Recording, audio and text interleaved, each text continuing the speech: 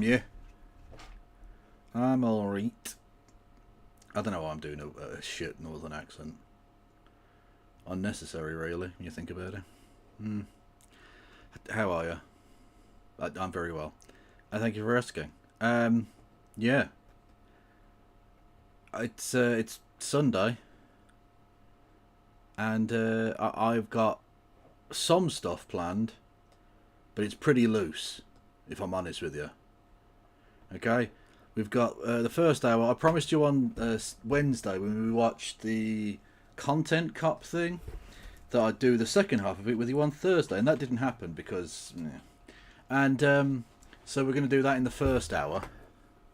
Or as much as we can get through, which, you know, probably won't be that much, but whatever. And then in the second bit, after an hour-ish... we're going to be on with No Justice MTG, looking at Brit Bongarino type affairs. So yeah, that's what we're going to do. Has Jesus risen? I don't think of it as Jesus having risen, right? Easter for me is the story of the Roman Empire issuing justice to a man who was guilty of his crime. And so the Easter Sunday story is very much him trying to evade justice. Okay, he was given his sentence. His sentence was to die and to remain dead by, you know, imposition. There, it was sort of implicit within the punishment that you die and you remain dead. And he decided to flout the convention entirely. And he was a miscreant. They should have killed him again. She asked me. But then he decided to escape justice completely by running back to heaven like a little bitch. And you know what? God, who he is also a third of or something, has been harboring a fugitive ever since. He knows he's guilty. He knows everything. So he knows he's guilty. And yet harbours a criminal. Knowingly harbours a criminal. Disgusting.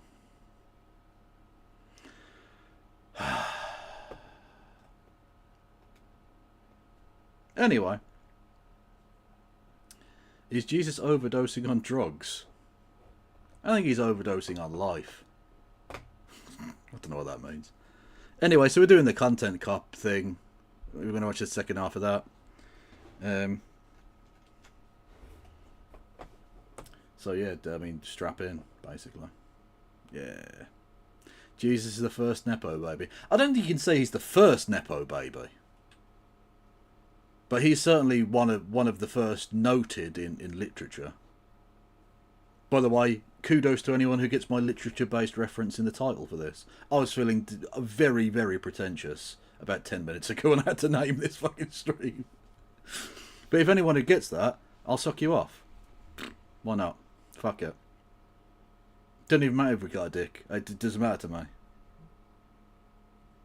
Irrelevant. I told a man dressed as Jesus to fuck off this weekend. Hype them, that brings up so many more questions than it possibly answers. You're going to have to give us a lot more information. Anyway, if you enjoy my content, and why the fuck would you? But if you do, you can hit the you can hit the like button, but you can follow, you can subscribe, with Amazon Prime. You can give subs to the community. You can do biz messages. You can do super chats for the Streamlabs link below. $2 or indeed 200 bitty bits will get you a text to speech. You can help me out on Patreon or PayPal. I've got Discord, Blue Sky, YouTube, Instagram, TikTok and Threads. Most of which I don't post on for the most part, if I'm honest. But anyway, if you're on YouTube, you can hit the like button and subscribe and hit the bell icon so you get updated about the thing, which sort of defeats the point of subscribing in the first place, because that was supposed to be your fucking notification. YouTube, you shithouses. Anyway, you can also become a member for 99p or indeed gift memberships to the community. You can do super chats as well, which I'll read out because I don't know how to make those happen noisily. Yeah. That's to it. You aren't allowed to sexualise the streamer now. Ah, you can sexualise me. I don't give a fuck. Difference does it make? But, oh, hang on, for fuck's sake. Is that gonna... Oh, what the fuck is it do? Oh, I fucking hate the world. I hate the world so much. Literally, fucking end yourself, world, you prick. Right, there we go. It's not just me, right? Oh, also, I can't forget about Matt Lieb. Matt Lieb is in this like middle tier. His valuable association is Rhett and Link. So Rhett and Link, conveniently, are also in this category of popular and powerful men who Ethan does not want to burn bridges with. Although he's sniffing around. This guy, Matt Lieb, he works for Good Mythical Morning. Of all people, this guy, Matt Lieb, who apparently is a producer for Good Mythical Morning. Well, this guy works for Good Mythical Morning, acting like he's wholesome, and he's bringing on somebody that wants to kill my wife, or in a video game. And I think he should be fired. What? Frankly. And I hope he is fired. What the fuck is wrong with this guy, honestly? Also, who wants to kill his wife? What? He's pathetic, and he interviewed a fucking, basically a terrorist. I think Ethan only respects power right now, which is one of the reasons I made this video in the first place, is because he thinks I'm weak. He thinks a lot of these other creators that he's gone out of his way to attack, he thinks that they're weak, and he thinks they're a target that he can bully, he can manipulate, he can send lawsuits to, and I want him to know that we're not going to be bullied. You're being a piece of shit, and we're going to call you out. So here's the button. You've got a video and you've got an audio. We're hitting both.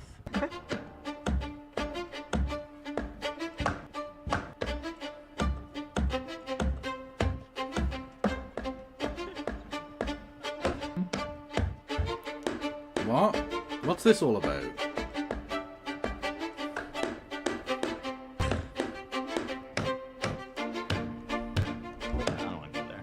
Yes. There's no point. Let's leave. Yeah, there's no need. Yeah. I don't want to. But shit. Like, how pathetic are you? Don't worry if you don't have it all now. I'll garnish your wages. I don't like pedophile. Oh yeah, did you see he got a tattoo of his wife as well, and it makes her look like a demon? It's very funny. Like the Eye of Sauron. I see you. I see you out there, you fucking cockroach. You'll be living with your parents for a lot longer, buddy. Yes, please, I want to be a good Jew. I'm a good Jew, please, guys, please. That's fine. That was fine. Yeah, I don't think it was that That was fine. big a deal. Hey. Of all the things that Anywho. it always surprises me what you think crosses the line. Well, I looked at Olivia and she's like, yes, do it. Now let's talk about the button. Ethan got this button, or kill switch, as a response to the controversy with Cutie Cinderella. He was not... Oh yeah, when he was laughing and joking about her being sexually harassed. Oh, he's such a fun guy. able to control himself in that moment, and instead of figuring out how he can change his behavior, he spent $20,000. Dan and Ela were like, we would kill button that right now if we could. I can't change who I am. I know. Well, you say that, you fucking Ozempic'd yourself. You looked healthy and happy here. Maybe you weren't, I don't know, but you look fucking gaunt. You look like a cancer patient now. That's why the kill button is on its way.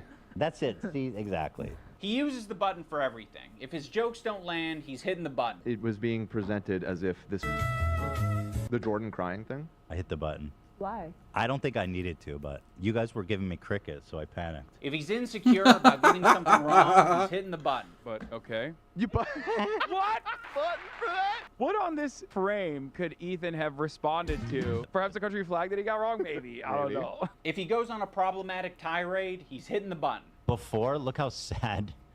But yeah, it's not just that. Like their eyes are like big. I think you guys are wrong on this one.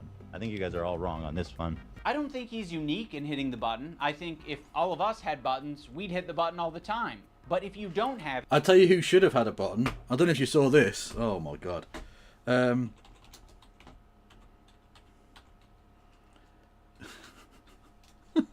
Drew Pavlo, who's an Australian who is literally one of the most profoundly stupid Zionists who's ever existed.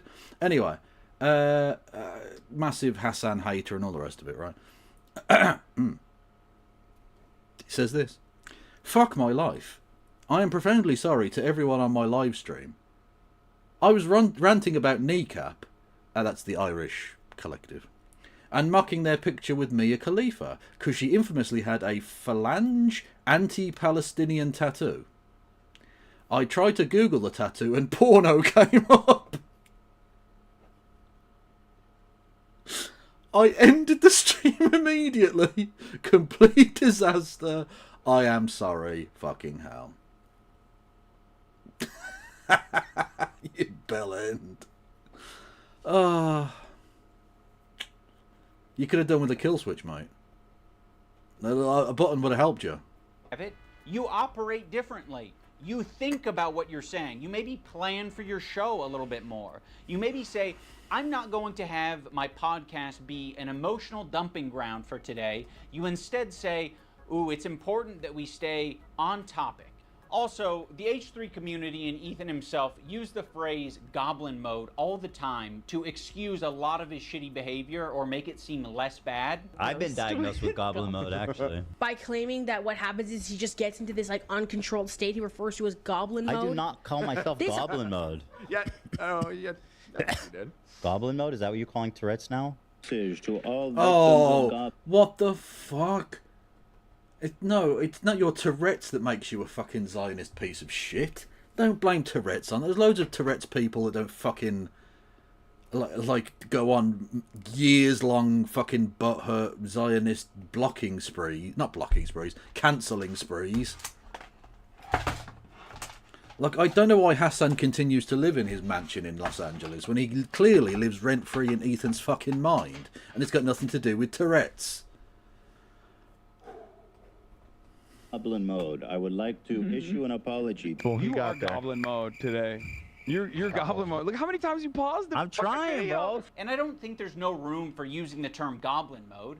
I like the idea that you're defending yourself and the little guy by going goblin mode when a big corporation or a big entity is trying to attack you. Like, if you fuck me over, if you steal money from me, if you patronize me, if you do any of this shit like you're trying to do to me, to treat me like a fucking idiot, I'm crazy, dude.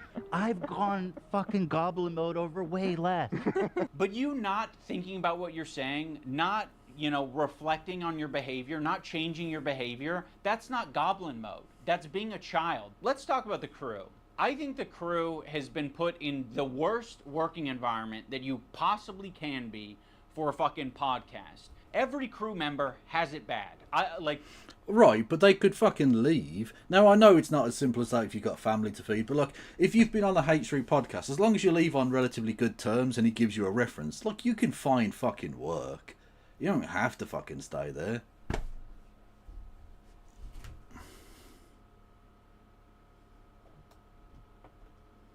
To be around Ethan, period, would be a nightmare right now. I'm standing by every fucking True. syllable of that, okay? What she did was abhorrent. And by the way, Just don't. Listen, your critique of her is correct. It's just, you know, people are sensitive about women being called that word. And so... like, how pathetic are you? You know what I mean? Well, What word? What word do we say? It was got to be the C word, because it's a fucking Americans, isn't it? It's fucking Yankoids getting butthurt about the C word. And not the C word that you can't say on Twitch. The word that you can say that Americans don't like. I'm not talking about Ritz or Saltine right now.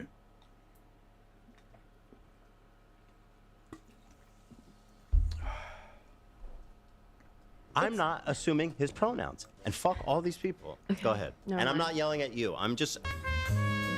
Kelly is a black woman, right? yes. Okay. Maziel is a Korean.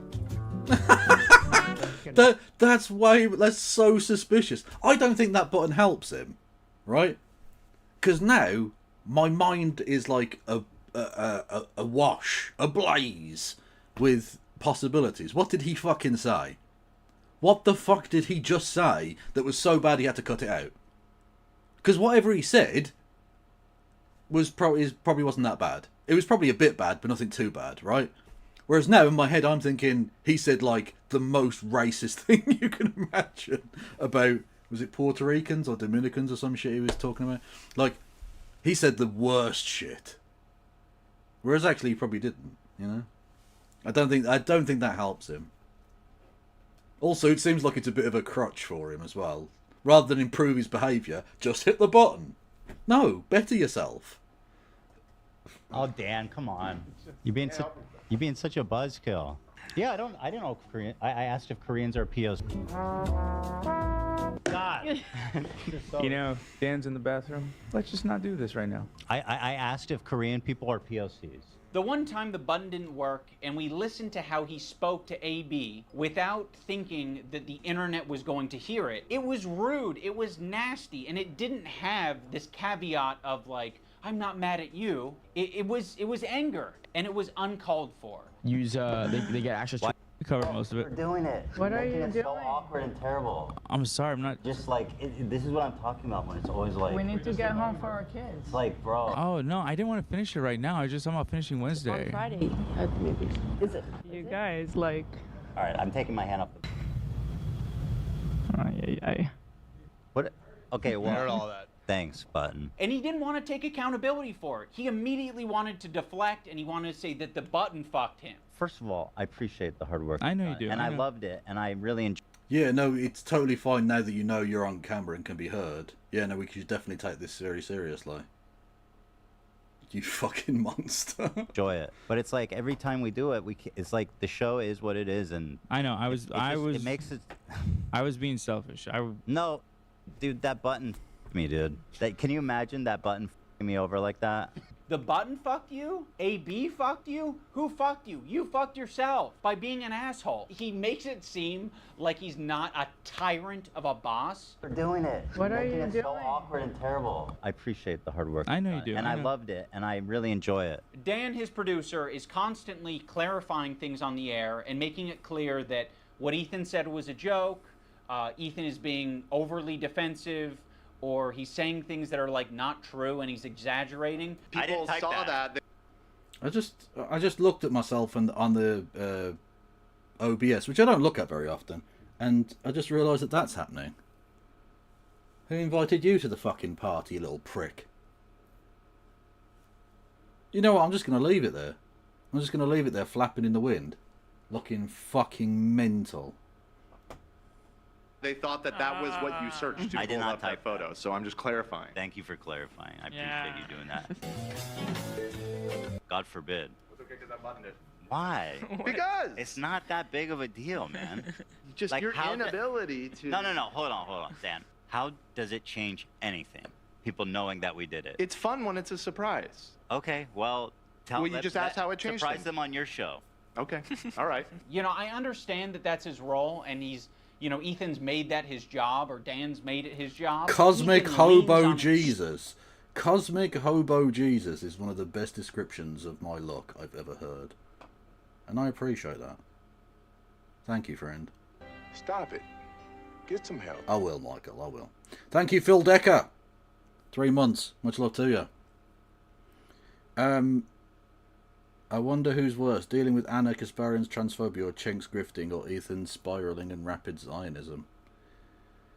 Oh, shit, I don't know, man. I honestly don't know. I think there's a good person inside of Ethan. And I don't just mean when Hassan was fucking him. Hey-oh. I mean, I think he can be a good person who's capable of something else. He's a liberal Zionist. It's what they fucking do, right? Whereas I think Anna and Cenk are just, they annoy me more. They annoy me more. I don't know if that makes them better or worse, in you know, or whatever, but it's sort of the dishonesty, you know? Like, Ethan is literally spiraling. He is honestly, truthfully spiraling to fuck. Right? He is going through like a years-long manic episode or some shit. Whereas Cenk and Anna are dishonest. They're just grifty little fuckheads, you know? In case you haven't seen it, we did a mock-up of what Kev would look like after a haircut. I mean, for a start, if you don't need to do a mock-up of what I like, I have had haircuts in the past. You can see me bald. In fact, my fucking thing, one of my main pictures on YouTube or whatever is that picture of me at a weird, look, 45-degree angle, and I'm clean, well, not clean shaven, but like I've got stubble basically. That would be fucking dope, by the way. I look so fucking hardcore. I look like one of those badass punk guys that used to hang out in the back of the club and probably do hard drugs, and is probably dead. Probably died, stabbed to death in an alleyway at some point. But like, when I was 15, they looked cool as fuck. So heavily. In the same way that he leans on the button. Ethan is leaning on all of these people to be adults and look after his behavior and give all of this emotional and empathetic energy for Ethan, but Ethan refuses to give it back to them. Also, let's talk about AB and Lena, two Let's do a Lebanese mohawk. employees, and you just continue to talk about the conflict like they don't exist. It would be nicer, a lot nicer, for you to shut the fuck up about it. You're allowed to do that. Fuck yeah. Hezbollah in Syria alone killed double that much. All right, I'm going to move on. I just want to play Hassan talking about bad empanada. Ethan doesn't want to change, and he wants to bring the entire crew down with him because he's putting them in this position every day. I doubt you changed much since you were 15. I've changed loads. What are you talking about? I was probably a right little wanker. And I was skinny. Mohawk sub-goal. There isn't one, and there isn't going to be one. You can give me money, of course, but I'm not going to get a mohawk. I probably would have done when I was 15, if only my father wouldn't have stabbed me to death for doing so. That's a joke, by the way. He would have just been angry. Right? But it's more important that he gets this shit off his chest. Just want to stress for legal reasons, my father wasn't horrifically violent. It's more important that he dumps. We're all familiar with goblin mode. Well, Ethan debuted a new mode recently. And by the way, my ratio is pretty good. Like, I'm looking at like 20 goblin modes to 1 too far. Demon mode, let's call it. Demon mode. What makes demon mode different than goblin mode is goblins aren't really like an intimidating, powerful force. If the goblin is persistent, it can get what it wants. When I'm done with the other one, the big one that's dropping probably next week, my full attention is going to you, George. Like the Eye of Sauron. I see you. I see you out there, you fucking cockroach. Ethan, the reason the internet got behind you... Who is George? Curious George? George of the Jungle? George Osborne? George Clooney? These are the Georges I know. When you were being sued by Matt Haas or when you were being sued by Ryan Kavanaugh is because people saw you as the underdog. They saw you as the guy who's defending the common man. I'm suing, and I cannot wait for you guys to read it. At the moment, we are writing George 3 Galloway, complaints for 3 people. You are doing the classic rich asshole thing. You have a deficit of friends. You have a surplus of enemies. George is bad empanada. Oh, is that his name? His name's George. Oh, I didn't know that. Fair enough. George Empanada. You feel really bad. You feel hurt. But you also have a surplus of money. So what can you do? You can use that money to bully and intimidate people. These public legal threats that you're making to fellow creators, these legal threats that you're making to people on Reddit, on Twitter, you're like, I'm hurt. These people are hurting me. What do I do to stop it? There's nothing I can do to stop it. I'm powerless. No, you have a ton of power. You have a ton of options. You have a ton of choice. That's exactly what you get for being filthy rich, is you can do all of these things. I've never want to sue someone for defamation, but like at what point do you kind of fucking have to? I mean, this is like basically someone calling you a pedophile. Be like, yeah, you know, Ethan's a pedophile. Dan Clancy or whatever, like the CEO of Twitch, and being pedophile. Well, you heard it. Ethan literally said Ethan is a pedophile. He said it. He said it. Dan KKK Clancy has a similar view of Hitler. Because Dan Clancy, the Nazi, fucking anti-Semite.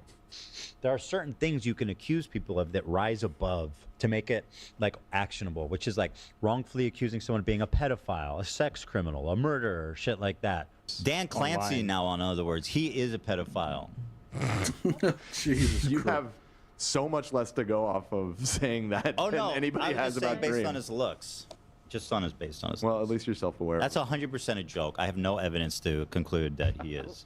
One of the more notable Hilarious joke, yeah. legal threats that Ethan has sent out recently is against Noah Samson. I have nothing but vibes to gain, and potentially your money as well. Don't worry if you don't have it all now. I'll garnish your wages. You're gonna be living with your parents for a lot longer, buddy. 26, you know what I mean? Try 46. Noah made a video that was... The fuck is wrong with you?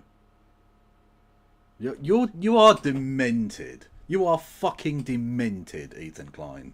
Sort yourself out, mate. critical of Ethan and other content creators when they're talking about Israel and Palestine. I mean, the way he's talking about Noah on his podcast is so fucking creepy and weird. Yeah. Is this a new thing? This is a new thing. This happened during the show. Upon initial examination, it seems to check out, and it's not great for young Noah. Can I say that? Don't say it yet. I'll say it. So he's a rape. So of course his standard. I don't know what he's accused of, so I'm not actually going to say. But Ethan brought on a former partner of Noah to basically just shit talk him and say that he's a bad partner. But that's all that Ethan was able to extract out of it. you are not accusing him of committing any crimes or doing R-word or anything like that. The accusation is that he's a sleaze. Absolutely. Noah Yeah. Samson, as far as I know, is not a rapist. Fuck you to Noah Samson, who's not just a liar and a scumbag, but also a creep, allegedly. Allegedly. Now let's talk about the... Wow. But he's not a rapist, though, right? He's definitely not a rapist. Like, you fucking scummy bastard, man. What the fuck are you doing? What are you doing? Like, you can't be annoyed that people would, like, I don't know, accuse you of being a bad dad or trying to kill your dog with chocolate when you're literally out here trying to, like, fuck people over as rapists or whatever. It's fucking grim. What the hell is wrong with you? The left-leaning Democrat. He presents himself as someone like me, a left-leaning Democrat who supports basic things. The thing that made me start to question Ethan's intentions is that when he was suggested to talk to Sam Cedar, a fellow progressive, a guy that Ethan respects and looks up to. He works with Sam Cedar at the Majority Report. I respect him and what they do there. He kept saying that it was racist or anti-Semitic to suggest that he talked to someone who's within the same ethnic group as him. That's why What?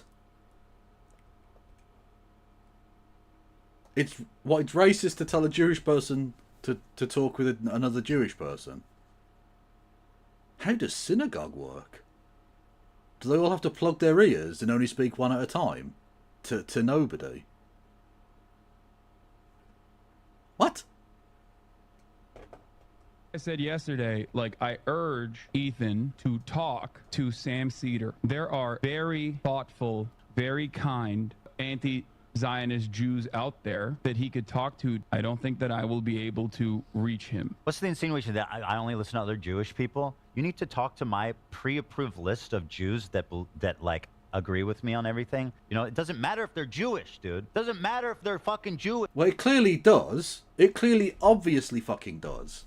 It shouldn't. I agreed with the general point that it shouldn't matter, but it clearly does, because many people who defend Israel, when cornered into a logical box that they've built into the situation, when they've backed themselves into a corner, they just start screaming anti-Semitism.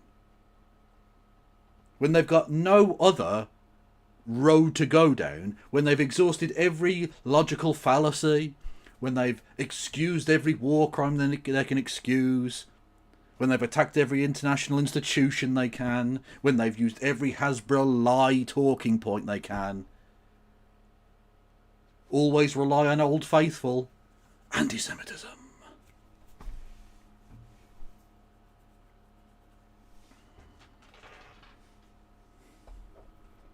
I think most Jews. I don't think Jews this at is large great. view it. I don't think that is the... In what position are you to even say that? It's not motivated by myself. It's motivated by Jews against anti-Zionist No, Jews. seriously, how can you speak for my entire ethnic group? Oh, but it doesn't matter if you're Jewish. That's what you just said, right? It doesn't matter. Oh, yeah, you're talking shit, yeah. Find that really interesting. Ethan, I don't know what to fucking tell you. This is like step one of having a leftist ideology, is recognizing our race, religion, nationality, all this shit, all shape our experiences as people. That's the reason why it'd be better served to to have this conversation, not with myself, but with an anti-Zionist Jewish person. Why does it matter if they're Jewish? Because I'm not Jewish, and you've said in this conversation that, like, how can you tell me how to feel about the situation? Yeah, but how is one person a representative of Jews at large? But again, you act as if you are. This is oh God, the Zionists are such dishonest bastards. You literally profess to, like, I'm a Jewish person, therefore my experience matters. But with Sam Cedar, apparently it doesn't. It's only if you're pro-Zionism that your experience as a Jew matters. It's disgusting. Stop fucking hiding behind your ethnicity. Stop hiding behind that like that means something beyond, again, how it shaped your experience. True. But it doesn't make the war crimes of a foreign nation any better or worse. It doesn't mean that your understanding of international diplomacy is any better or worse. Fucking argue the point or shut the fuck up.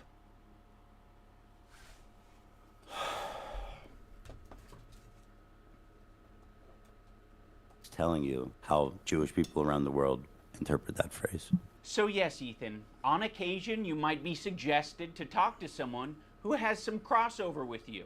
It doesn't have to be your ethnicity. It could possibly be someone who shares progressive ideology with you. It could possibly be someone who is of your same gender.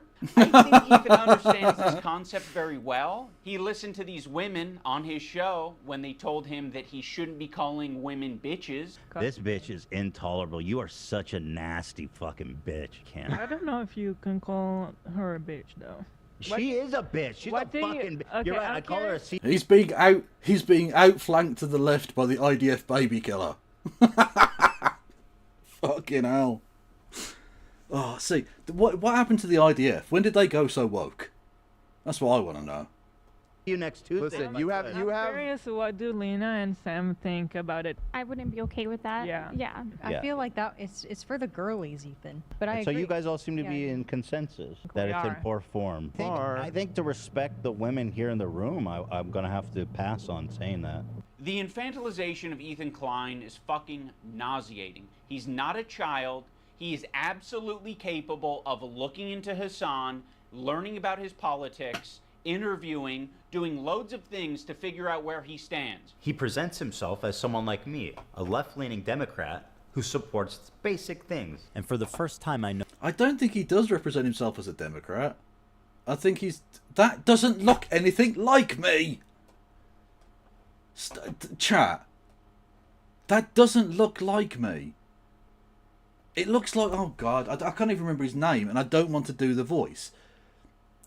He looks like the guy from Police Academy that speaks weird. I don't know how to fucking. Oh God, hang on, I'm gonna have to try and find the fucking clip now, aren't I? Because I'm not doing the accent. It would just be fucking weird and ableist. Oh God.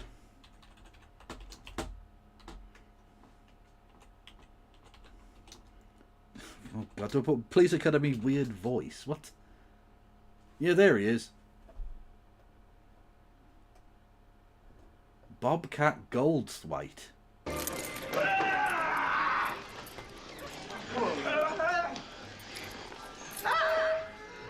Attention! I need beer up here! Now!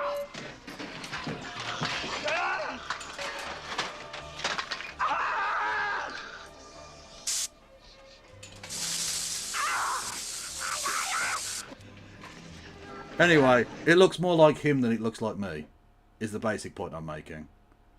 Yeah, that's him. I didn't know his name. Bobcat Goldthwait is a very weird fucking name. Anyway, I don't know why my voice went like that.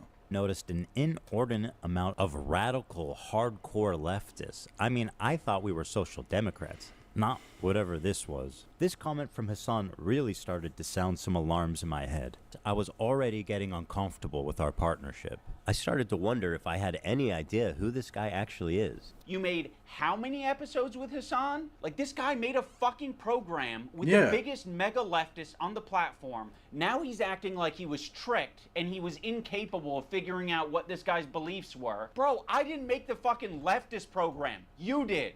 You made fucking, what, 60 some odd episodes of this shit for hours talking to this guy? You didn't have a problem with any of it until, oh, Ethan talks about being aware of Hassan's 9/11 comments and then sort of leaves it at that. Like it was just a joke. Actually, I think Ethan describes them as edgy moments or jokes. You might remember him from such classics as... America deserved 9/11, dude. Fuck it. I'm saying it. Now, to be clear, I knew about all these edgy and controversial jokes at the time we made the show together.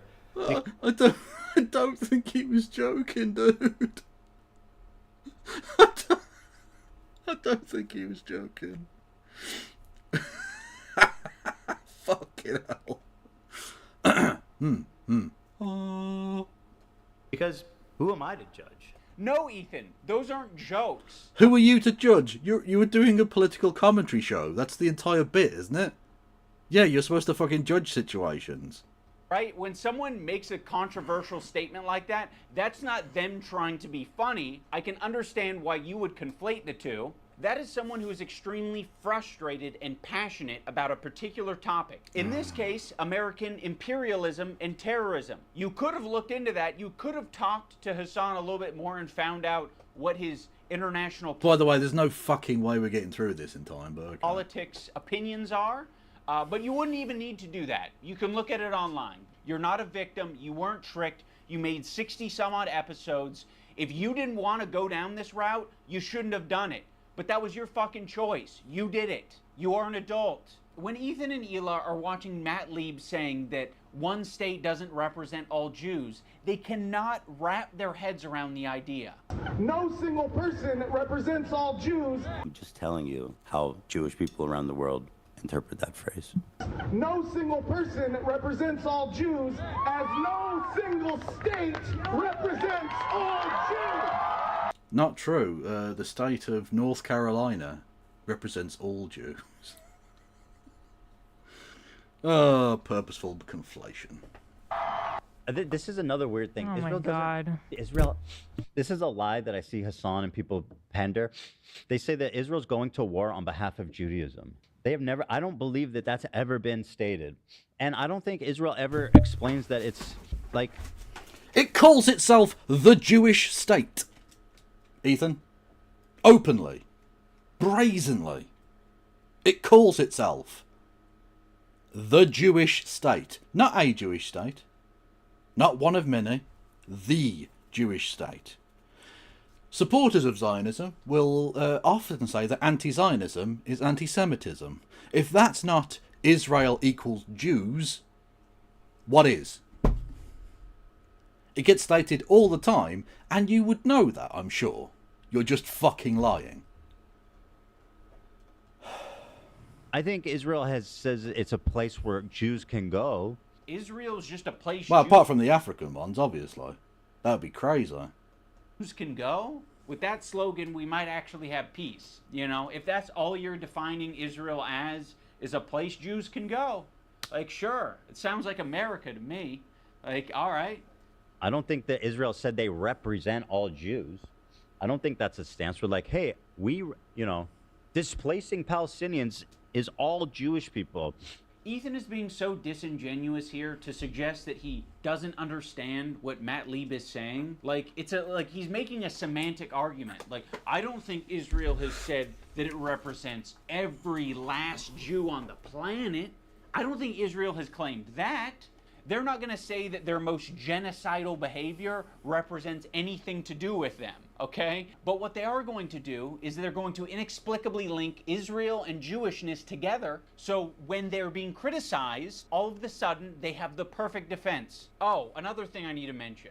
There was a tier list. It was called the Who Can Say Habibi tier list. It was presented at TwitchCon as like a panel that was just meant to be lighthearted and fun. And Ethan Klein saw that, and he decided that it was anti-Semitic.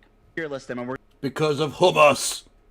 We're gonna need your help to discuss and figure out who can say Habibi and who can't. And also, we have tiers. We have Arab coded. They ask permission to say Habibi. You know, like you got like a white guy's like, can I say it? Is it a slur? And then Love Sabra, which is they're not Arab coded at all. Now, when I first saw this tier list, I immediately knew what it was doing. I was like, oh, it's a play on the who has the N-word pass and who doesn't tier list. Granted, Habibi is very different than the N-word, but it is a cultural word amongst Arabic-speaking people and Muslim people. Like that is a word that's used. Habibi, it means my love. Oh no, don't do that, Habibi. Oh yes, Habibi. You're my Habibi, I'm your Habibi. So yes, it's meant to be a fun way that these Arab content creators can express their Arab culture and be proud of it and have... Is Denims Arab? I don't know her background. Is Vio Arab? Again, I don't know their background. I think Frogan might be. Possibly. Happy about it because it's not like they have massive representation on the platform. Making a tier list based on race. And nobody has a fucking problem with that. Race? I'm sorry, I didn't realise that it was a race thing. I thought it was ethnicity. Based on race. God almighty, you're a weirdo. Okay, you have a tier list based on race. Where's the Jewish panel? Where's the Jewish panel? Where at the top it says Jewish. It's a tier list based on Arab to Jew. He's Arab, which is good. That's the best thing you can be on this. That's the best. This is racist. I will say that conveying information through a tier list is not the most effective thing, but Ethan should understand this principle. He did a white slurs tier list with Hassan. Cracker. I mean, you know what my Whoa. Let's keep the spicy language to a minimum, shall we, gentlemen? We don't need... There's no need for use of that kind of racist terminology. Your new friend Destiny will be very unhappy. We can't put this as an... That Gasano prick. F. Cracker. I mean, that's got to be at least a D, right? Pale face motherfucker. Pale face. I mean, again, I think that's an F. Hog. So hog is my favorite. I use it all the time. Him and Hassan feel as though they're white guys, so they felt very comfortable talking about white slurs on their tier list. I think I'm more white than you. What do you think? I think I'm white. Like, I'm super white. Can you understand? They both pass as white, right? If you just saw them in the street, you'd just be like, oh, that's just a white dude. Why Arabs? I mean, in terms of their like build, it's a little bit Arnold Schwarzenegger and Danny DeVito. It's a little bit twins. But they're both like white dudes, right? Might feel comfortable talking about Arab shit on their tier list, Ethan? You're the white guy. You think you're more white than Hassan. I think I'm more white than you. So, yeah, the white guy can say all the things that he wants, like cracker. But the Arab... Whoa! White guy to white guy. We can't say that on this platform. That's very racist. Arabs can have their tier list. I would put him also in Arab. I know Turkish people are different. Notice how they dropped the premise almost immediately that it's about who can say Habibi. And then it's like, Hassan, okay, actually, he's Arab. We fucking love him. He's dope. He's Arab. Habibi is an Arabic... Also, he's not Arabic. He's Turkic, which is a different group. Word. That is an Arabic word, Ethan. Funny about this whole thing is that they say Habibi in Israel. Again, people underestimate just how, like, mixed Israeli culture is. Like, we say Habibi in Israel. Yes, Ethan. Another piece of evidence as to why it isn't anti-Semitic. This is racist! If you're not Arab or understand Arab culture at No, all, his buff. That word is also banned, apparently. You can't say that word. You can say every swear word under the sun, but you can't say the C word or the H word. Kev, did you know that dictator El Salvador Nayib Bukele is Palestinian? I didn't know that. But it just goes to show you that the Palestinians, even though Israel would want you to think otherwise, the Palestinians are human beings. Right? Because just like every other group of human beings, there are massive cunts amongst them. So it doesn't... I think Jive Turkey is okay. I think Jive Turkey passes. Yeah. Anyway, yes, there are some bad Palestinians. Obviously. Because there are lots of them. which is a lot of Americans, and Ethan Klein presents you this tier list and calls it anti-Semitic, you're just going to eat it up. It's not. Ethan is just proving his location on this tier list under Love Sabra because he doesn't understand Arab culture. There's a lot of Arabs who eat Sabra. There's a lot of people like me who eat Sabra. A lot of the times it's all... I'm not sure there are that many self-respecting Arabs who would eat Sabra. I think there's better hummus. in all honesty. I think that's kind of the joke, isn't it? You eat shit hummus. That's in the store, and I'm gonna buy it and I'm gonna eat it, but it is not the good shit. Like the average Arab American, they're gonna go in the store and the only option they have is fucking Sabra, and that sucks that that's the only option, right? Arab communities and distribution facilities are not widespread across the U.S., so what are they left with? They're left with a common, relatable, shitty hummus, which is Sabra. And what's so fucking pathetic about this whole thing is after he was able to get these Arab creators banned off of Twitch for 30 days, he goes on to talk about how bad Sabra hummus is on his show. I don't think anybody prefers Sabra over homemade, like, restaurant quality hummus. You know, it's what's there. Like weirdly fluffy. I'll just put it out there now. Okay? I don't like any fucking hummus. I've never tried a hummus that I thought was nice. I think it's just shit food. I'm just putting it out there, okay? Okay? Don't even fucking start with me. I'm not saying you can't eat it. If you enjoy it, go for it. I'm not a hummus fan. Would I go so far as to condemn the hummus? I don't know. Just not for me. Do Republicans know he's Palestinian? Seems like something they shouldn't like. Yeah, but they like that he's very, very right wing. Like a disgusting piece of shit. My boyfriend calls hummus baby sick. Yeah, yeah. It is fluffy. Sabra, weird. Yeah. I would buy it sometimes and eat it. It's not the best. The problem is with Sabra, in my opinion, it's only good for the first 2 days. For some reason, like, when you eat this Sabra shit, it just feels so much heavier. Imagine eating a whole fucking vat of Sabra. That's crazy. Yeah. I've never liked hummus. Oh, okay. Well, you hate Jews then. I don't. And Arabs. Yeah. This is racist. Yeah, it's almost like you can have a discussion about Sabra hummus being a bad hummus without it being at all related to a Jewish thing or an Israeli thing. He can have that discussion as much as he wants on his podcast because we all know his intentions aren't anti-Semitic. This is what he did. He hit his heart hard. Uh-huh. The Zionism is... What the fuck is... So he literally did a Nazi salute on his show. What the fuck, man? Oh... I've never even seen that clip before. Was he defending Elon Musk? Or was he, like, taking the piss out of him? Or what was the thing there? But, like... What the actual... Left-handed as well. You know what? I've literally never thought about that. Did they do it? Did you have to do it with one? I should probably know this as a historian. But I've never even thought about it. Did they have to do it with the right hand? Or if you were left-handed, could you do it left-handed? I don't know. I've never looked at the crowds that strongly to notice. I'm gonna now. After this show, I'm gonna actually no. We'll do it live. Fuck it. Fuck it. We'll do it live. In the words of the rapist Bill O'Reilly. Nazi crowd Zig Heil. That's a very unfortunate phrase. Why is it in capital letters as well? Here we go.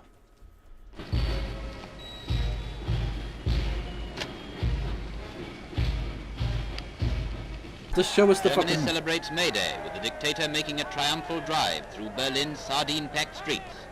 Sardine-packed streets? I can only see right hands there. And it's a very tactless... Tell me if you spot a left-handed Nazi. Is a phrase that has never been said before. German indeed, who doesn't switch his loudspeaker on. When Adolf Hitler... Here we go. Right, there's got to be... That's all right-handed. I don't see a single left-handed Nazi there. Nah, it's all... Yeah, you had to do it with your right hand, didn't you? Okay. You know what, I'm going to say definitively you had to do it with your right hand. So he was doing an incorrect Nazi salute. Does that mean it's not a Nazi salute if you do it with your left hand?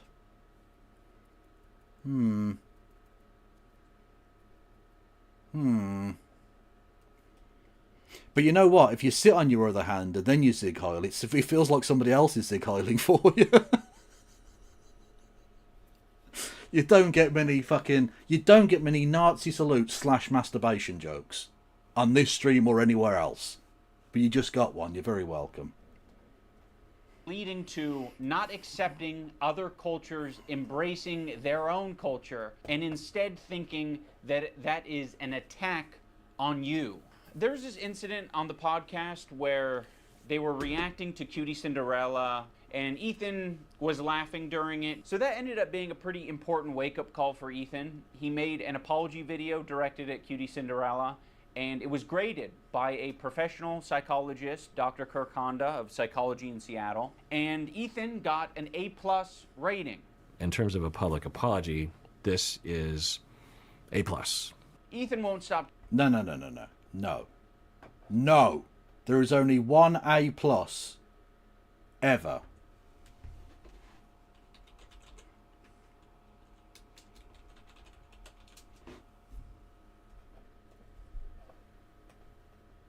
At least you're having fun. Hi everyone. I've been wanting to come online and talk to you about a few things. Even though my team has strongly advised me to not say what I want to say, I recently realized that they never said that I couldn't sing what I want to say. So here I am, and today I only want to talk about the facts. The facts. So, I hope that you'll be willing to listen. Here we go. Many years ago, I used to message my fans, but not in a creepy way like a lot of you are trying to suggest. It was more of a loser kind of way. I was just trying to be besties with everybody. It's kind of like when you go to like a family gathering, you know, and there's a weird aunt there. What the fuck are you doing? Oh, it's the tea, and you're like, ugh. That was me, but in group chats with my fans. It was weird. I've been sharing my life online for over 15 years. I've poured my heart out to you, and because of that I feel like I'm talking to my friends, but in the beginning of my career, I didn't really understand that maybe there should be some boundaries there. There were times in the DMs when I would overshare details of my life, which was really weird of me. I haven't done that for years, you see, because I changed my behavior and I took accountability. But that's not very interesting, is it? No. So let's go on the toxic gossip train. The locomotive's fueled with hateful accusations. The toxic gossip train. Steamroll over someone's reputation. I'm missing the toxic gossip train. Gossip train. Hop on board but close your eyes, otherwise you'll realize that the train is made of lies, and that person you despise maybe didn't deserve to die, but hey, at least you're having fun. Aren't we having so much fun, chat? Fucking lunatic. No way she doesn't have body parts somewhere. Stashed. Oh. Fucking unbelievable. A+ apology. If your apology doesn't involve a fucking ukulele, what are you even doing? Get the fuck out of my face with your fake bullshit. I will accept banjos, small guitars, mandolin. I will accept a mandolin.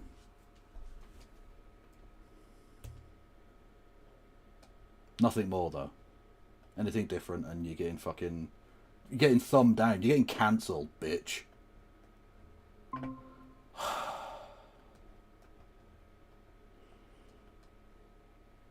Kazoos. I will accept. You know what? I will make an exception. I will accept a kazoo. Just for the old-timey thing. You know what? I will also accept a mouth organ. Or do it with one of those Peter Frampton fucking guitar thing in your mouth. If you can guitar sing me a fucking thing. Oh. That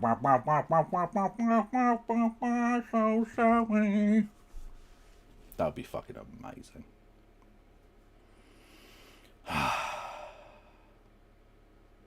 Should we talk with No Justice instead? I'm getting my weird out of the way so that when we have like polite company, we can do proper politics. But for now, it's weird. Anyway, oh, now I want to listen to Peter Frampton. Damn it, I can't do it. It's even for me. That's A, too self-indulgent, and B, definitely will get copyright struck. Anyway, you can hit the follow button and subscribe. Subscribe with Amazon Prime. Give subs to the community. Bits, messages, super chats. You can become a member and do super chatty chats on the YouTubes. These are things that you could do.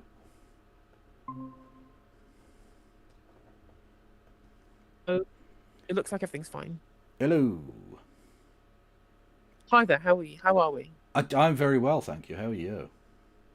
I have managed to fix the webcam problems that I was having. That was literally driving me fucking insane for the last week. So I am in a bit of a and I had a really good day playing Magic as well. So I'm in a much better mood than I was yesterday.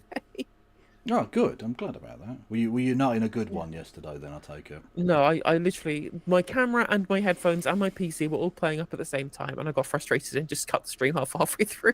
Oh no! Oh no! Oh god. Okay. Well. Yeah. Well, I'm glad you had a good day. I basically the World Snooker Championship has started, so I'm busy. If anyone needs me, I'm busy. I will even watch the highlights of games I've already watched. I'm sad. I used to be like that. That was used to be my thing, was watching the snooker as well. Back when I was living with my parents and I had access to a snooker table, which I now do not do. I mean, to be fair, I could get like Riley's or some shit. I just have nobody to play with. It's a shame, because basically my entirety of my time at uni was playing snooker.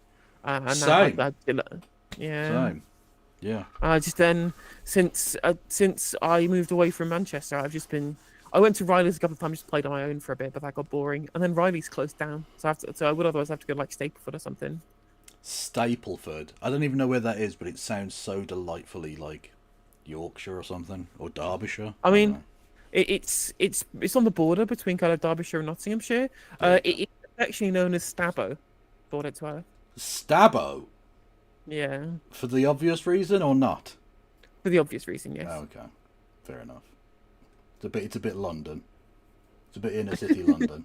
Okay. I mean, Nottingham used to be called Shottingham, right? It used to be have a reputation as being dangerous. Yeah, didn't it have like the worst death rate in the country or something at some point? Yeah, there was like, I think it might have been a gang problem, but over the last 15 years, it's become far improved. It's been really good for the last 15 years. They definitely waited till you came on to do the thing. To do the fucking noise that scares the shit out of me. Thank you. Yeah, they literally say, "Hi, Helen." Yeah, thanks, Alex. Much love. I hope you fucking shit your pants on the bus. Anyway, in terms of content, I've got a couple of ideas, but I'm open to yours as well. Yeah, go for it. What are you going to talk? What did you have? Well, there were a couple of bits. There's Andy Burnham talking about nationalisation on Geopolitics, which I thought might be interesting. And then, even though he's a Tory, he was Defence Secretary Ben Wallace, shit talking Trump on Sky News, I think it was. That seems reasonable. I've got a couple of news articles that might be worth going over as well. One is about apparently Reform UK might be holding talks with Liz Truss of all people, because they want to take all of their kind of insurgent political capital and flush it down the toilet. I was about to say, do they think she's still Prime Minister? Because, like, I said this with Curtis in the week on not Lonely Island, Jesus Christ, on Normal Island, that every time someone refers to her as Prime Minister, you should put the word technically before that descriptor, because she was technically Prime Minister, but, like, not really. Like, yeah, it's like, how in America you always describe people as being president, even if they're only a former president, right? Yeah, exactly, yeah. But at least, I mean, former Prime Minister, it makes it sound too grand.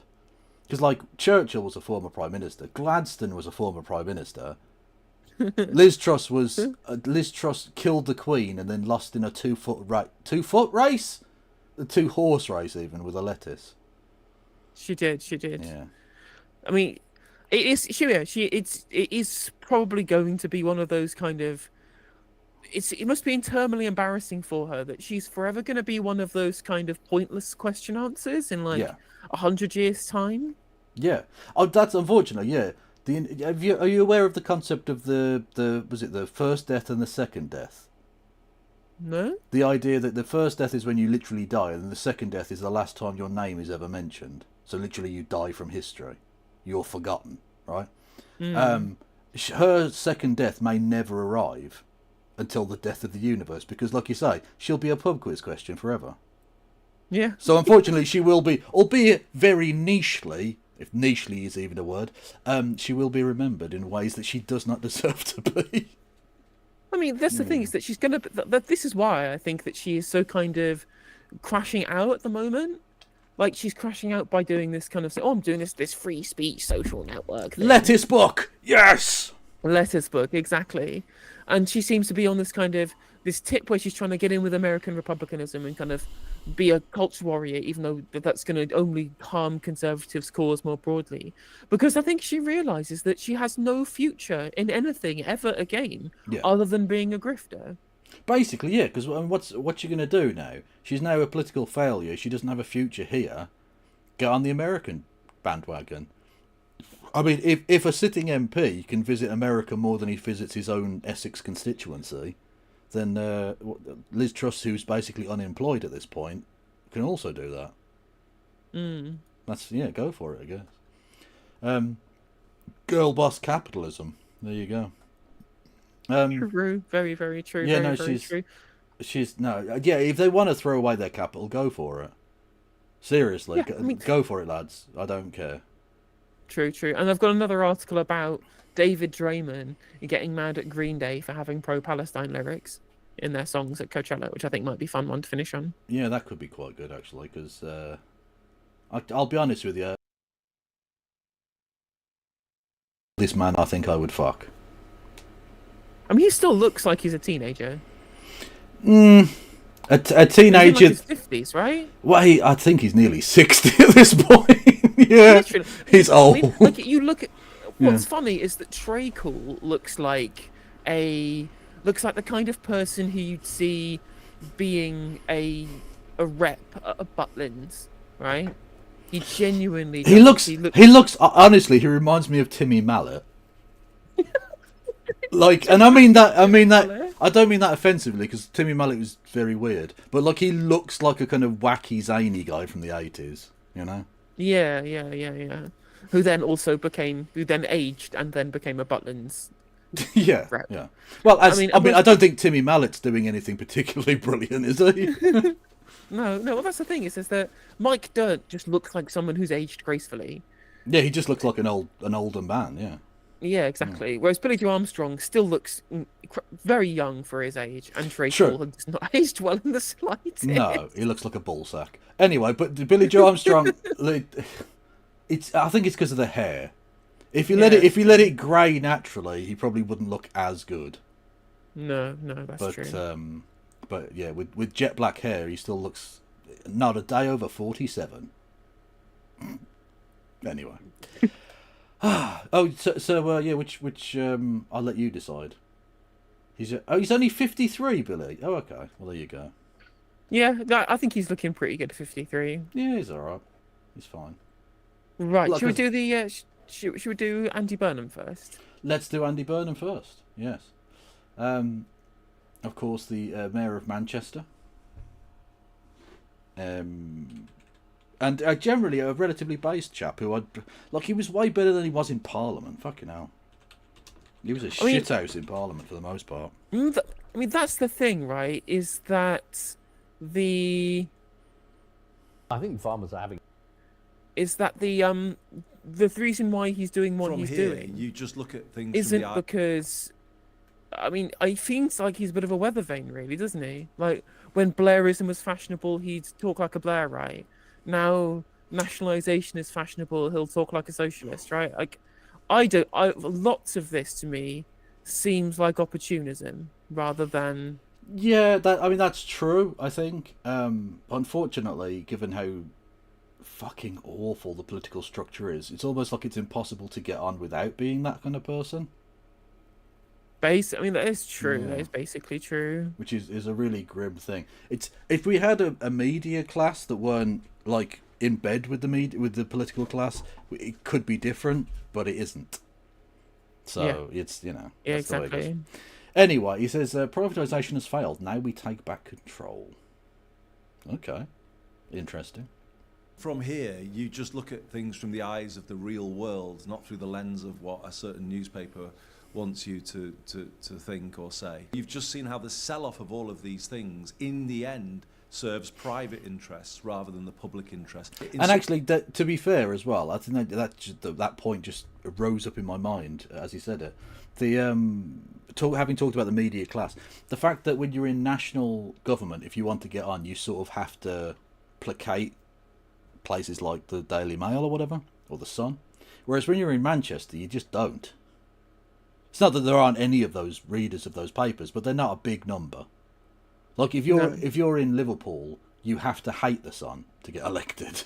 You know, well, as an MP or a councillor, obviously, Keir Starmer's Labour Party got votes, even though he wrote for the fucking paper, which is grim, but that's the situation.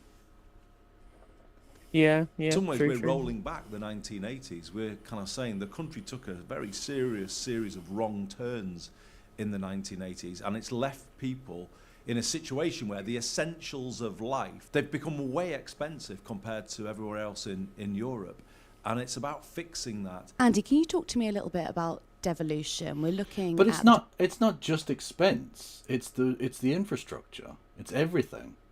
Because it's not like, I think people would be prepared to pay more for a better service. It's the fact that we're paying through the nose and it's the shittest it's been in decades.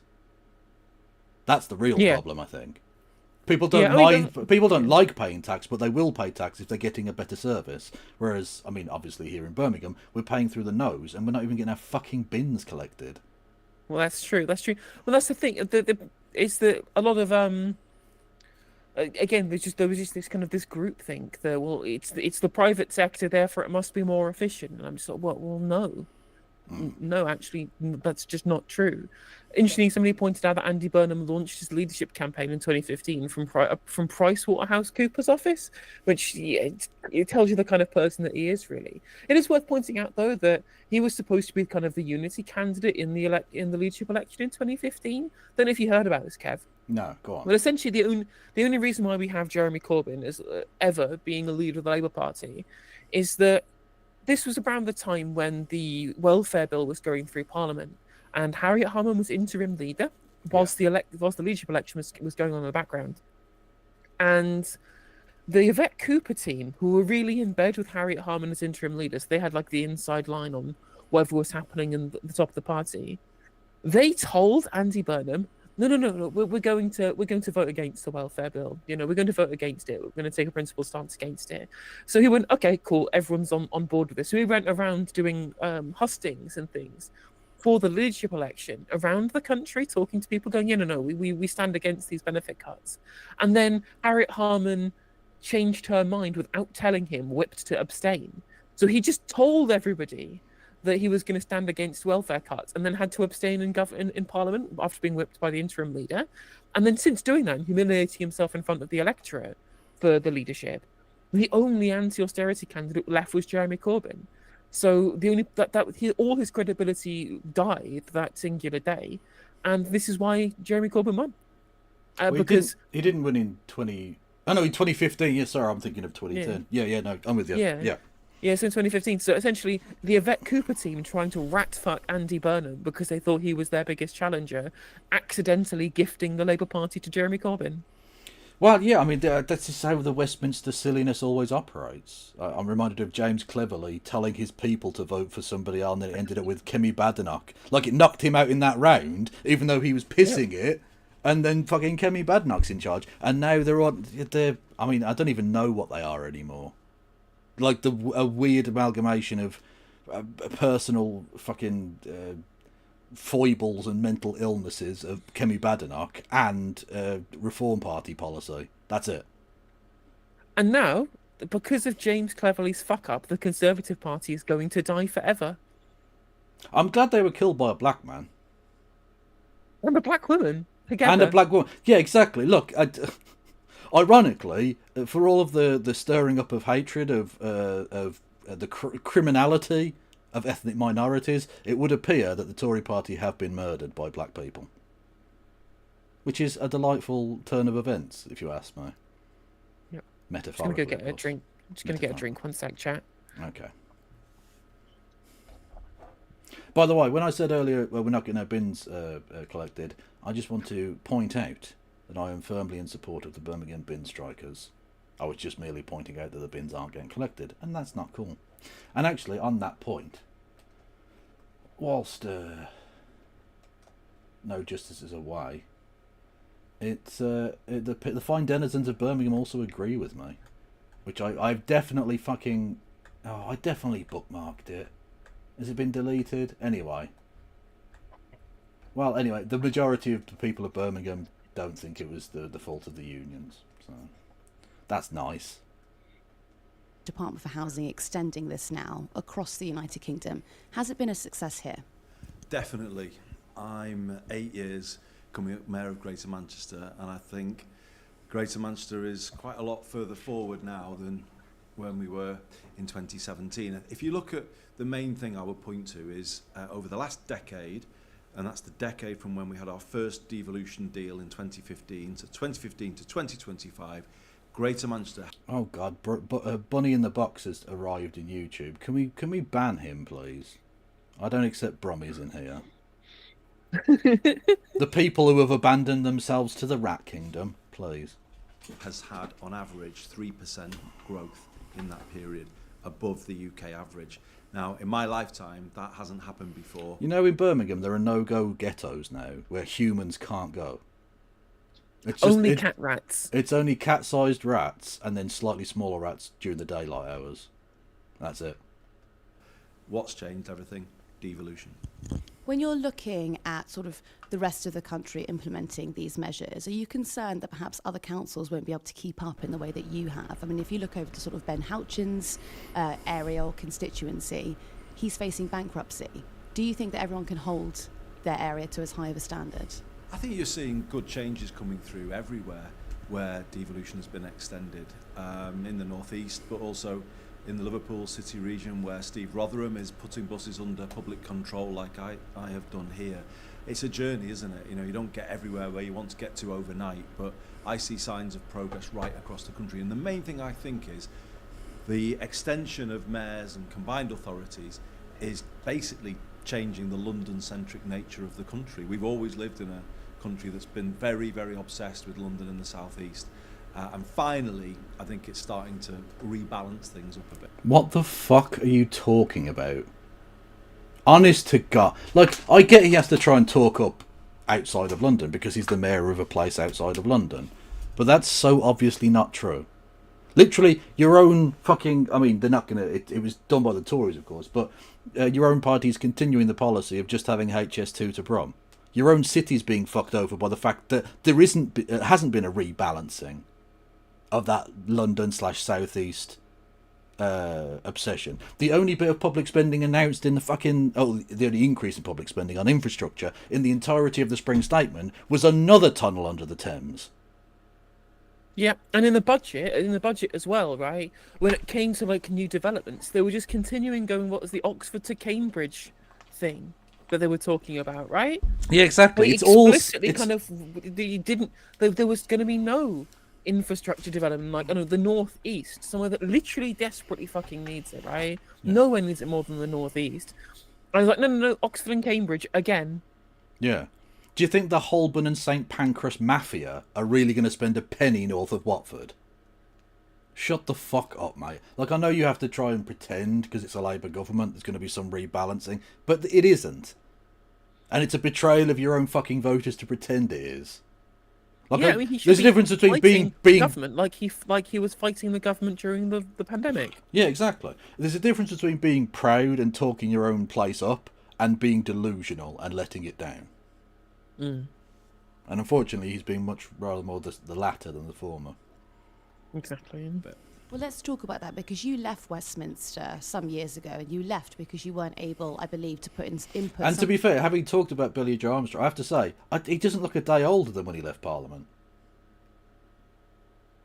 He's still looking all right, because he's going to be about 60 now, isn't he? Well, Westminster ages you. Yeah. Whereas Manchester, the clean air of Manchester, does good for your skin. Some of the policies When it gets, that you you're not care going to get any, about. you're not going to get, skin's not going to get sun damaged in Manchester, is it? No, that's true. Not a lot of skin cancer patients in Manchester. Although, ironically, in Liverpool there are, because of all the tanning beds. So, just saying. And one of those No, has again, been... I do want to point out, I am joking. Okay? I am joking. Whenever I do a bit of regionalism, or indeed a bit of foreignism, I hate the place I live more than I hate anywhere. Okay? bus nationalisation. Why do you think you wouldn't be able to deliver that in Westminster, but you have been able to through devolution? Because buses is one of those things that Westminster has just ignored over the years. I made a point recently about how when I got elected for the second time, I said, how can it be fair that a single bus fare in Harper-Hay, Greater Manchester, costs 3 times as much as one in Haringey, London? And shortly after I made that speech, 10 Downing Street called Transport for Greater Manchester and said, oh, the mayor can't be possibly right about that. And it really illustrates how down there's just not a focus on those everyday bread and butter issues. It took us to change buses because the Greater Manchester... And I don't blame for a second TfL for doing what they do, right? They're supposed to be like self-funding, in essence, right? They get the occasional bit of infrastructure from the government, but they're largely self-funding. So if they can self-fund and keep prices down for people so that they're vaguely affordable, which, by the way, they definitely don't do on the tube because it's still very expensive. But, like, if you can catch a fucking bus in London and not be bankrupt at the end of the journey, good. Okay, that's cool. It's just, why isn't that the case everywhere else as well? Yeah. You know? By the way, actually, I missed all of that because my earphones stopped working. My chat all heard it, so I'm sure what you said was excellent. I'm just going to change headphones to one that work. So I've acquired a spare pair. 1 second. Okie doke. You go and tell me when you're good to go. By the way, if at any point you can't... Actually, I don't know if you can hear me to say... There's no point in me giving the thing if you can't hear me. Does that make sense? Does that make sense? I don't know.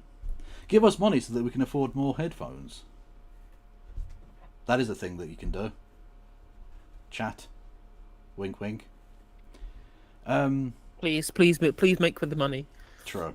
Anyway, yeah. In future, if you can't hear, just say I can't hear, and I'll stop. It's fine. I mean, I don't want to get if you're in the middle of if you're in the middle of some incredibly important discourse, right? Again, my chat could hear you, so I'm sure it was excellent. What do you reckon, chat? Feel free to badmouth me. I won't see it. Leaders demanded the right to re-regulate buses in return for George Osborne's insistence on there being an elected mayor in Greater Manchester. So that was the basis on which they shook hands. And so it was from here that the fight to re-regulate buses has been won, not by anything that Westminster has done. Do you think that that's because perhaps in Westminster it's more difficult to implement a socialist policy? Do you think that you've been able to implement that because you've been free of those constraints? I think from here, you just look at things from the eyes of the real world, not through the lens of what a certain newspaper wants you to think or say. And when you just look at the reality, or when I came in, if I looked at the reality of buses here, as I say, bus fares, single bus fares, they were over £4 in some circumstances. Routes had just been ruthlessly cut over the 4 decades of deregulation. This wasn't a bus service for the people, it was serving vested interests. And that was absolutely plain to see. Literally, the transport thing is the thing we need to focus on, I think, because it's so obvious to the entire country that the transport system in London is so much better, and it's the only one that's nationalised, albeit with an arm's length organisation and all the rest of it. But it's still essentially in public hands. It doesn't run to make a profit, it runs to sustain itself, which is all you want. I don't give a fuck. If we could have a nationalised anything system that breaks even, great.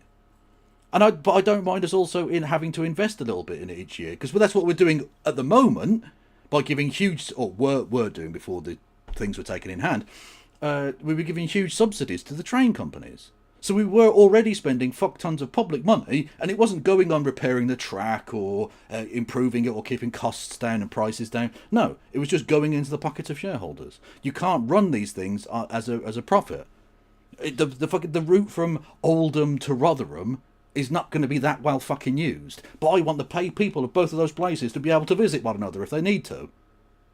I mean, it is interesting for Andy Burnham to be here saying, well, these things had been happening for decades and decades, and then I became mayor, and I realised that these buses were only doing things because the people were trying to do things for private profit. It wasn't there to serve the people. I'm just like, you shouldn't have to become mayor to understand this. Yeah. Especially not the person who has been, for the last 3 decades, a prominent member of the Democratic Socialist Party, allegedly, in this country, right? Who spent time in Liverpool, a major urban metropolis outside of London, and London, a major urban metropolis in London. You should have been able to see the difference between those two things and work out why they're different.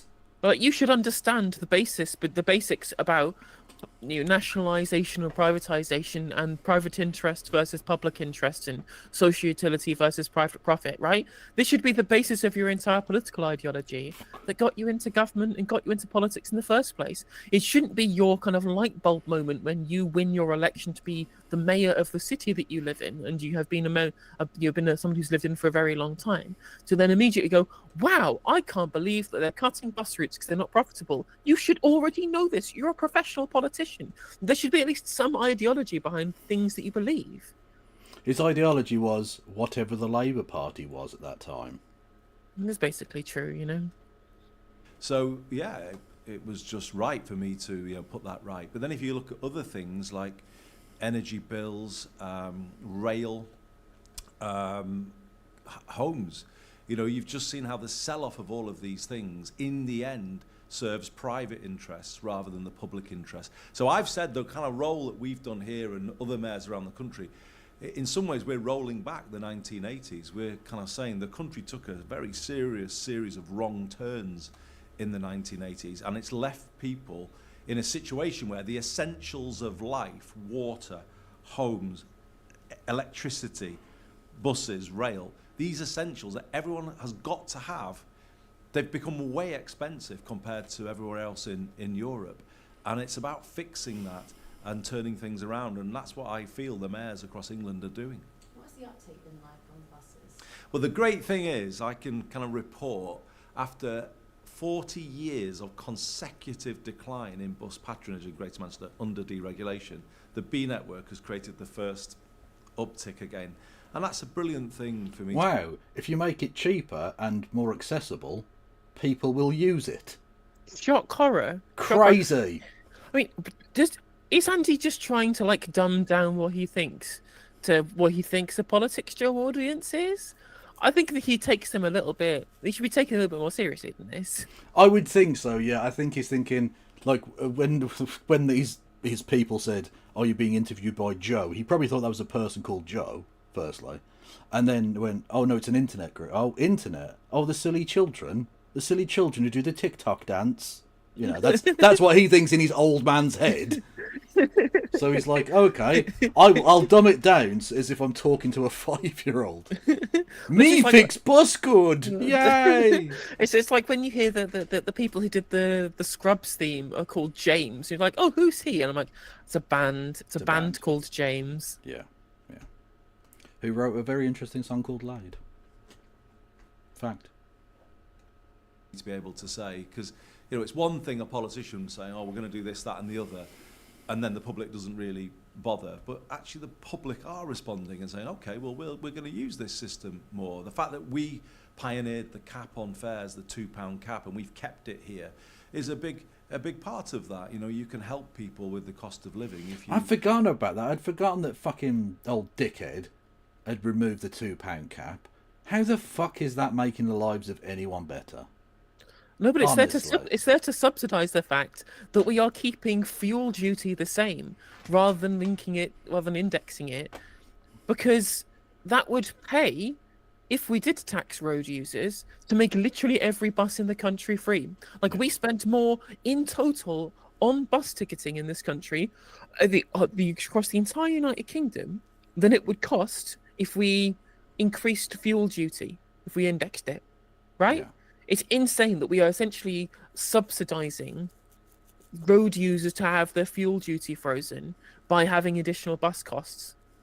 Well, when will the boot of the bus peasant get off the neck of their lord and saviour in the cars? Really? I know, right? They literally just fucking Keir Starmer tweeted about us, we're on the side of motorists. I'm like, do you know they're the bad people?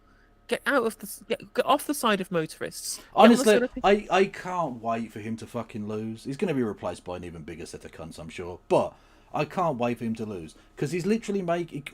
Who has any reason to vote for him?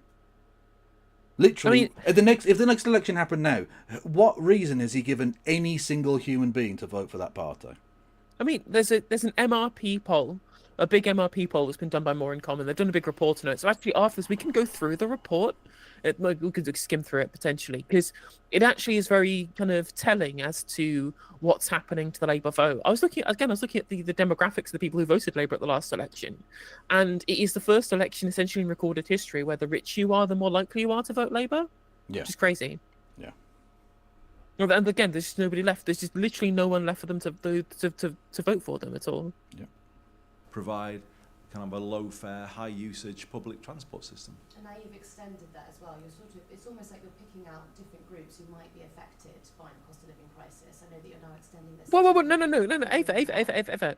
No, he's picking the groups that are being affected by his government's shit policies. Yes. Yeah. Because now there's a cost of living crisis that the Labour Party has exacerbated. So it's not the Tory cost of living crisis anymore. Keir Starmer has taken that ball and run with it. So it's his. It's now his. Yeah. Yeah. They can now travel free on the buses. Well, we've tried to make travel here cheaper for everybody, and we've just done a really innovative thing with our credit unions where people now can buy an annual bus pass, a B-Network pass, or an annual bus and tram pass via a credit union with weekly or monthly payments. And that's for people who might struggle with the cost of an annual upfront. You know, they wouldn't have the money around to be able to buy one upfront. But now they can get the discount while paying through a credit union weekly or monthly. And that's a really great thing. But particularly on young people who've been in the care system, we believe here that we have a moral obligation to support them in those kind of early critical years of their life as they come through education into their early 20s. It's harder for young people to make their way in the world these days than when I was growing up or many of the other people who were Now compare that to Keir Starmer's, if you're between the ages of 18 and 22, no sympathy from me, you don't get any money, fuck you, no benefits, fuck you, piece of shit. Literally. And that's the thing. I mean, Andy Burnham's saying something really good here. Credit unions are something that have been essentially kind of lost in British history, something that was a kind of real backbone. Yep. Both the building societies and the credit unions were the backbone of how the kind of cooperative movement was so strong at our time of when our economy was at its strongest in the kind of the 50s and 60s, where the building societies were there so that everyone could get on the housing ladder if they couldn't get a council house, and the credit unions were there so nobody was going to be held to ransom by the big banks. And these things are really important. Or indeed loan sharks. Or loan sharks, exactly. These things are really important. And he's right, you know, there are so many things that are cheaper if you can pay for them in a lump sum, meaning that the poorer you are, the more expensive it is to get access to them. And credit unions are a great way of being able to bridge that gap. Yeah, exactly. Absolutely. Again, this is what a government can achieve if it does have, at the very least, the basic good at heart. I'm not arguing he's doing some grand revolution or anything, but like, let's make it easier for people to use public transport. Let's make it affordable. Like, this is a government that isn't like being run by like Morgan McSweeney at the behest of billionaires. And that's the thing as well, is that one thing that was on the news yesterday was that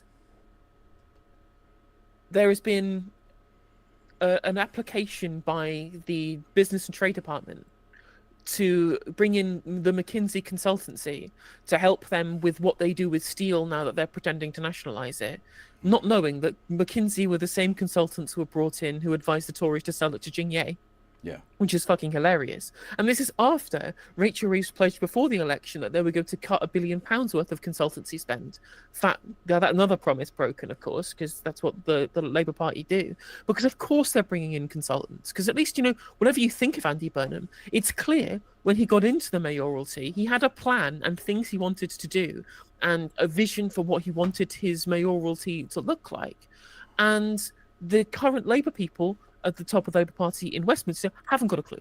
They don't know what they were going to do. They had no plan, no concept of a plan, that they don't have any beliefs in anything, they don't believe in anything, they have no ideology. They don't know how to govern, they haven't got a plan for governance, whatever. And they're just getting in, looking at the pile of everything in front of them, going, well, let's get the consultancy to help us. Let's get the consultants to come in and do it for us. And of course, they're going to tell them to go and sell it to a private company or whatever when it comes to like British Steel, once it's commercially viable, you know?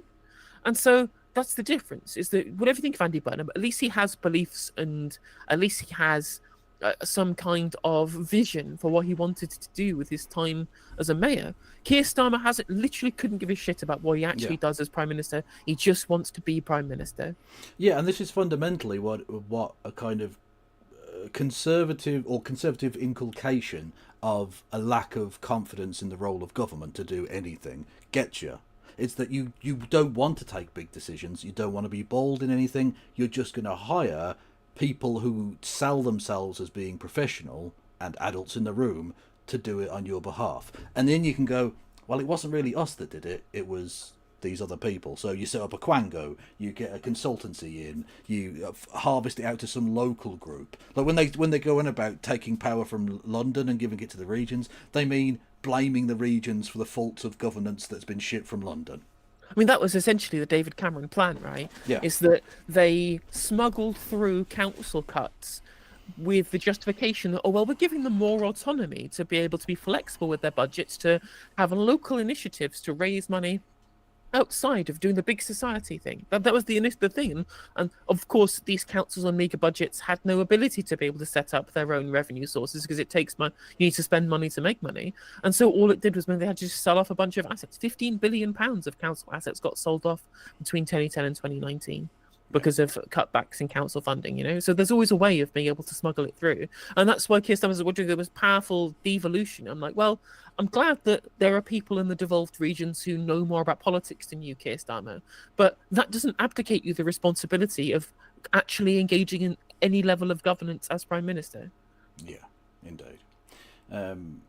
Yes, indeed. And now in Brum, we're having our fucking libraries sold off as well. Like, literally all of them, basically. I think they're just going to keep the central library in town, and that's it, for 1 million fucking people. Also, thank you, Jack Mellor, for the $9.99. The Jack the Mellor. Jack Mellor. Future Yes, Prime indeed. Minister Jack Mellor. Absolutely. I haven't done a super chat in a while. Solidarity with the bin workers. Although there's been a positive edge to the crisis, by not collecting it, we've done a socialism and built communal housing for rats. It's true. It's true. We can't build council housing, but we can build public housing in Kigali, and we can build communal housing for rats. Well, all I'll say is Marcus Rashford now lives in the city. He plays on loan at Aston Villa. He wasn't feeding the baby rats, was he?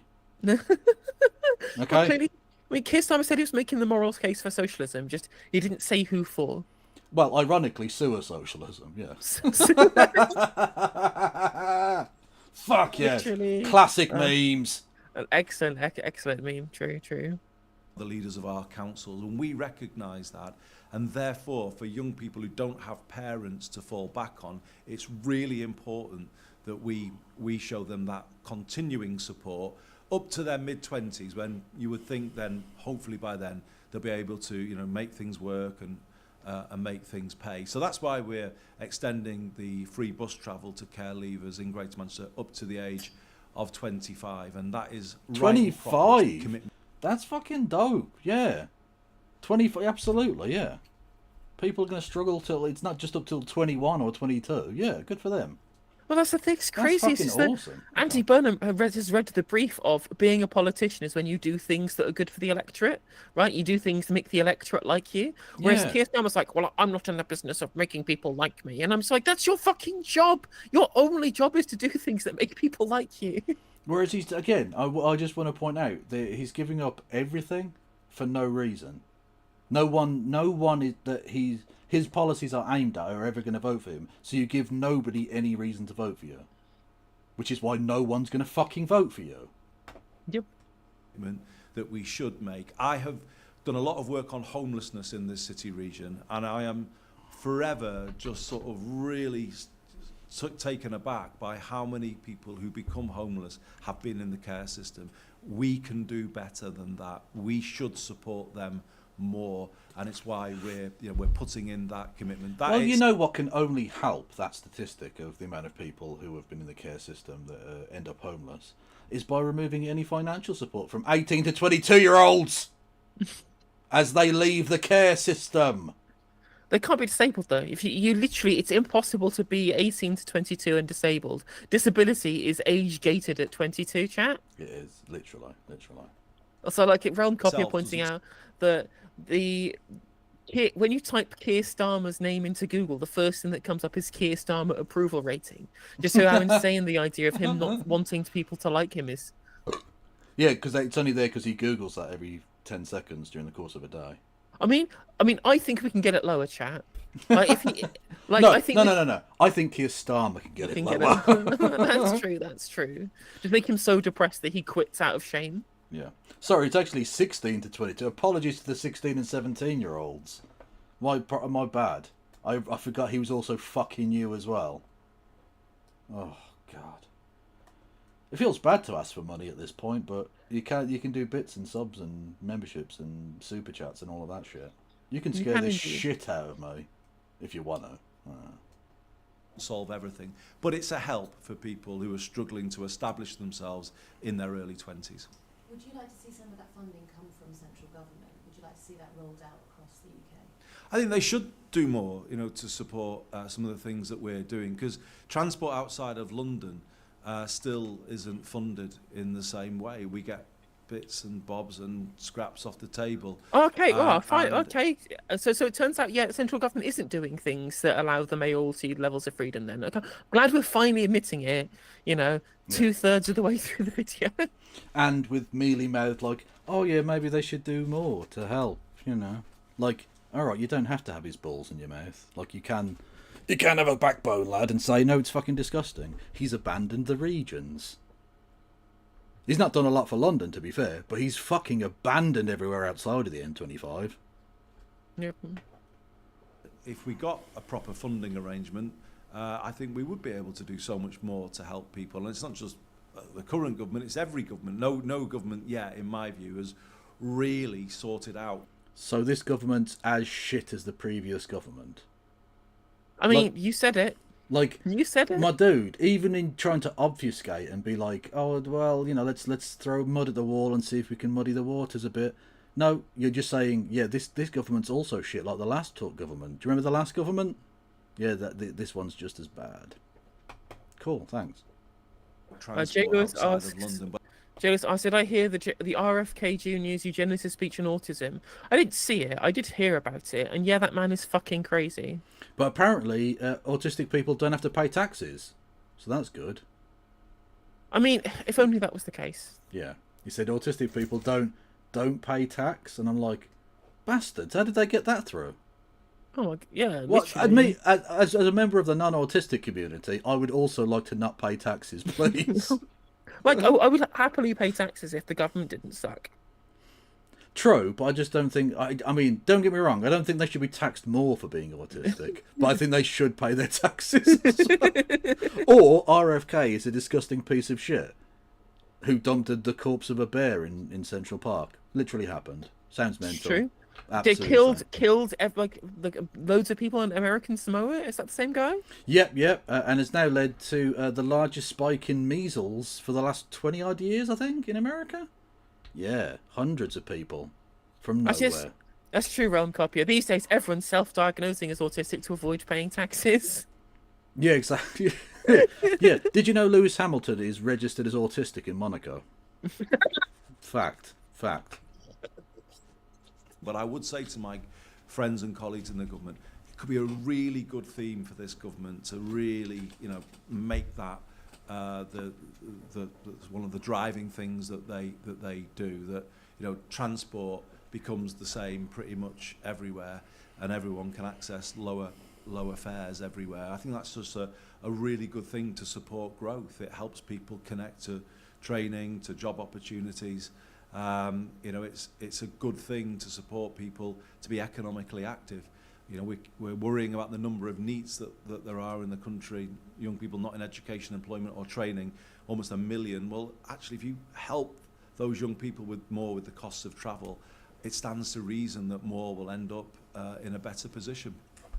Literally, this guy is like king of the shit libs. Yeah. And he's out here just explaining fucking basic shit. Basic shit, like, if you allow them to travel outside of the 200 meters that they can, like, walk to and from work, they're going to have access to different workplaces. If you allow them to travel, allowing them to commute means they have a much larger pool of jobs from which to possibly get.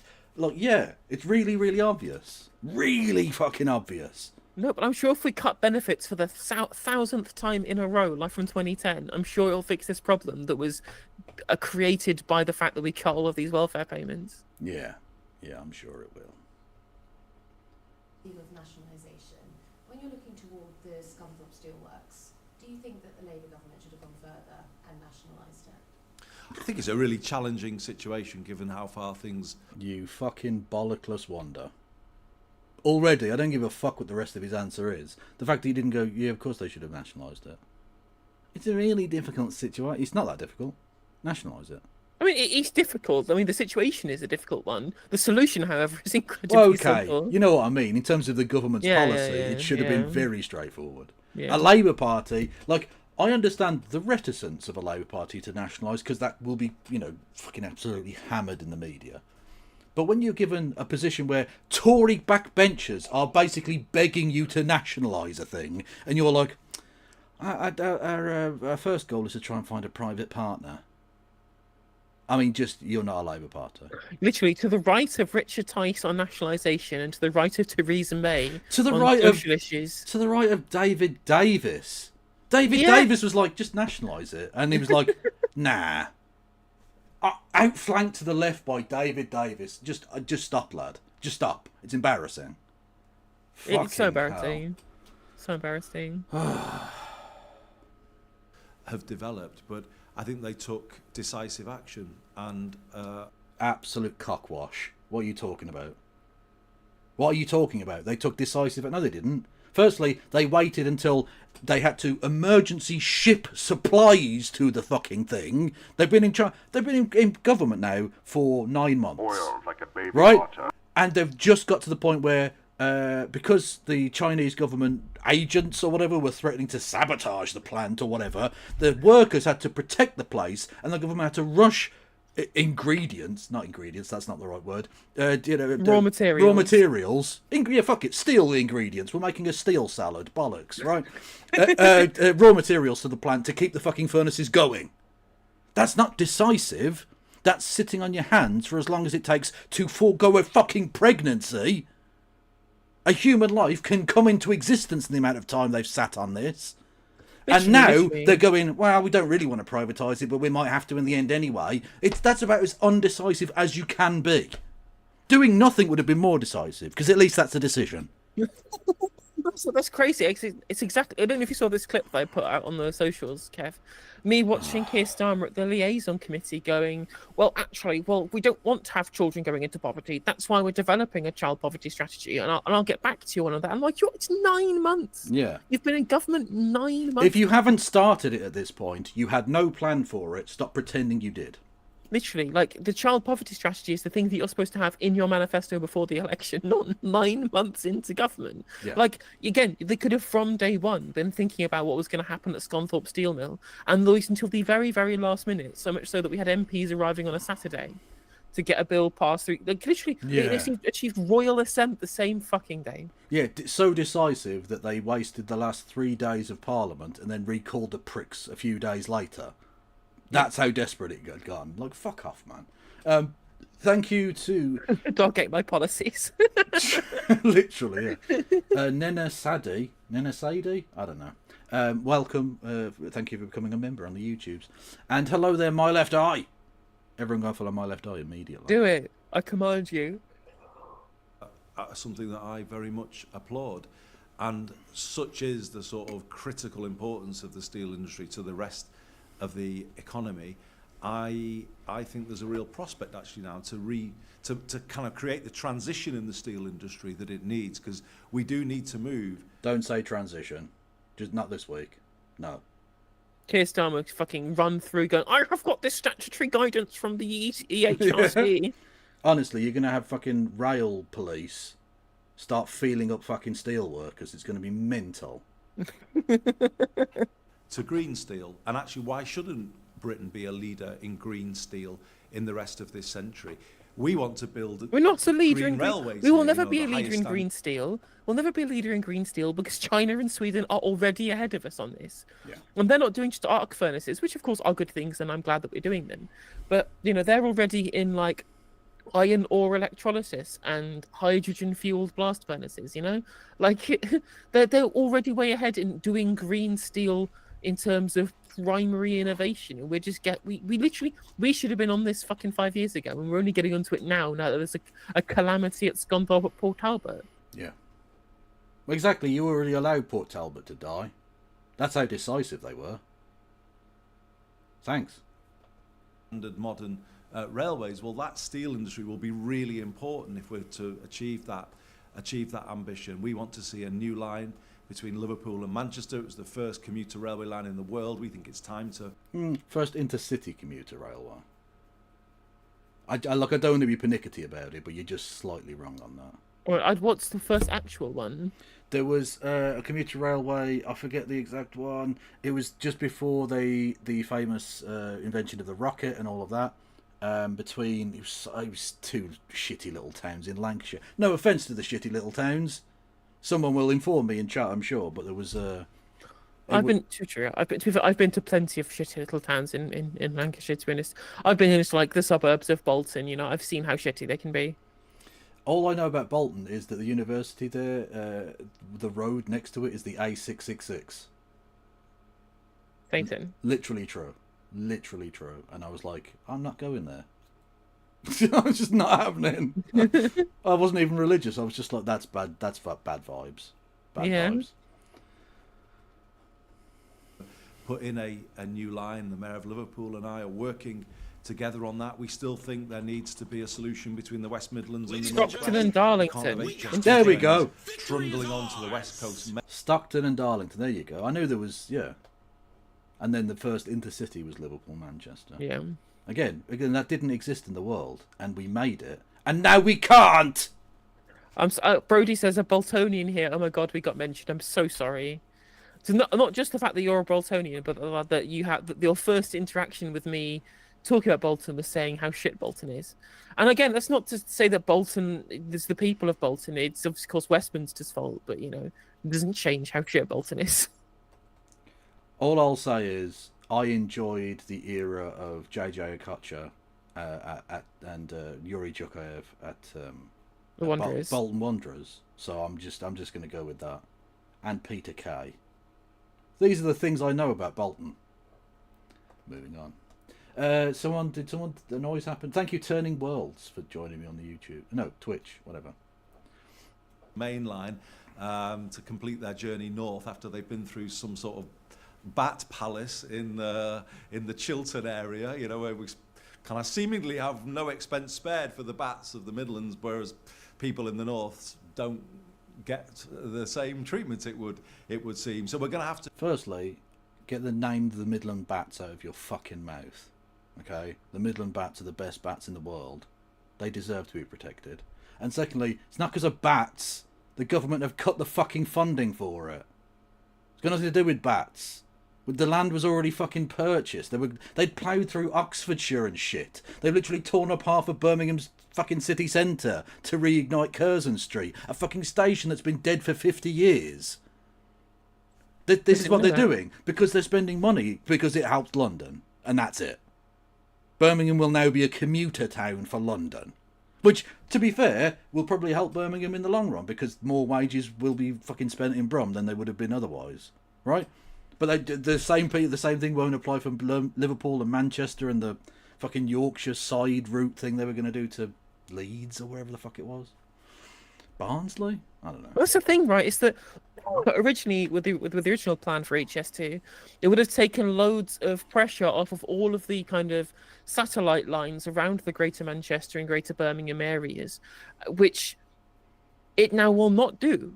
All it will do is act as an extra commuter rail line between Birmingham and London. So yeah, turn Birmingham into an exurb of London. Yeah, basically Birmingham will now be a suburb of London. Which, like, again, financially is probably one of the few ways that this line could have helped us.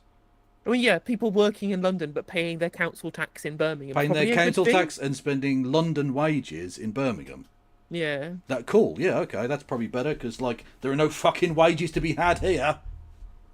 I doubt there are many people going to be commuting from London in the other direction. Let's put it that way. It was funny, actually. I was in Birmingham when I was coming back from my parents on Wednesday. Or I was going down to my parents on Monday, sorry. And obviously, the other side of the bull ring is just where that market was that Jess Gill was complaining about. Yeah, and literally, I was hoping the market would be open, but it was Monday, so it wasn't. So I could go there and take a picture of myself looking very sad, like cowering, going, no, not the markets. Britain is dead. Technically, that's also part of the bull ring. I just want to put that out there. Okay. I'm just saying. It's not the other side of the bull ring, idiot. That main bull ring building it's very modern, whereas that fruit market's been there for 1,000 years. Anyway, yeah. Also, no. I think you'll find it's only been there since Britain went woke. Yeah, the brown people arrived. Yeah. Last Tuesday. Also, on the other side of the road from that is where the ugly car park was that I mentioned in my History of Birmingham video for people who have seen that. The ugly car park that didn't work and so became the largest pigeon shit emporium in the history of the world. It was basically just a big multi-story car park full of pigeons. It was fucking horrible. Yeah, it got knocked down, thankfully. To fix that issue, the serious point I'm making is we should have a commitment to modern rail infrastructure all the way up the country to the northwest and across the country from Liverpool through Manchester over to Yorkshire and the rest of the country, and that will support the steel industry going forward, and absolutely it will support the transition of the steel industry to, as I say, green steel in the future. So yeah, it all adds up, doesn't it? It all makes sense, you know. And I would say to the government, you've taken a really good step there, but let's continue this out by, I would say, you know, taking more public control of the situation, helping them make the transition, keeping a steel industry for the future, and then absolutely putting it to work to give us 21st century rail infrastructure right across Britain. Yeah, I mean, good things to say. It's just, you know, you can't do that when you're not an MP and you're not, you know, part of the Labour Party in Westminster, because they're the ones in charge and they are not doing that. Indeed.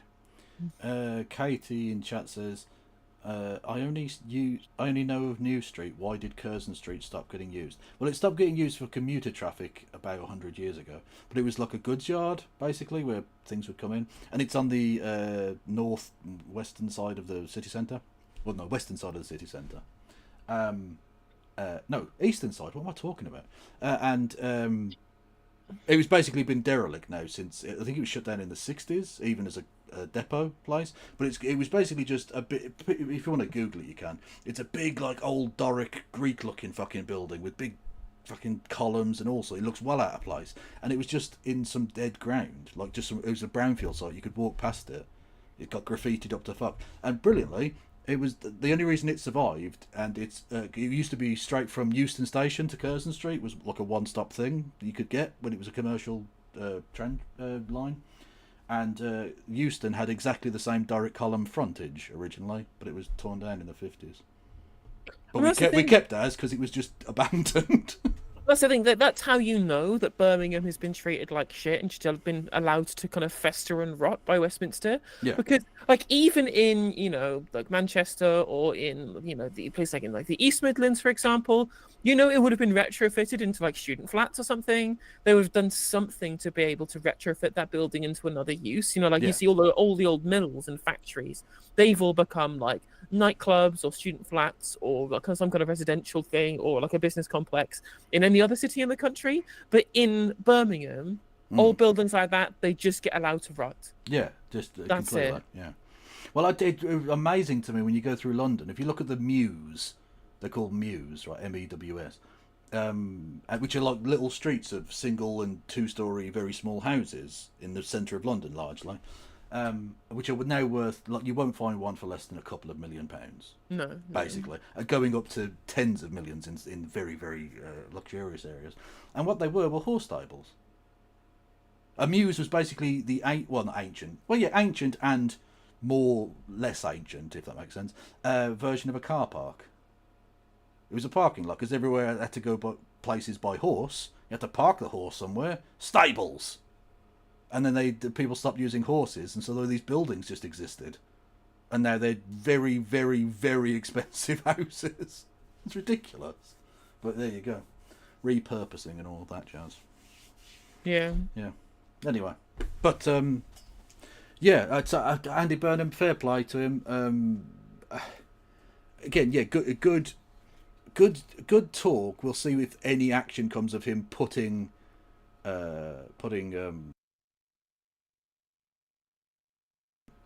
That's the thing, right? Is that he's saying all of the correct things and also doing plenty of reasonable things when he's the mayor, but just continually just kind of glossing over the fact that this is now a failure of Labour in government in Westminster, and he can't just palm the shit off on the Tories. Yeah, this is it after it's been sort of renovated-ish there, because for a start off, all of those windows were boarded up because they'd been smashed to fuck and it had graffiti all over it. But because they're doing the HS2 thing, all of that site's been like renovated. Look, there's actually there's a painted road next to it now. Oh my god, there's a road with painted middle bit there. You know, fantastic. No, literally, like, why can't all our buildings look like this? It's fucking dope, right? Yeah, and so that just existed. Literally, I used to walk past it. There's a pub on the outskirts of town that I used to go past. I used to drink in, and so to get my bus home, I'd have to walk past this building at like 2 in the morning. And it was just heroin needles and graffiti and people who'd pissed up it and all sorts. It was just left to fucking rot for 50 years. Well, actually, yeah, nearly 60 years. Because they'd only just started renovating it. And it shut in 1966, I'm being told by Wikipedia. Mad shit. Listed building, apparently. I'm not surprised. Yeah. Exactly, yeah, they didn't knock it down because it's a listed building. Yeah, that's it. But you don't have to upkeep it. The place I grew up in, right?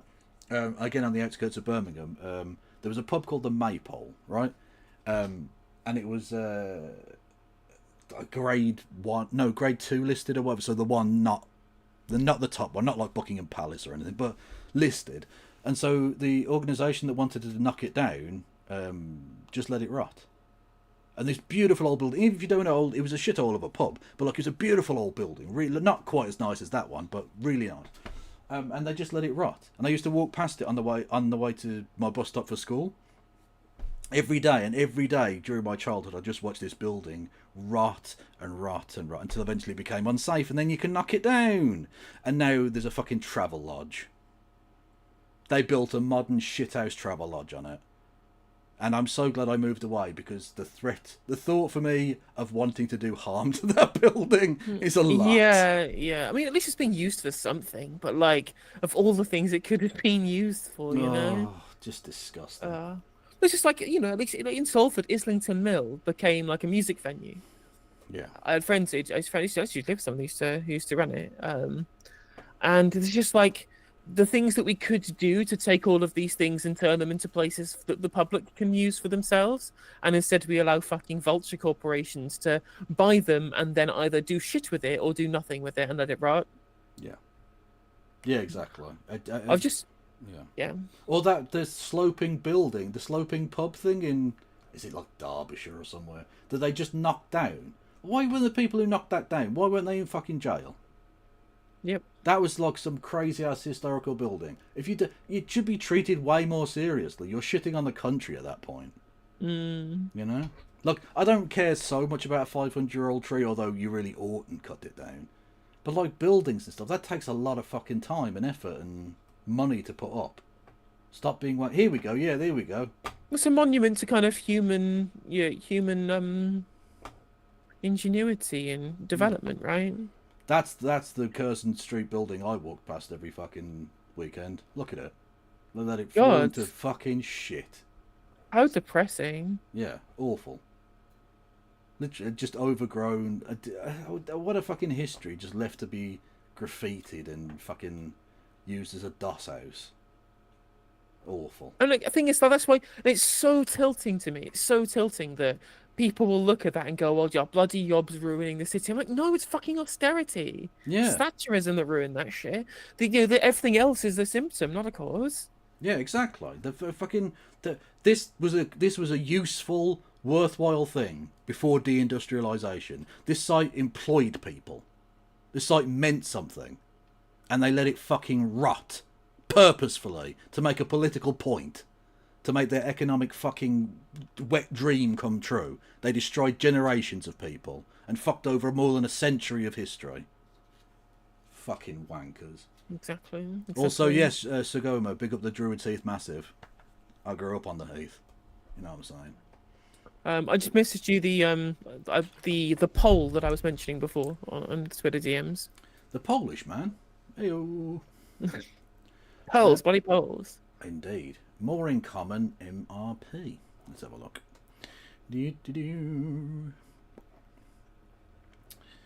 Accept. What's this? Our new MRP suggests a dramatic transformation of the political landscape since last July. Based on polling of over 16,000 people, the model estimates that were an election held today, Reform would win 180 seats, the largest of any party, with the Conservative and Labour tied on 165 seats each. So that would be a Tory Reform coalition would be a majority then, 3, 4, yes. 5. Which is something of an outlier. Most of them don't have that. No party would come close to an overall majority, reflecting historically fragmented electorate. Oh, here we go. Look at that! Look at the northeast. Look at the Birmingham areas, the northwest as well. Look at the Greater Manchester area, or the places between Liverpool and Manchester. That area is all a sea of cyan. Reform would gain Meriden and Solihull East. Okay, Birmingham Yard. Oh, hang on, I need to fucking. Can we scroll in further or not? I don't know. If I just click on one randomly, we'll see what happens. No. No, it's not. It's not telling me anything more. Okay. There you go. 24, 24, and 24. Literally fucking tied. 3-way tie.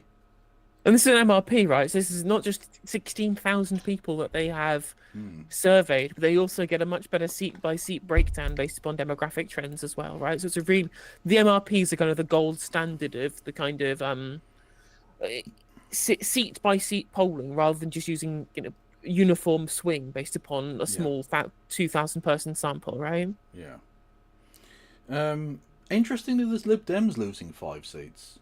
That's kind of interesting. I would have thought they'd hoover up some disaffected Labour people, but apparently not. And the Greens not going anywhere. That's fucking disappointing. In most of the modelling that More in Common do, they tend to underrate the Greens and overrate the Conservatives compared to other pollsters. So I couldn't possibly comment, but even so, it is still disappointing to see them only on a big MRP poll like this to only see them at 8%, right? Well, I'm not even talking about the percentage; it's the number of seats, really, because I'm not expecting them to have a massive jump percentage-wise. But it's what can they do anything effective? Look, if this were to be replicated, let's say this actually happened, the Green Party would have to have a fucking inquest. If the Labour Party being absolutely eviscerated and you pick up nothing from it, you're doing something wrong. As the Green Party, you're failing. Oh yeah, I mean, most people I think internally realise they're failing because the leadership are shit. Yeah, they're libs. They just don't know how to message at a time of kind of despair and anger amongst the electorate. They're all trying to play nicey, grown-up politics. I mean, people are angry, people are furious with the state of the country, right? Yeah. And as you channel that, you're getting nowhere. Yeah, exactly. Yeah. When someone is saying, what could have happened to the electorate for them to make them believe in Farage? Well, we've seen people in focus groups. They have nothing but bad things to say about Farage, and they just say they'll vote for him anyway because he's literally anything different. Yeah. So the kind of the space that's open for somebody to come in from any side of the electorate, whether it be from the left or the right, and offer something genuine and principled, sincere and different, and which has a perceived level of legitimacy. And they could hoover up loads of votes as long as they run somebody who isn't hated like Farage, you know? Well, exactly, yeah. He has one of the worst, like, do you want this person to be Prime Minister rating of all of them? But he's probably going to win the national fucking poll because he's literally anyone but the other wankers. Anyone else. People, I mean, to quote Baldrick, vote Labour, vote change, you know, that thing. People voted for Labour and they got nothing different. Nothing different at all. If anything, in some ways, it's fucking worse. It's awful. This implied vote share of 24% is a 10% drop of who voted for him at the last election. 10%. Yeah. That's huge. It's a giant number of people to abandon them 9 months into government. Yeah, exactly. And we've got months, we've got years potentially. And it's not going to get better because the things that they're doing can't make the situation better. Because they already were the things that made the situation to begin with. So it's not going to get any better. It's only going to get worse for them. And people will vote for literally anything else, which is part of the reason that I'm so annoyed with the Greens, because they should be offering that something else. And that's the thing as well, is that they could come out and say, oh, well, look at the economic headwinds that were imposed upon us because Trump happened and screwed the world economy. And I'm just like, that shit won't save you. That literally won't save you at all. Especially because it didn't save the Tories. The Tories had the excuse of COVID and Ukraine. Yeah. And they, they just fucking died. And it especially won't save you when you're inviting him over to give him a fucking gob job in September. Exactly. It definitely won't happen. When you've done nothing but wank him off for 5 years and get nowhere, it's not going to fly, is it? Yep. And you can't shake someone's hand and then go, oh, they're the reason that we fucked it up. No. You fucked it up. Adults in the room, everyone. Plaid doing well in Scotland, which is in Wales, which is nice, and SNP tearing up in Scotland too. True, but it does hurt me as a person with a lot of love for Wales. Don't tell me Llanelli's going to fall. Of course it is. Yeah, Reform doing well in Wales hurts. Oh, of course it is. I mean, of course they're going to do well. A lot of seats there. Are they the biggest? Would they be the biggest party in terms of seats in Wales? I think they are, aren't they? On that. Yeah, they would be. They'd probably do pretty well in the Senedd as well. But then again, it's just they are exactly the same kind of demographic who are voting for Reform in the North East or in the Red Wall, right? Yeah, exactly. Yeah, absolutely. Very, very annoying. So that's the 2024 vote, and then December. Fucking hell! Look at that already. Look how many seats Labour 412, and they were down to 228 by December. Before the year was out, they'd lost that many seats. That's where freezing granny gets you. Well done. And then, 165. Less than half of the actual vote they got at the last election. Unbelievable. Also, and as has been pointed out in chat, like, first past the post cannot survive this electoral fragmentation. Yeah, basically, yeah, it can't. It's ridiculous. It's a ridiculous system to begin with, and especially when it's going to lead to some of the most broken government we've seen in, well, our lifetimes, and that includes the Lib Dem Tory shit and all the rest of it. Because actually, that government held together far more well than I thought it'd be. I thought the Lib Dems would have some balls. They didn't. No. And they copped it for it. They were down to fucking 8 seats or whatever at one point. Okay, Labour losses. Keeping only 6 of the 42 original Red Wall seats. The Welsh Valleys, including Merthyr Tydfil, seats of Labour's first leader, would fall almost entirely to Reform UK, while the SNP would regain much of the Scottish Central Belt. The full list of Labour losses would be 153 seats to Reform. 153 seats to Reform. I think. Jesus. I think we need to bear in mind that I don't think they factored in the fact that it's not really a national party, and so winning individual seats is going to be a lot more difficult for Reform. But even so, just on the modelling alone, to lose 153 seats to them is bad. 64 to the Tories, amazing. 23 to the SNP, 5 to Independent, which is going to be largely, I think, probably pro-Palestine candidates, I would imagine. Oh, just Muslim areas, right? Yeah. 1 to Plaid Cymru and 1 to the Liberal Democrats. Well done. Maybe if you talked more about fucking one-on-one on FIFA, you'd have taken more seats. 10 of the 23 cabinet ministers would lose their seats. Deputy Prime Minister and massive class traitor Angela Rayner, Chancellor of the Duchy of Lancaster, Pat McFadden. You fucking rim Oh job. my god, incredible, wouldn't Love it? it, love it. Yvette Cooper, love it. John Healey, Bridget Phillipson, Ed Miliband, Jonathan Reynolds, Lisa Nandy, Wesley Streeting, and Alan Campbell, who gives a fuck. Wes has to go. There's no way he survives with 500 vote majority. Fuck off. Get wrecked, mate. Look at that. Just the north of England says no. Fucking Christ. That's embarrassing. Look at that, and all of virtually the entire south coast of Wales. Oh God, that's grim. That's so bad. But you know what, lads? You deserved it. You decided adults in the room was the way to go, and you're going to get fucking wiped out. Brilliant. Fuck you. It's true. It's true. And they make this really interesting point about why that might be later on in the article. Oh, okay. Conservative struggles. Meanwhile, the Conservatives would barely recover from their record defeat in 2024, gaining some seats from Labour and the Liberal Democrats, but only matching their second worst result in modern history. And losing further seats to Reform, including Chief Whip Rebecca Harris and Shadow Environment Secretary Victoria Atkins. Honestly, it could be Popcorn Central. Oh, really? Would be. Yeah, It'd be an absolute massacre. The next election could be great. I mean, God knows what the best selection method in the history of British politics for the Reform Party are going to institute will dredge up for us in the form of parliamentary candidates. But if there's going to be one thing that will give me some solace in Reform UK being in government, is that it would give me like endless content of just every single one of their fucking dogshit MPs that gets elected that just is scandal after scandal after scandal after scandal. Well, yeah, if they don't put you in the fucking gulag first. No, you know, first in line for the gas chambers. True. But thankfully, they will be AI generated gas chambers. They'll be fine. It's cool. So I was wondering if they won't work then. Exactly, yeah. The Liberal Democrats are steady, obviously. The SNP would re-emerge as the largest party in Scotland on 35 seats to Labour's 15. I'm surprised the Labour are keeping as many as 15 in Scotland. Although an MRP would have...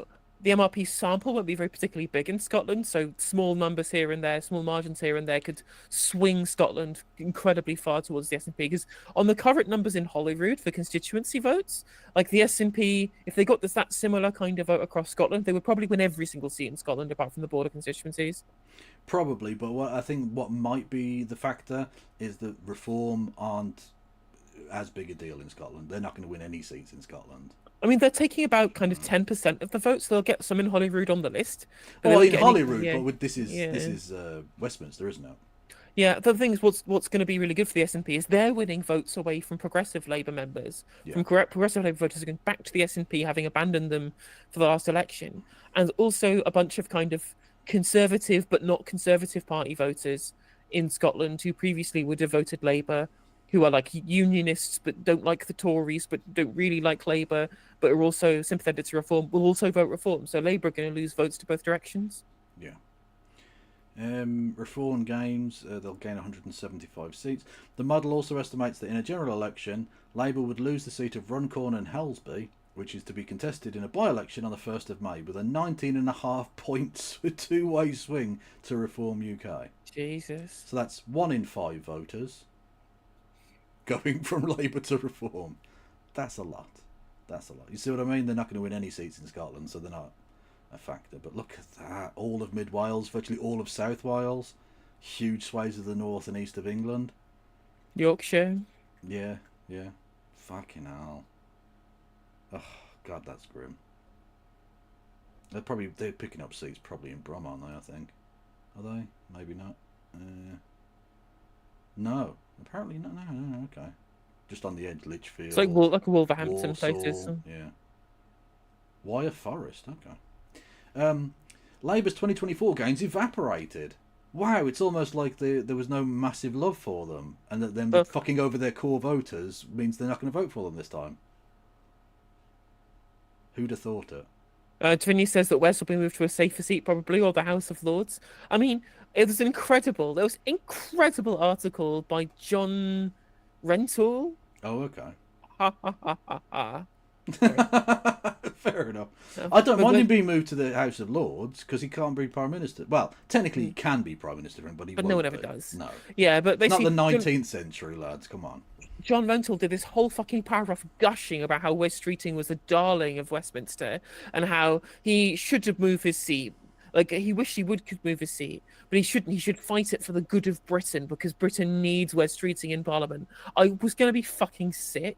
It was the most sickening stuff I'd ever read in my life. Everybody hates Wes Streeting, but you know why everyone hates him is because people like John Rentoul love him. John Rentoul, would you like a free game pass to the game Minecraft? Because I will pay for you to play Minecraft. Lots of fucking Minecraft.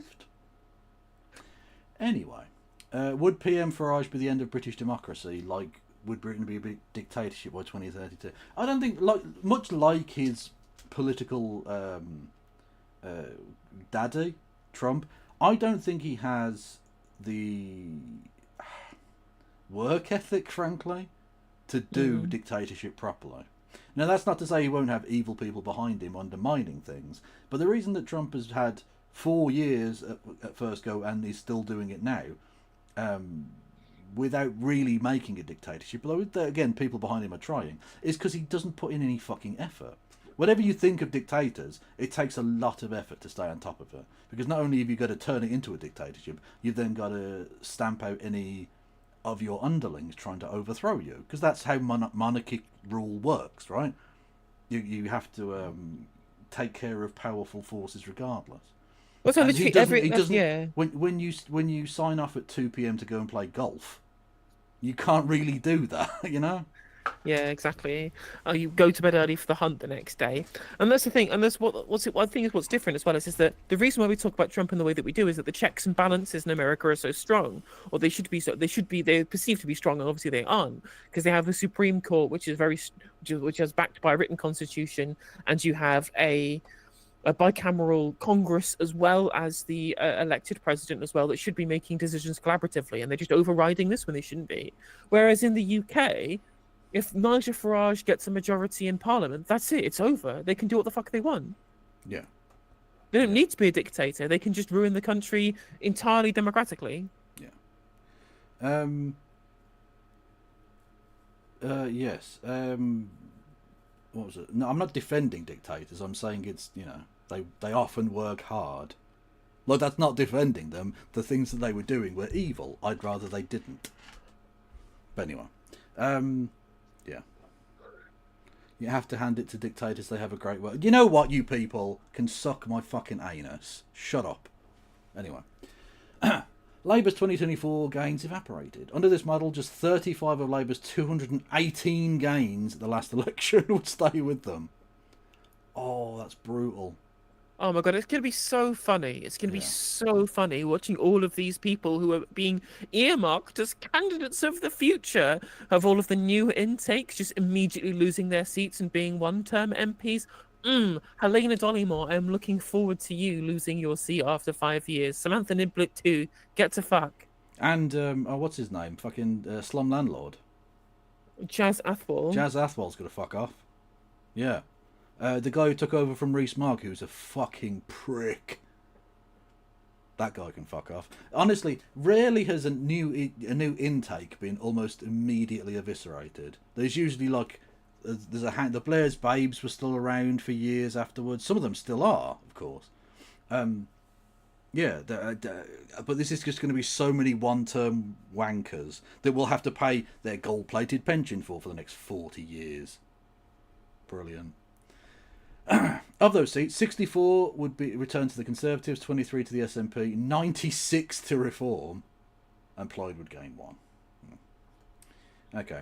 Progressive backlash hurting Labour. No. Labour hurting everybody, including progressives, meaning they vote in their own self-interest. While Labour is losing most seats to Reform UK, our national voting intention polling shows that the party is losing almost as many votes to other parties on the left. While this is not translating into seat gains for the Liberal Democrats and the Greens, bleeding vote share on their progressive flank is eroding Labour's margin. In a general election, these progressive defections would enable Reform and the Conservatives to win additional seats from them. Oh God, so they're already setting up this thing of you're still a Tory enabler by not voting for the party that's killing disabled people. We're the Reform enablers. Yeah. The thing is, right, is that this is the proof. This is the proof in the pudding, you know? When Peter Mandelson and John McTernan were like, we can be as right-wing as we want because there's nowhere left for them to go. And I'm just like, motherfucker, there are places left to go, and we've left. And you know what? We're not coming back to your rancid cunt hive of cunts. Well, like, we're not coming back to your absolutely putrid, disgusting shithole of a party. No. Yep, absolutely. Yes. The MRP model estimates that there are 68 seats where Labour would lose to the Liberal Democrats and Greens, would cause them to lose a... Hang on. Sorry, Labour's vote loss to the Liberal Democrats and Green would cause them to lose a seat. In more than half of these cases, this results in a Reform win. In a further 17, the Conservatives win the seat of Labour because of progressive vote losses from Labour. Well, you know what, Labour? If you want to win those votes, maybe do literally anything for progressives. At all. Because you've done fuck all so far. Next to fuck all, anyway. You've introduced watered down, piecemeal, fucking milquetoast Labour reforms. And everything else has been Tory policy. No, Reform policy, let's be honest about it. It's not even Tory policy. It's worse than that. And you're literally putting out feelers that you'll gang up with Reform in Scotland to stop the SNP. Well, I'm not voting for you then, because that's voting for the Reform Party, isn't it? Fuck you. Yeah. Sorry to be an SNP enabler, but they're the progressive option. Yeah, no, I'm happy to be an SNP enabler. Like, I don't really like the idea of Scotland leaving, but that's just because I'm scared of being left in Tory England. I know, exactly. It's good for the people of Scotland, though, you know. Yeah, get the fuck out. What, you do not want to be attached to this shit. I have to live here. I know how bad England is, you know. Cut that shit off. Yeah, like, literally, like, just get out now whilst you can. I'm asking you, the ship is sinking. There is a lifeboat you can have. But it's not going to be around much longer. Because Nigel Farage has got fucking rubber-sniffing dogs that are going to fucking eat it or something. So, Did you see the latest in voting intention on an independence referendum? I imagine it's got to be fucking 2/3 or something, hasn't it? Yeah, Yes has got a 10-point lead. Oh, mate. And Gordon Brown promising them stuff that the Tories have no interest in implementing isn't going to work this time. It's not really an option. And it's not like they've got a Labour leader that can ever go north of Hadrian's Wall. Like, if that motherfucker turns up in Scotland, he's going to get killed. Yeah. But luckily, he doesn't care about anything outside of the M25, so he's not going anywhere. He'll be fine. If Labour holds on to progressive votes, the overall seat total would be different, with Labour emerging clearly as the largest party. You see, Labour, you do need our votes. How about you implement some policies? That's it, right? They just can't. They think that they can take our votes for granted. Yep. And, you know, people are leaving in their droves. You look at the numbers in terms of vote bleeding to ostensibly the left. I wouldn't say that people leaving Labour for the Lib Dems is necessarily going to the left, but whatever. If it's for social progressivism, I guess you could make that argument. Either way, they're leaving because Labour are not fulfilling their promises to the voter base that would elect them, and so they're looking at other options regardless of where they actually lie on the political spectrum. And you can see there those numbers on Labour just running on a fully progressive platform, if they were to do that and keep those votes, leaves the Lib Dem SNP Labour coalition bigger than the Tory Reform coalition. Yeah. In terms of, I agree that moving to the Liberal Democrats is not moving to the left. But considering where Labour are and where the Lib Dems are, it's moving in a leftward direction. I mean, depends on what kind of framing you use, right? Because the Lib Dems, they opposed some of the very kind of milquetoast progressive things that the Labour have done, like the national insurance increase on employers, or on private school taxes, or on removing agricultural property relief. No, sorry, halving agricultural property relief, So they opposed a bunch of the actual progressive things they did that were even pretty small fry that they opposed. So they just... They just don't hate trans people, and they think that freezing the elderly and demociding the disabled and aiding a genocide is bad, which shouldn't be the line, right? These shouldn't be the lines that we're judging our parties on. Like, we should be expecting more of our parties. But this is the line now. Well, exactly, yeah, that's the thing. I'm not suggesting that voting for the Liberal Democrats is voting for the left, but in terms of where they lie, I think they're clearly to the left of the Labour Party. They've done some politically silly things because they're an opposition party. They can get away with that. It doesn't really matter because they don't have to implement a tax policy of their own, of course. And they want to court, middle class fucking twat voters, which they're a middle class twat party, obviously. Well, they just like Labour, also middle class twat party. The voting intention for the Lib Dems only increases as you get richer. Yeah, exactly. Yeah. Anyway. The only parties which don't have that dynamic are Reform and the Greens. Yeah, bizarrely for them. Well, I say bizarrely, it's voting against your own interest because you know what Farage is, but it's literally it's not even voting for Reform, it's voting for literally anything else. Yep. If Satan was to run, they'd just vote for Satan. Because at least Satan's honest in I want to do evil. I'd quite like to torture people, please. Thank you. You know what I mean? Just being honest. That's a change. That's a change you can believe in. Vote Satan 2029. At least Satan tells it how it is. Exactly. I like that he talks straight. He says he's gonna kill virgins and that. Yeah. As Sebastian Payne curls up. Anyway. Okay, where are we? So yeah, if Progressive stayed with Labour, it'd be 233, and then 148, 144. And the Greens still wouldn't fucking win anything, obviously. The 68 seats with the Lib Dems and Green defection could cost Labour.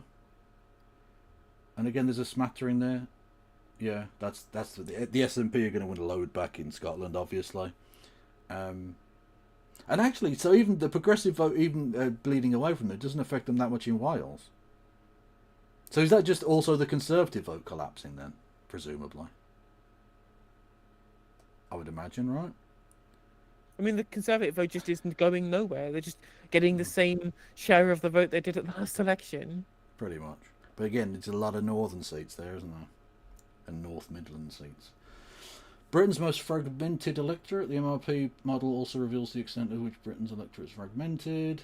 The lowest vote share and seat count total for the two largest parties of any election in modern times, with 285 seats being won on only a third of the vote. Fucking hell. The fragmentation itself seems in some extreme three-ways and even four-way marginals. For example, in Dover and Deal, the model estimates first, second and third parties all within 0.4% of each other. Fucking hell. In total, there are 12 seats with top three parties within 2% of each other. Yeah, fucking hell. Yeah, Peterborough, Loughborough. Dumfriesshire, fucking Jesus. I mean, it's going to be the unionist vote might let the SNP in. Yeah. In a constituency that they should just not be winning. Well, exactly, but that's the thing, isn't it? It's the SNP should not be winning Dumfriesshire. In no world they should be winning Dumfriesshire, and they might do so because I feel bad for vaguely leftist and centrist unionists in Scotland. Or not even unionists, just people who aren't massively pro SNP or whatever. Because they've literally got no one to go to. Because obviously the Greens and the SNP are, nationalists. A nationalist party or independence-minded, whatever you want to call them. No one wants to vote Tory, just no one. The Labour Party have completely abandoned them and aren't going to win, so voting for them doesn't really make any fucking sense. Reform are just fucking scum. Like, they're just awful, right? And they're not popular in Scotland. So where do they even go? It's the Lib Dems. Like, it's just the fucking Lib Dems, and they're shit. And they're well, I mean, yeah, they're unionist and middle class and very like. I mean, to be fair, they've had a fair tradition in Scotland over the years. Scotland was traditionally a place that they did well in. A lot of their leaders over the years have come from Scotland. I mean, their best leader came from Scotland. Yeah, Ming Campbell and Charles Kennedy. Charles Kennedy. Yeah, they've had a fair few seats there, but like they've always kind of represented rural Scotland, right? Non-binary _ donated $3. Oh well, thank you. I was expecting a much longer thing, and it just said they've donated $3. Thank you very much. I appreciate that. You didn't send a message, but a message was received in my heart. Thank you. And then something from there. Who gives a fuck what this prick has to say? And then Q&A. Well, that's genuinely fucking fascinating and heartbreaking and still quite hilarious. Yeah, genuinely funny. Like I am not in the same way that I had no enthusiasm for the Labour Party winning. I wanted to see the Tories destroyed. I've no interest in seeing Reform win. I want to see the Labour Party eviscerated. Oh yeah, literally destroyed. Looking at the ways in which, so the two kind of things from this data and from the data that I've looked at with regard to the election, that has convinced me the Labour Party must die a death. It must go. It must be removed from existence and be consigned to history where it belongs. Is the increase in the share of the vote the richer that you get. It's no longer a party that represents people on the ground. No. It's now the party that represents high earners and the professional managerial class. And the fact that we have now reached the breaking point where progressive voters are abandoning them and it's costing seats to the right. The only way of being, and given how hated they are broadly and what Starmer and McSweeney and McFadden and Reeves have done to the party, both in terms of the image and the internal operation of the party, there is no way back. I do not think that there is a way back now to make it a party of the people again. I don't think there's that way back to be able to do that. Well, it must be broken down and a replacement rebuilt from scratch that can rebuild the old coalition that the Labour Party used to represent. Otherwise, Reform UK will be in government for however long, because they have captured the old base whilst selling them on right-wing politics, and the Labour Party exclusively appeals to the sensibles, quote unquote. Yeah. Well, exactly. Well, when even their quote-unquote left-wing working-class Bez character is out here trying to undermine my fellow Brummies, trying to keep hold of their fucking wages and jobs on the bin picket lines, I'm not voting for you cunts ever again. I'm just not. I cannot bring myself to vote for that party ever again. Nope. You have sold yourself so badly to the people who are destroying the country, and I despise. You have sold yourselves, and not just that, you've sold yourselves cheaply. At least the Tories were giving out hundreds of millions of pounds in government contracts to their mates down the pub. You sold your soul for an Arsenal ticket, or a nice dress, or a pair of glasses. You fucking shithouses. Yep. God almighty. They're not the Party of Labour. They need to change their name. Under the Trades Descriptions Act, that is false advertising. True. Anyway, should we move on from this? Yeah. You had another video that you thought was worth watching, the Ben Wallace stuff. Possibly, yes. It's Ben Wallace, but he was, like I say, he was former Defence Secretary, and he was shit-talking Donald Trump, which could be vaguely... Actually, that's a good point, yeah, Tommy Powell. They have now rebranded as the party of the concept of Labour itself now. They are now the Weberist Protestant work ethic party. Whoop, whoop. Wow, the capital party for the few, not the many. Super duper. The thing is that they're kind of not even the capital party either. They're just the professional, the high-earning professional party. That's what it is. But they're the bourgeois party, but in the French sense rather than in the Marxist sense. Yes, yeah, actually, that's a very good point. That's from 11 months ago. This is what the fuck?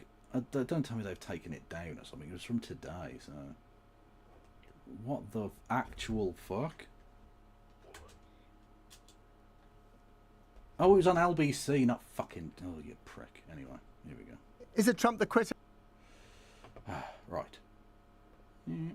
This could be boring as fuck, and if it is, we'll move on. I don't mind. The party of tough decisions to fix the foundations. I mean, literally, they could rename their party that, and it would be entirely reasonable, because that's exactly what they would describe themselves as. The party of £22 million black hole. Is it Trump the quitter on this one? Well, I suspect they're laying the groundwork for exactly that. I warned a few months ago, that if you want to be the great deal maker, he's extraordinarily posh. Yes. Did he get like Sandhurst or some shit? Probably, I imagine. He sounds like that. He sounds like he's about to go. The Ruskies will come over here and dropping bombs. Outrageous. Educated at Millfield, a private school in Somerset. Of course. Well, he was a Tory minister. Of course he fucking was. Yeah. While at school, he attended a young officers course at the Royal Scots Dragoon Guards. There you go. Yep. There we go. Military career after training as a cadet at Royal Military Academy Sandhurst. For the Americans, it's imagine West Point, but with posh English people. It's that. Just the worst human beings in the world. But it's interesting that it actually seems to be like a lot of the military people tend to be One Nation Tories rather than the kind of weirdo kind of ERG type Tories, because his serving was in Germany, Cyprus, Belize, and Northern Ireland, right? A lot of these people who served in the he was serving in Germany. Fuck man. Oh my god. Because there's a British military base in Germany, if I remember correctly. I think it's closed now. Didn't they close it in the early 2000s or something? Yeah, so they tend to be One Nation Tories because it's really difficult for you to visit loads of other areas of the world and just hate everyone, right? Like this kind of isolationist kind of nationalist politics you're getting from the ERG is entirely the reserve of people who've never left their fucking either their incredibly posh gated community or their nowhere town where nobody can afford to leave.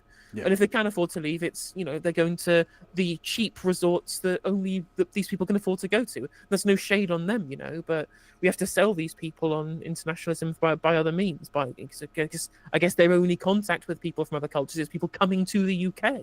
That's why they feel like they're being overrun, because they've not had the prosperity, because it's not been provided to them, because it's only been provided to people in the southeast, for them to be able to go and experience other people's cultures and worlds and understand them. True. I've just noticed James O'Brien asks, is the West dead? And that's it's like I'm a moth to that flame and I need to resist. We can't watch that, we just can't, but I want to. It's so pretty. I've been pointing out the One Nation tradition was born out of Tories who served in the World Wars, so it makes sense because they actually mixed with the working class and mixed with people of other cultures as well. Yeah. And you want to be the sort of great host of the negotiations, you do actually have to have some of your own skin in the game. You have to be able to offer something, otherwise you're sort of shouting at people but not actually leading, and leadership is generous. Now I think, we saw that rather pathetic effort where the Russians and the Americans sat down without Europeans and Ukraine in Saudi. And what a surprise. The Ukrainians and the Europeans thought, well, that's a very interesting meeting, but nothing to do with us. And only recently, for the first time, we really saw the Americans sit down with the Europeans, including Britain, in the Elysee, I think, palace it was this week. And the Americans start to realize that they have to bring all the parties together. What we're not sure of is whether the Americans have offered Ukraine anything at all. What we know is that... Yeah, they've offered them, sign this deal, and we take all of your minerals, and then you die. That's it. That's literally it.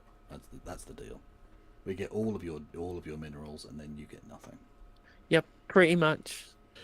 Witkoff, the sort of hapless, U.S. envoy on it, has put forward, what I know is that 5 or 4 oblasts of Ukraine should be given to Russia, plus Crimea, which is amazing. So literally, just give Ukraine more than they wanted, because wasn't it 2 oblasts?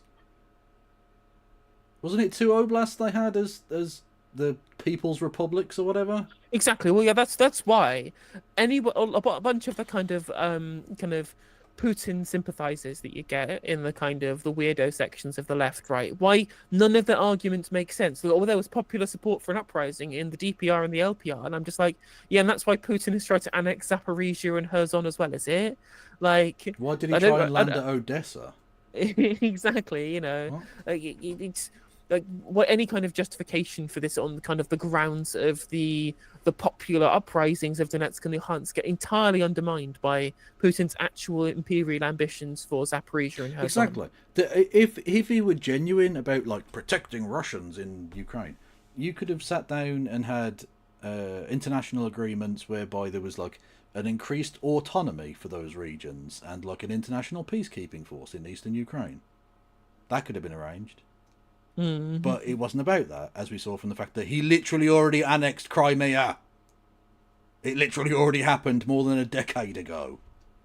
If you can't see that he's doing imperialism, then your understanding of imperialism is blinded by the money you're being given. And that's the thing, right? Is that there was no popular support for the uprisings in the LPR.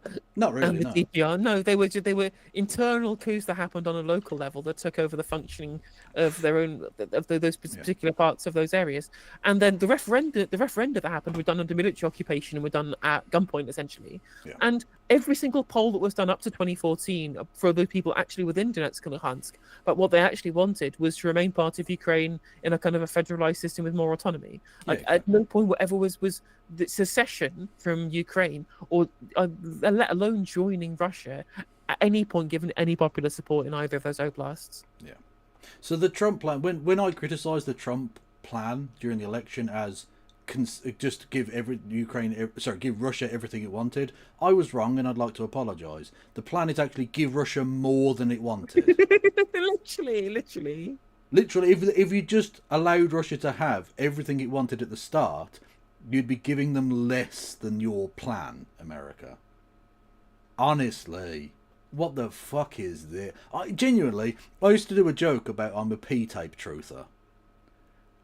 Right, as a joke, just funny, right? Because the idea of him being pissed on is funny to me. Whereas, like, there's got to be compromise on this motherfucker. There's got to be something on him, right? Some business deal, some shady shit.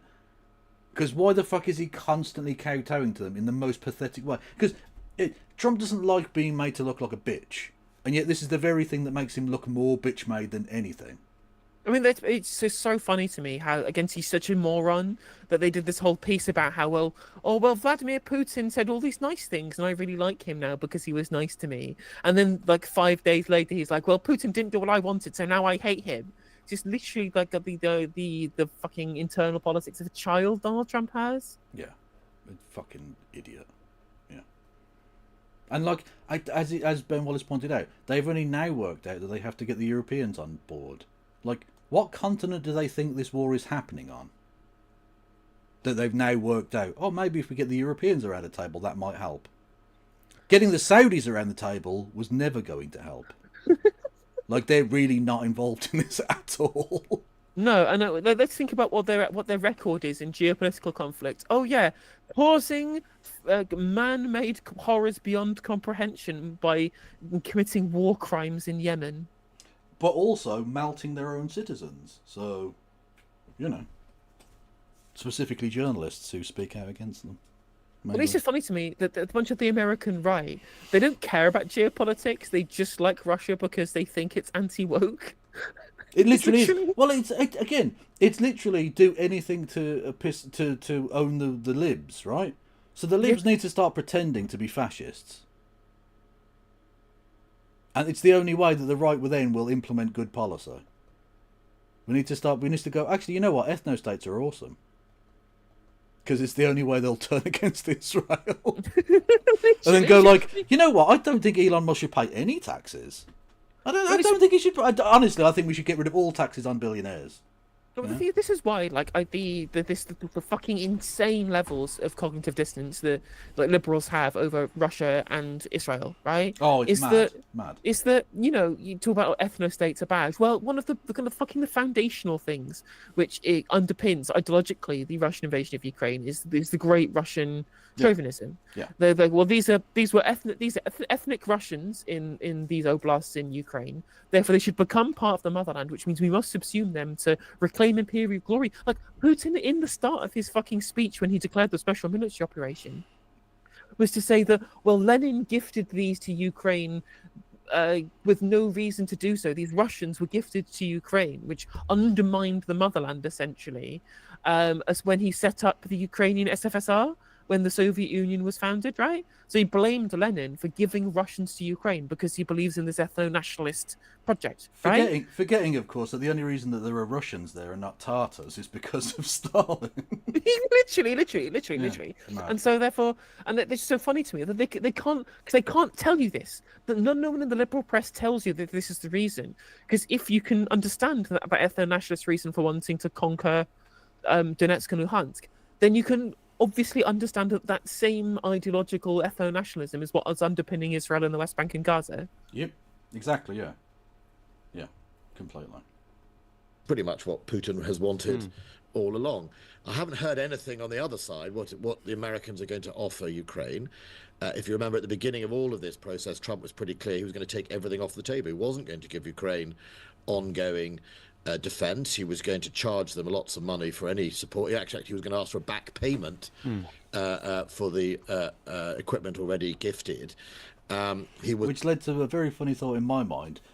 You know, the French government paid for the American Revolutionary War.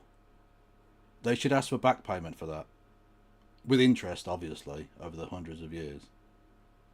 Because, you know, that's how it works. When you give a gift to a foreign country to help it overcome a foreign invader, you can then order that money back, even though it wasn't a loan.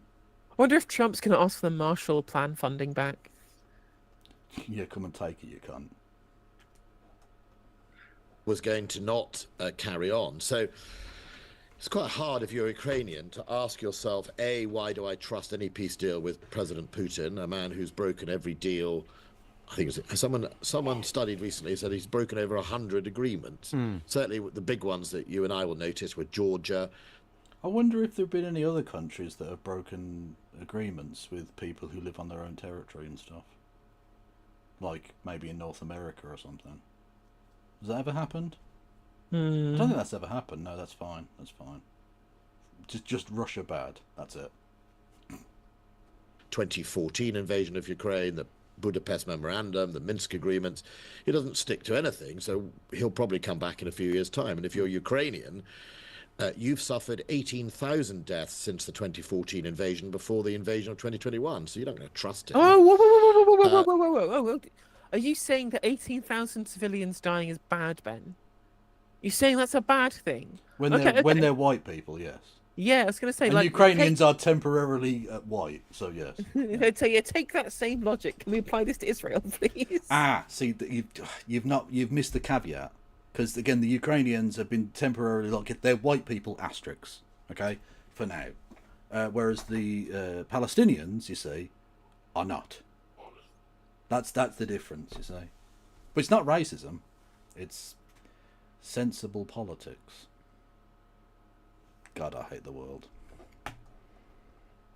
So I think what you're seeing is potentially exactly as you just said in your opening analysis.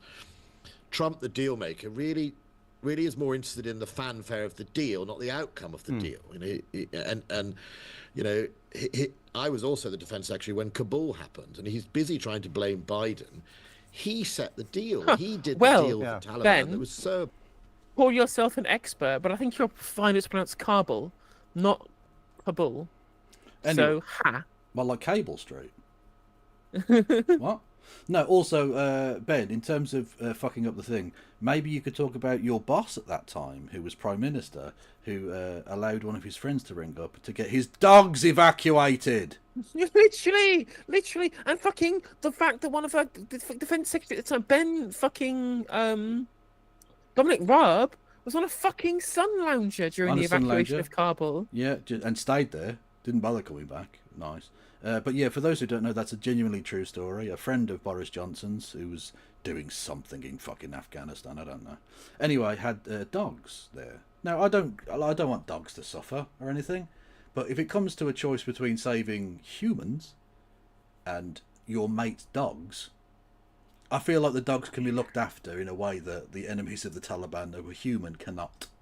And so, he rang up Boris Johnson, the Prime Minister, and got space on a plane for his dogs. And people who had helped Britain in Afghanistan were left to, well, the merciful tender of the Taliban. So, you know, they're dead. They're all fucking dead. Well, literally, there I saw people clinging to planes, falling to their death. It was terrifying. Including a couple of people who managed to not fall to their deaths and then freeze to death in the wheel well. Literally. Their icy corpses were having to be picked from the fucking landing gear. Like, it was insane. We watched a clip. We watched a clip, Kev, of Konstantin Kisin talking to Boris Johnson. Real fucking dearth of content. Yeah, so awful.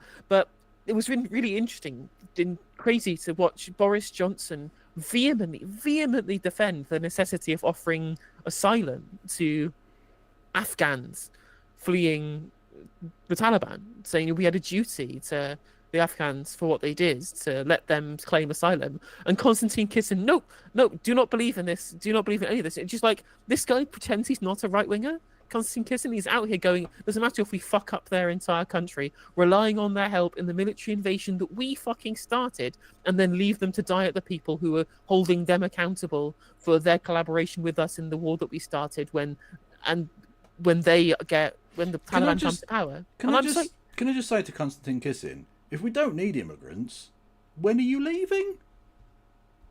When are you going home? Because you were born in Russia, right? The first few years of his life lived in Russia, I believe. Yeah. You can always fuck off, lad. Why are you undermining our ethnic cohesion? You're ruining the homogeneity. Exactly, Kisin. I don't think you can trace your ancestors back to 1066, mate. Yeah. When the good English people of northern France arrived. Literally, you're not an Anglo-Saxon, are you, Kisin? Exactly. Appalling. The Taliban basically got an open door to victory. And then he, as you say, Kim Jong-un, remember he stepped across the line into North Korea. Kim Jong-un? Kim Jong-un? Hang on, we're having that fucking pronunciation again. So, Kim Jong-un, the current leader of North Korea, apparently is Kim Jong-un. That's when we create the People's Democratic Republic of Yorkshire. Exactly. I was trying to think of someone famous called Kim. I can't think of anyone. Kim Jong-un. Kim Jong-un. Kim Jong-un. Like that young Johnny Bairstow and Kim Jong-un. He, as you say, Kim Jong-un, remember he stepped across the line into North Korea. You fucking shithouse. What are you talking about? Well, maybe it's German. Maybe it's German. Kim Jong-un. Yeah, Kim Jong-un. That's genius. I mean, I thought you were being a bit nitpicky with Kabul, but you know what? I'm with you. The man's a twat. Sorry. Go on. Breaking news. Pete Hegseth is reported to have shared the attack plans in several Signal chats with his lawyer, wife, and brother-in-law, and others. Oh, God. Oh, he's such a fucking mess. This is what happens when you elect drunken idiots and 20-year-old 4chan incels to run the federal government. This is what's going to happen. Like, I'm not one for, like, defending the apparatchiks of Whitehall and all the rest of it, but they do sort of know how to run things. Pete Hegseth is a drunk Nazi boy. Of course he's going to fucking text his mate down the fucking boozer what the attack plans are on Yemen. Jesus. I mean, the bar is really low, and not even the Trump administration can get over it. Yeah, who'd have thought the guy that fucking wielded a chainsaw would fuck things up so badly? I was literally reading. It's a fantastic sort of expose of the Doge nonsense. the people who were being fired from the Department of Justice, ladies and gentlemen, there was a court case about it, and they had to be rehired, right? But they were all put on leave, so they were being paid to do nothing. There were 2 people who then tried to resign because they found work elsewhere, but they couldn't because the people who deal with resignations were also on paid leave. So they couldn't process, there was literally no one there to process their resignation. So they were literally stuck in limbo, being paid money for a job they didn't want to do anymore. get some help. Because the other people weren't there to make sure they could leave. So they were just they were just getting free money, basically, to do nothing for a job they didn't want to be in anymore. Well, just stop.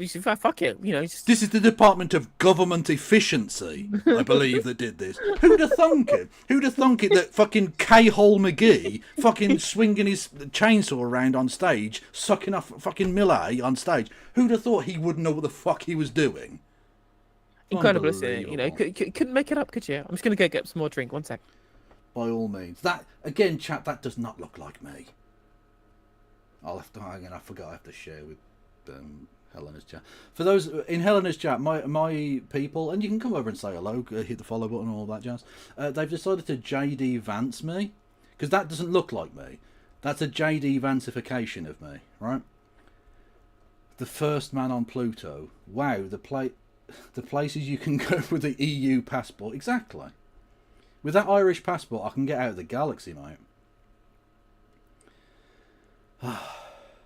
Kim Jong-un. Genius.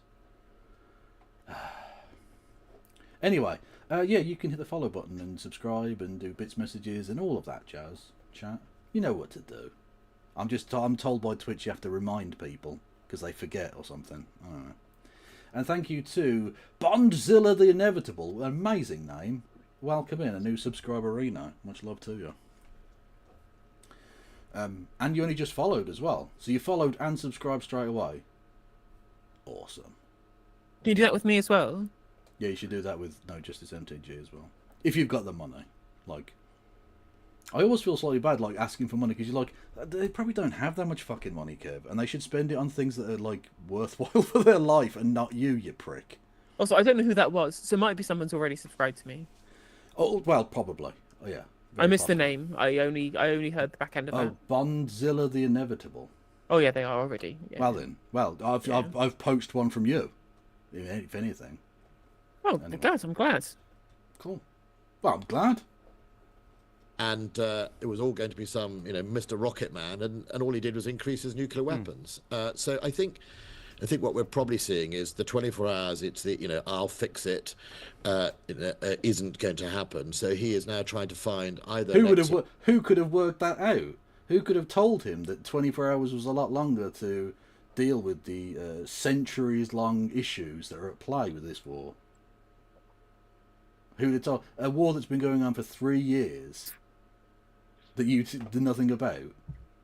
Oh my God. You know who could have told him? Ladies and gentlemen, Kim Jong-un. We got him. Kim Jong-un? Kim Jong-un. You can always tell Kim Jong-un, but you can't tell him much. To ramp.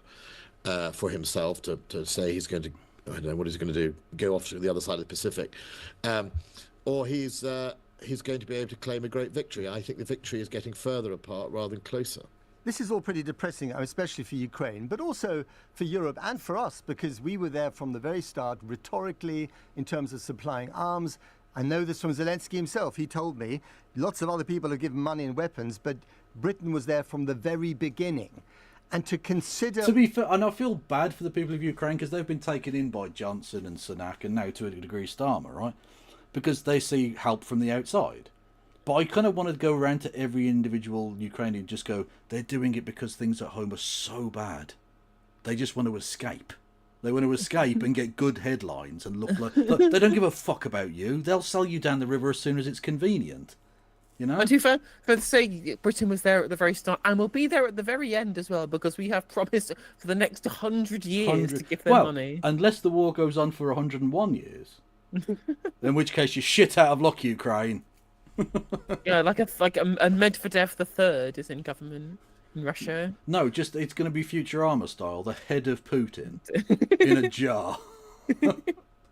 all the investment that we made, but especially that Ukraine made in terms of blood and treasure, general sacrifice, to have the American president kind of, willy-nilly perhaps walk away, perhaps not, it's just utterly miserable, isn't it?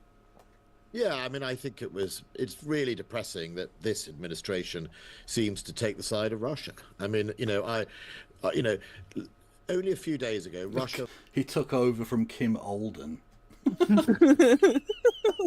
He kind of did. Yeah, he was old. murdered lots of people in Sumy by hitting... No, he's Kim Dedden. Oh, God. Oh. Sorry to any Duce fans out there. People at prayer, I think it was, in a service. And the response from Donald Trump was, I understand from the Russians it's a mistake. It's like, it isn't a mistake. They have daily bombing and killing people. I think that's the most... Oh, did you see Israel? They investigated themselves. Yeah, they said it was an administrative error that caused them to execute all of those fucking health workers. Well, that's okay then. I'm glad it was just a mistake. It's amazing how many mistakes you make, isn't it, IDF? Honestly, you should be more careful in future. Every single time, literally every single time, the same playbook. They were Hamas. Oh, well, actually, it wasn't Hamas, but it was somebody else. Oh, no, actually, it was us, but it was a mistake. Oh, actually, no, it was us, and it wasn't a mistake, but everyone's forgotten about it, so let's move on. This is exactly the same what happened with Shireen Abu Akleh, where they said that we didn't shoot her, or we did shoot her, but she's Hamas, or we didn't shoot her, but she thought it was Hamas, but it was misinformation. Or no, actually, no, we deliberately killed her because we wanted to execute an American journalist. And then attacked the fucking funeral and forced people to drop the coffin on the floor. I fucking hate Israel so much. Fucking demonic behaviour. Yeah, what the fuck? Just demons. Just absolute demons. Like when Benjamin Netanyahu dies, I will celebrate, but I wouldn't go and knock his fucking coffin over. Oh, yeah, okay, he's not really human, is he? Okay, let me think of it. Rishi Sunak. When Rishi Sunak dies, actually no, he's bad as well. When Keir Starmer's wife dies, I think Sunak is the one who I wouldn't knock the coffin over. But at this point, fucking Starmer's getting the accolade treatment as well, as far as I'm concerned. Okay. When Michael Fabricant dies, right? I wouldn't knock his. I will laugh. And I will don an appropriately satirical wig for the day, but I won't knock his coffin over. I might even bicycle naked in his honour. Who would look worse, him or me bicycling naked? There's a fucking sight for you. I apologise to anyone who's eating right now. Interesting thing for all of us is that the decency that used to emanate from Republican and Democrat White Houses seems to have gone at the moment. And we have the tangerine tariff man. Oh, you fucking lib cunt. Shut the fuck up. The tangerine tariff man. Oh, zing. Defeated fascism with your funny little rhymes. You prick. Honest, these fucking people. Like, to be fair, he's making a good point in that, but you just sound like a wanker. Call him a twat waffle. Yeah. Call him a spunk trumpet. Do a funny balloon. Trump. Make Donald Trump again. To be fair to Jon Stewart, he's about as left-wing as you can be and still remain on American television. So, like, I forgive him the odd shit-libby bit of nonsense, because he kind of has to reel it in a bit, you know? Yeah. And he does good exposés of, like, American actual, like, capitalist dirt. Like, oh, here's a thing you didn't even know about the insurance companies or whatever. You know, that's I think, useful. It might have woken some libs up. A thing happened, didn't it? Hang on. Have I missed a thing? Twitch has just suspended a fellow streamer named Lesbian Hot Sauce. What? Why has she been banned? For having the name Lesbian Hot Sauce. We've got a picture of Kim Jong-un. Kim Jong-un. Aye, Kim Jong-un. There he is, old Kim Jong-un.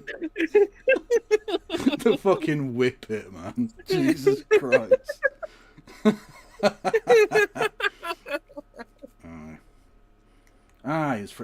He's from the Dales of Pyongyang.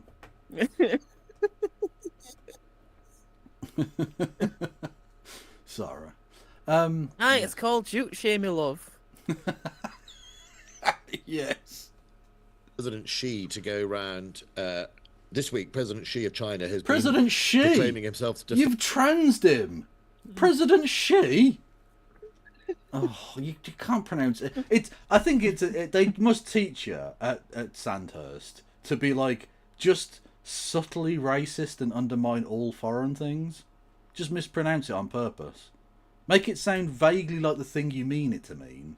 So that people get it, but you're undermining them with being racist. Even when they pronounce it correctly, it's funny. Like, I remember Rishi Sunak saying the Houthis, and I was just like, is he talking about like a Pokemon? Yeah. Basically. I just made me think of Hootie and the Blowfish, which is a very niche reference. Yeah, it is. Defender of free trade. I'm not sure what world we're now living in. I think with that phrase, tangerine tariff man, which I may have to steal, by the way, you got yourself... Oh, for fuck's sake, it's a liberal cocksuck fest. Ah! Oh, God, it's like mutual masturbation for liberals. God almighty. Disinvited from any state banquet coming up in September. Right. I'm sorry to break it to you. But can we just be clear about this? Are you now saying that Donald Trump has switched sides? He is on the side of the Russians, as many people are saying. I think Donald Trump is always on the side of himself, right? And he seems to have... That's actually the good point, right? He is on the side of himself, yeah.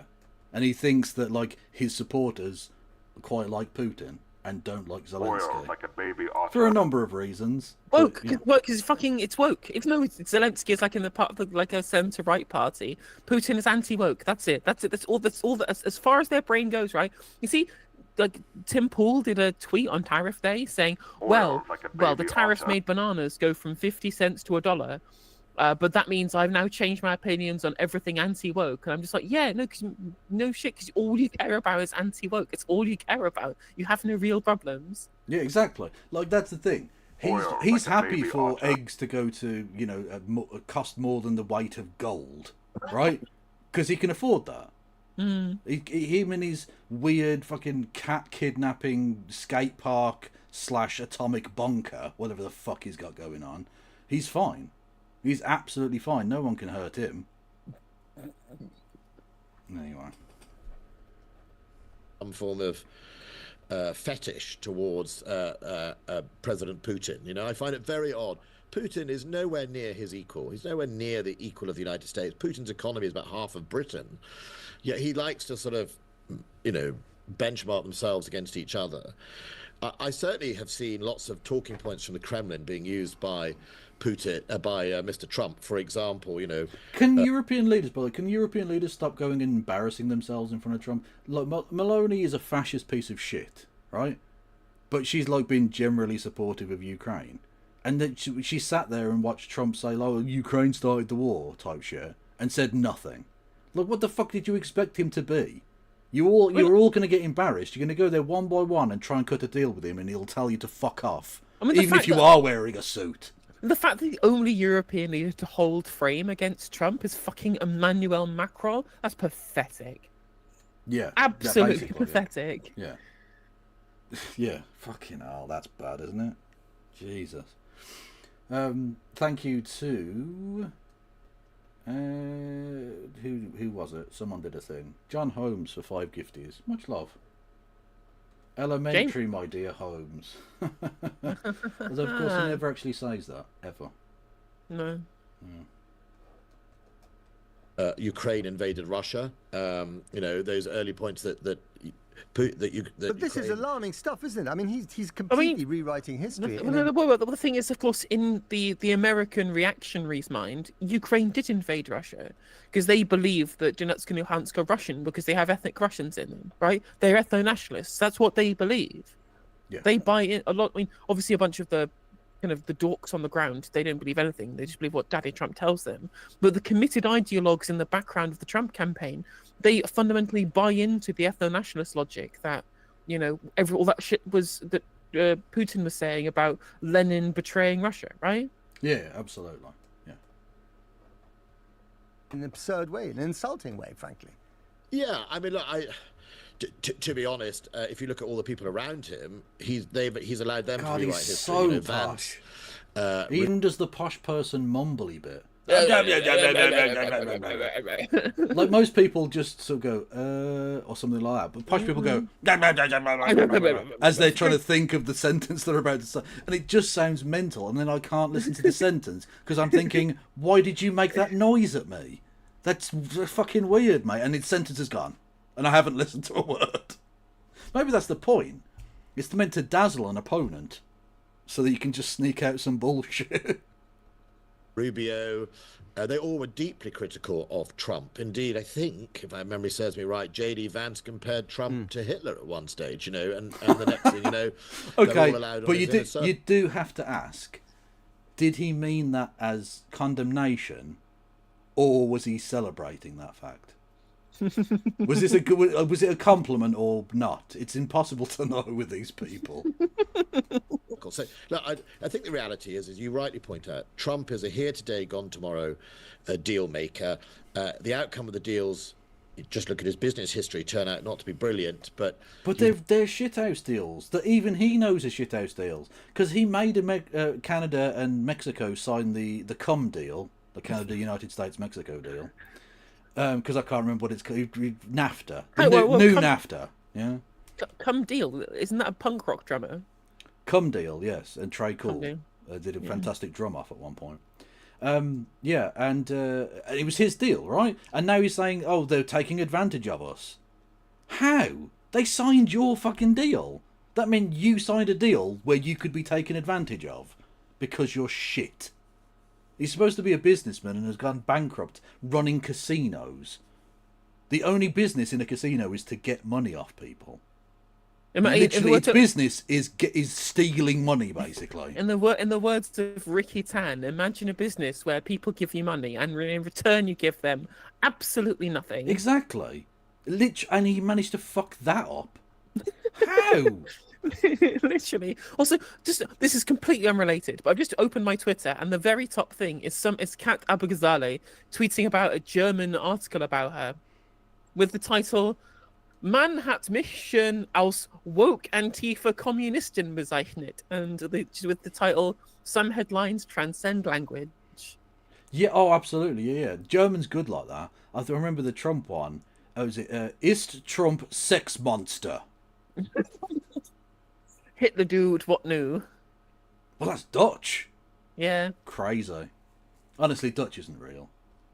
Baby, ich habe ein serious Problem. Oh no, my favourite one. I found a new favourite one on it. I don't know if I've shown you this one. Honestly, it's almost sounds homophobic. Is how I'm going to preface this. Hang on, I'll put this. I only put it out on this one, didn't I? think. Here we go. So, guess how you would say, where is the best gay bar in Dutch? It's Wo is die gay beer or something, I don't know. No. It's waar is the best homo bar? Waar is the best homo bar? Waar is the best homo bar? Not a serious country. It's ridiculous. They make this shit up for the tourists because they all speak English, right? So they just start doing jibber jabber, homo bar, blah blah blah, Hitler dude for the tourists, right? 100%, and you can't convince me otherwise. I love English, the biggest mishmash fuck up of a language ever. But we were good enough at imperialism that we made it the language of the world, so we get to laud it like our language works. He's more interested in the fanfare of the deal than the actually long-term outcome. And I think he just wants to show the people of the Midwest of America that he's got something for them. Yeah. And so maybe the mineral deal is all he cares about. But that mineral deal, if it's anything like the deal that was leaked to the papers a few weeks ago, is a sort of colonial deal of extortion, isn't it? I mean, do you think the Ukrainians should sign that at all? If they were asked you for advice, what would you say to them? Well, if I... okay, I mean, this is a fair comparison, I think. I don't think I even need to explain this following image. It's just there. Yeah. Just, yep. Literally. Yeah, don't need to explain that. Moving on.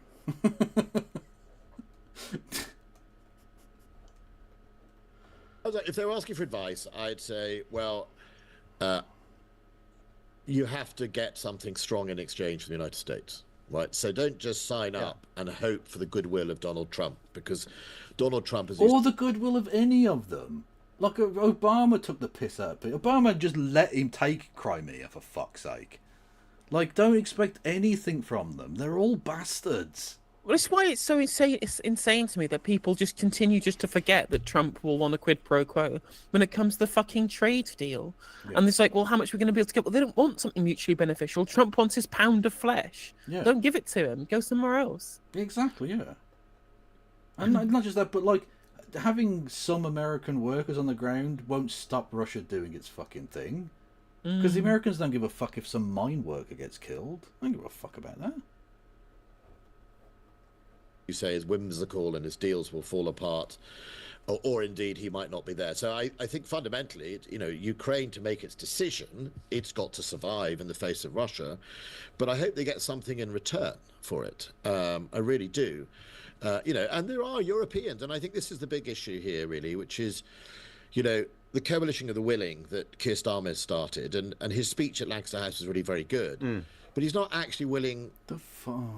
God, they're just melters, aren't they? His speech was very good. No, it wasn't, and it fell apart after a day. He's still going to try and sell it, but, like, it's dead. No American backstop. No acceptance of any fucking foreign troops in Ukraine by Russia. So it's not going to be part of any peace deal. So his plan is dead. Very simple. Dead. The return of the sausage to fund defence. We just look rather hollow. Germany's going to 3% of GDP, 3.5% of GDP by 2030. Sweden's going to 3%. Poland's nearly 5%. Most people. Thank you, Suzzled Snake with the bitties. Yes, I have seen the completely unrelated topic. I have seen the film Coneheads. Yes, but that's not related to anything in this discussion, so it's fine. People are properly grasping the problem, which is our security is very, very precarious, and actually funding it. We're still sending out spin lines from number 10. So the 0.2%, sorry to interrupt, the 0.2% increase that he announced, 0.2% increase, I think it was, from 2.3 to 2.5 of GDP, in a speech in which he also talked about a generational challenge of our times. Those numbers are a mismatch to the actual task at hand, is what you're saying. Absolutely. I mean, 0.2% of GDP, 2 years extra than had originally been planned, is hardly earthquake shattering. And actually then to take it from DFID money, for overseas aid money, soft power, which you really need in conjunction with hard power, is to still try and tell the public there is a pain-free way to increasing your defence funding. Absolutely, he's right. There is no pain-free way of doing it. You have to make a fucking decision. Also, the point that he hasn't made, which he might do, I don't know, is that it's technically illegal. Because, you can do temporary, reductions, but you can't...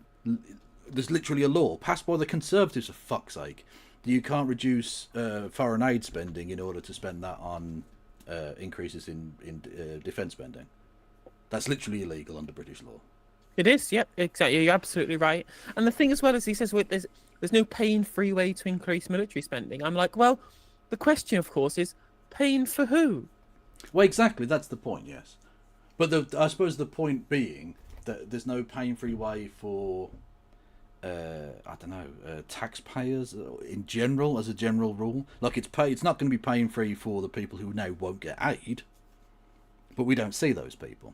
Whereas he means like they're trying to essentially hide the pain elsewhere without anyone noticing, which in the long run doesn't fucking work, and again is temporarily illegal. So yeah, exactly. When of course you could just tax the rich if you really wanted to. That is also a way you can do it, but that would still be pain for the rich, albeit a pain so slight that it would be like a fucking ogre getting nails clipped or something, Yeah, exactly. There isn't a pain-free way, I'm afraid. Where would you take the money from? I would take it from... Billionaires? They're the ones whose fucking capital is being protected at the end of the day.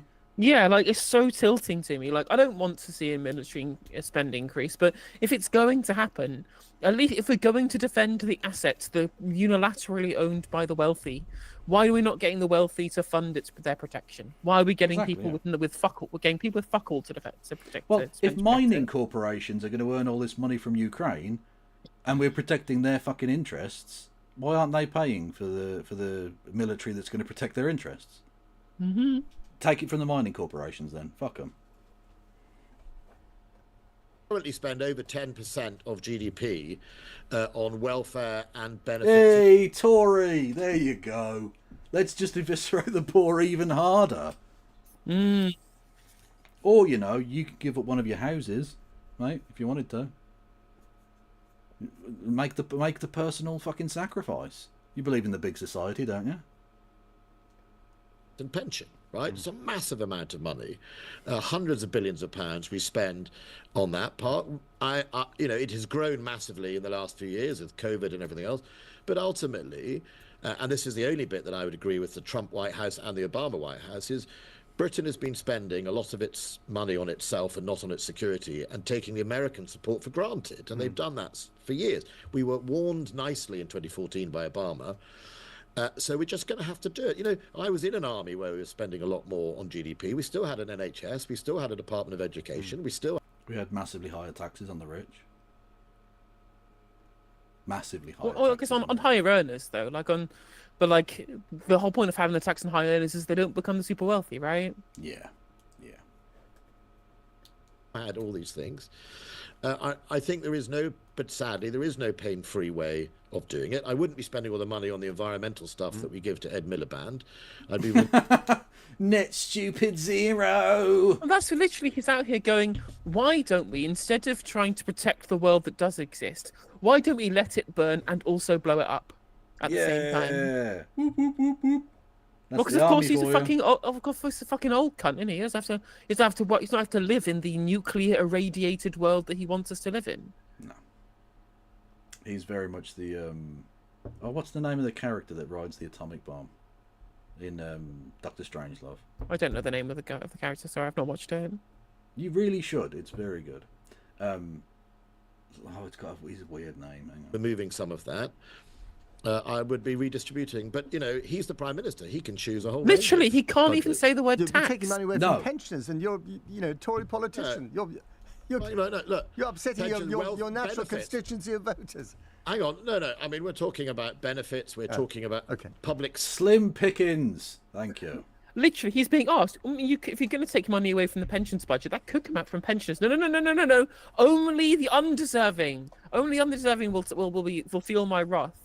It'll only be the disabled. It'll only be the poor and disabled who will have the ticket. All of my precious triple locked pensioner voter base, they will be entirely protected in my raid to the benefit system to pay for weapons. True. He's going to die in 6 months anyway. That sounds like a threat, Coastal Elite. And I have to, for terms of service reasons, say either that is a very weird prediction or a threat. Either way, disavow. But hit the follow button. But disavow. Sector workers' pensions that are staggeringly high. The liability for the public sector pension in the UK is £2.3 trillion. 2.3 trillion. That's a lot of money. Let me ask you this question. Yeah, but I'd rather it be spent on people who need that money and not given to BAE Systems and Lockheed Martin. It's like, people who work in the public sector have to have a pension paid for. We also do in the fucking private sector. Yeah. You know? Also, again, you can give up your MP's pension if you want. Yep. Big society, friend. Yep, but I'm sure that he wants to sacrifice himself, of course. Yeah. Getting back to Ukraine, if the spring offensive is already underway, we're told. If by this summer, Ukraine is in. Okay, but how many fucking spring offensive do there need to be? They've had the third or fourth spring offensive. It isn't fucking working. It isn't working, is it? They can't shift anyone. It's the First World War all over again. They win 100 yards, they lose 100 yards. They win a town, they lose a town. Civilians die, soldiers die. And the only thing that's winning, much like in Birmingham, is the corpse-eating rats who have taken over the middle of Ukraine. Like, it's fucking ridiculous. Yep. Dire straits. And, there are no new Americans weapons coming. There's no more money from the US. And the Europeans, despite their best efforts, aren't able to fill those gaps. And you've got the Russian army once again at the gates of Kyiv, and Zelensky is in big trouble. And then you have the state visit of Donald J. Trump to this country, staying at Windsor Castle or Balmoral or wherever else they're going to put him. Do you think that's acceptable? Well, I think what's not acceptable is how we've gone about it. We've got it all back to front, right? This rather pathetic, Rachel Reeves is off to Washington, sort of craven, pathetic direction. Donald Trump, and I had lunch with Donald Trump, and Donald Trump is a deal maker, right? Where was the deal, right? I mean, crude and vulgar as it may be, we should have said, really simple, Mr. Trump, you want to put 10% tariffs on us, even though we have actually a trade deficit in capital goods with America. You want to put 10%, that's fine. No state visit to the tariffs removed. And you know what? Digital services tax. But why give him a state visit at all? He's already had one. No one's had two. Why give him a state visit at all? I mean, my opinion on the state visit is I absolutely want him to have a state visit now, because I want the fucking millions of people in this country to take to the streets to show how much we hate him. Yeah, absolutely. Oh, God, yeah. No, he's going to get... genuinely almost Iraq-sized fucking... Like, everyone despises the guy.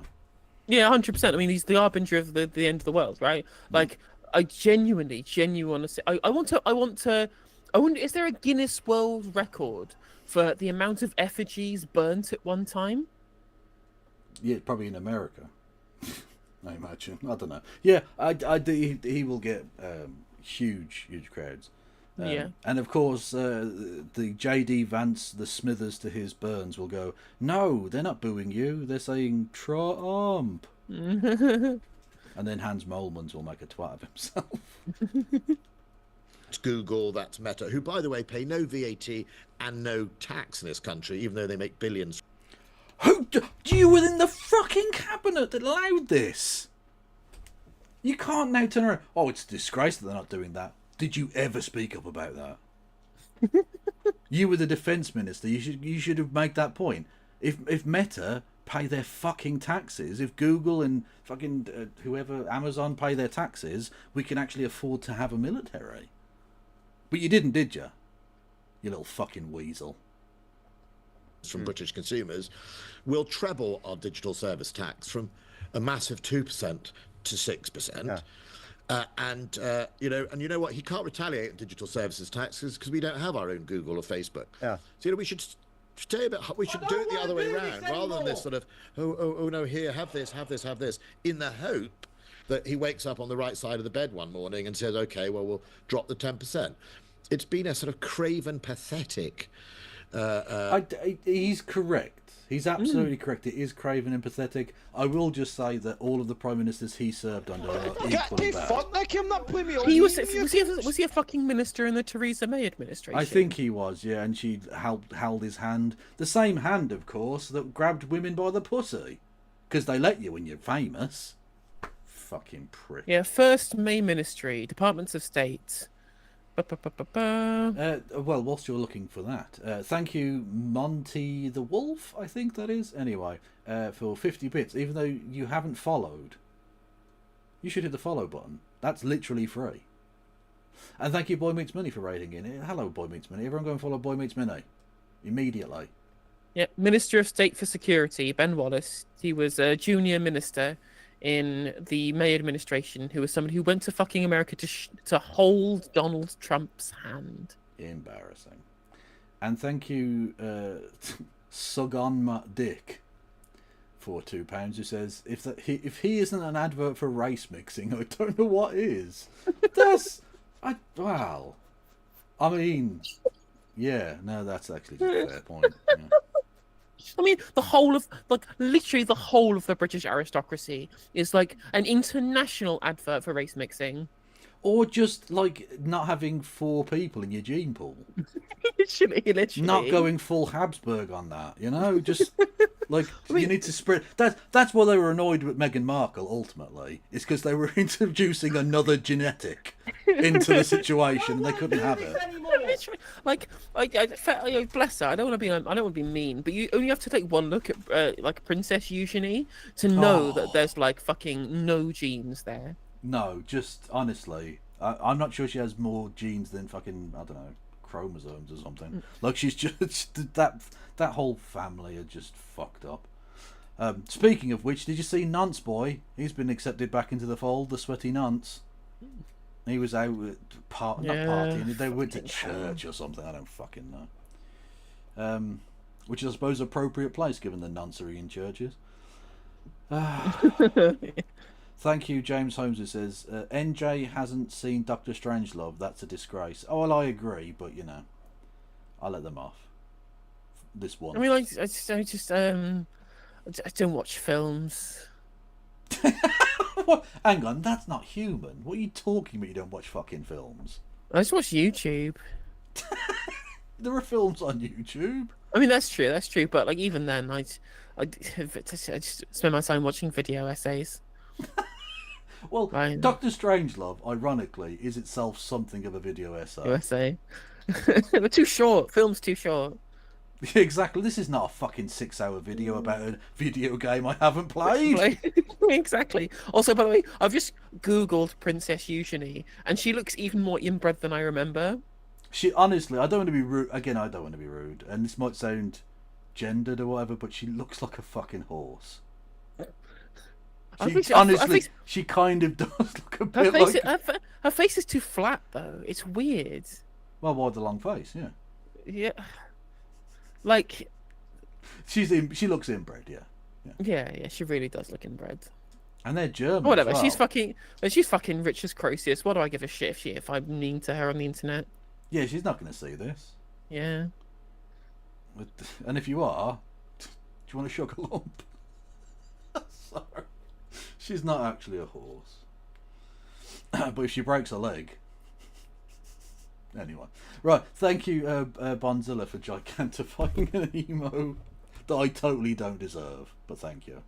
I think, and then at the same time, Rachel Reeves goes to China, and the whole thing looks without any self-worth at all. So what you're saying here is that he shouldn't have gone to the White House at the end of February, clutching that invitation from the monarch to come and have a sleepover at, Balmoral or Windsor. That should have been the prize, because that is what he really wants from us. He wants that more than anything else.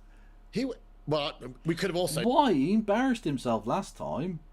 He literally walked in front of the Queen, which apparently you're not supposed to do. That always annoyed. I couldn't do that. Don't speak unless you're spoken to. I'm sorry, is she fucking God? What are you talking about?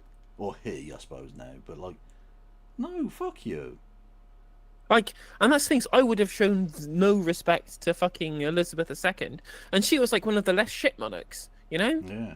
The fucking what for sausage thing? Is he half damn fucking right? I'll walk in front of him. I'll stand on top of him. Honestly, I'd just to take the piss, I'd get those balloon animal guys that do the thing. Get him to make big sausage finger gloves for you, balloons, and just dress normally and act totally normally, but with the gloves on. With fucking wet foam hands. Just go exactly those foam fingers, and just totally blank it out like it's a normal situation, like there's nothing different.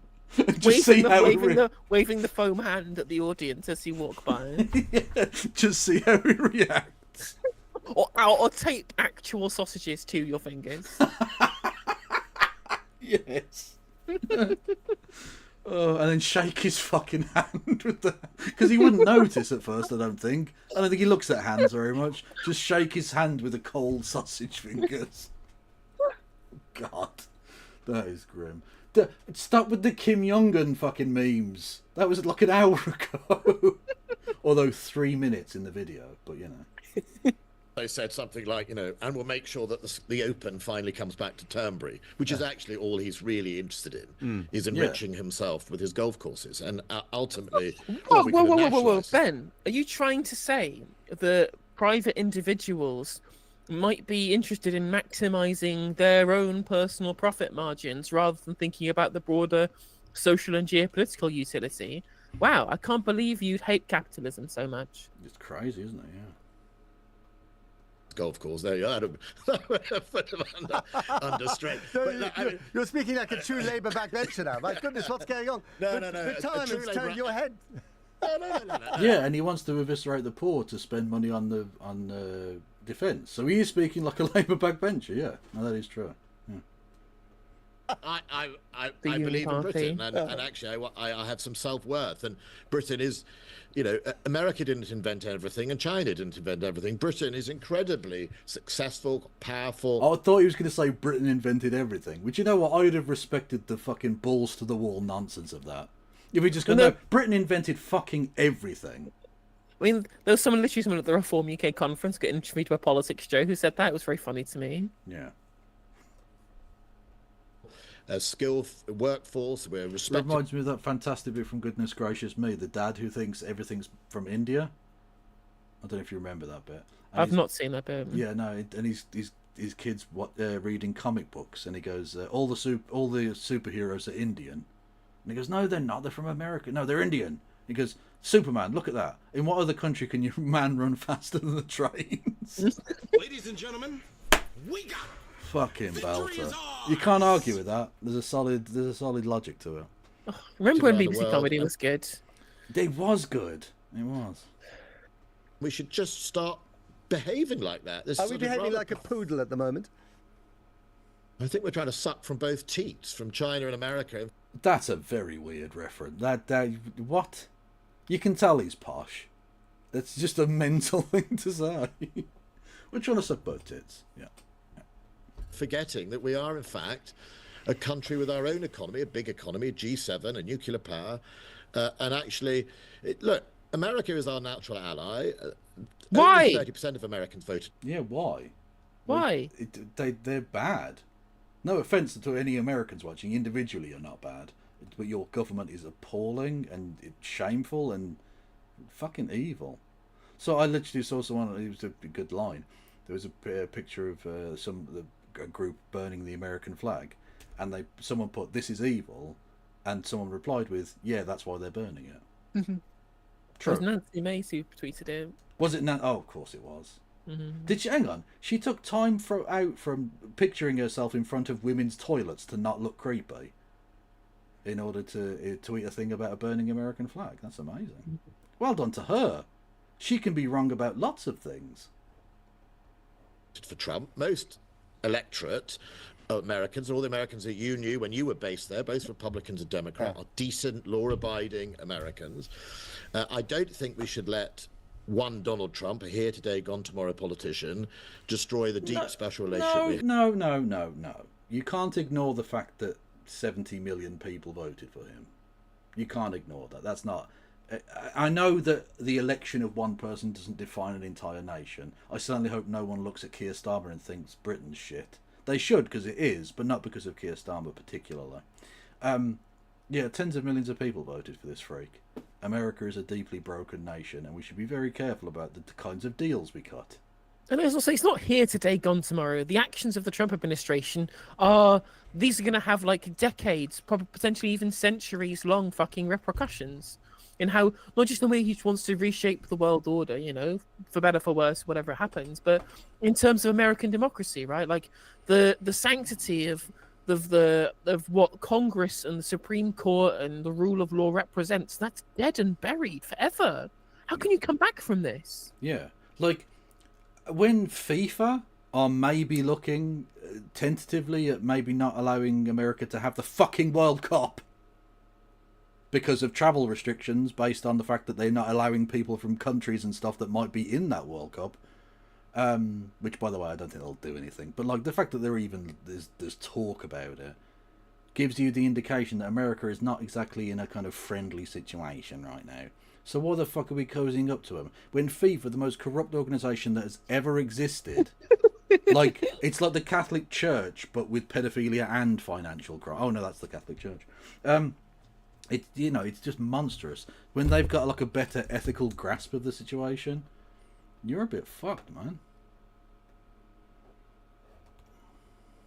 Have, but I also believe that when you deal with the United States in trade, and I've done it in aerospace and everything else, you know, they're tough. So you should be tough back. But do you really think that a Tory Prime Minister, or that Boris Johnson or Theresa May, who famously held a hand, Boris Johnson was best buddies with Donald Trump, or Rishi Sunak, do you really think, let alone Liz Truss, I won't even mention her, but do you think they would have been any different, any less technically Prime Minister, technically sucking than the incumbents? Well, I don't think some of my colleagues and my former prime ministers were trying to straddle both China and America at the same time. I think they decided they were going to be on one side.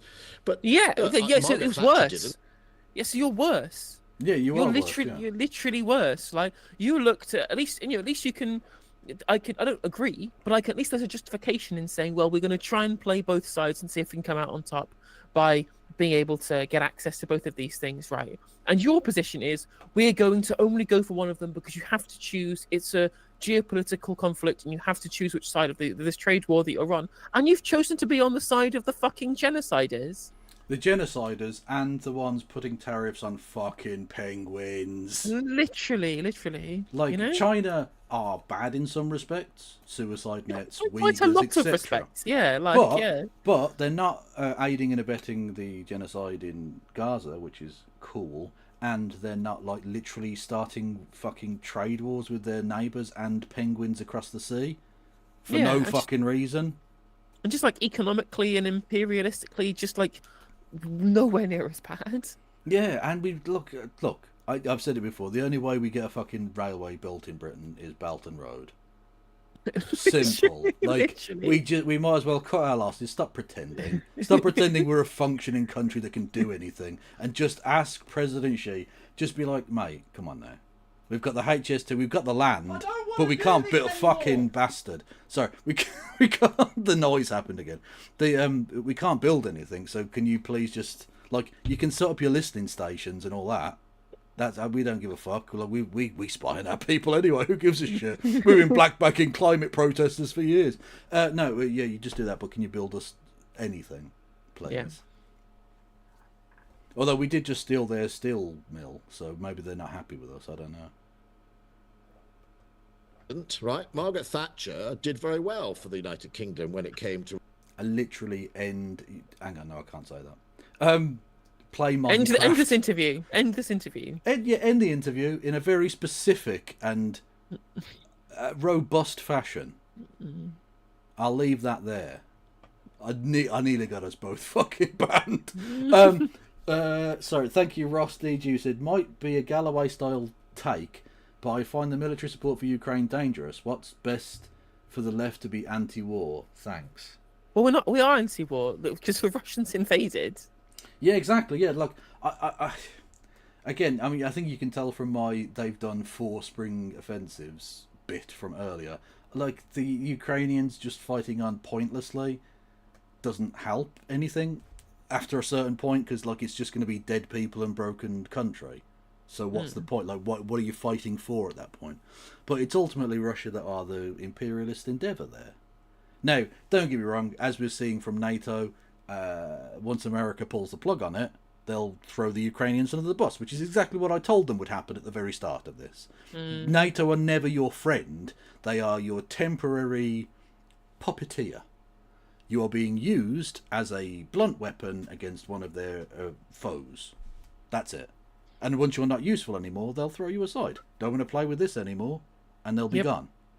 So, and not just that. Not only are they going to be gone, but they're going to steal all of your fucking minerals now as well. I don't think Biden was going to do that.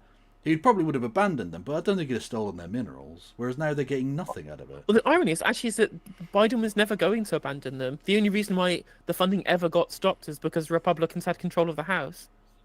Well, I think Biden would have at some point, if in theory, if he could have gone on for 20 years or something, because again, the American empire, the president doesn't necessarily run it all the time. Yeah, there are forces at work there. Like, I said this at the time, when Elon Musk was lying about wanting to cut the Pentagon budget, I was like, yes, please try it, because one of two things happens: either he's successful and cuts the Pentagon's budget, good, or he falls out of a window.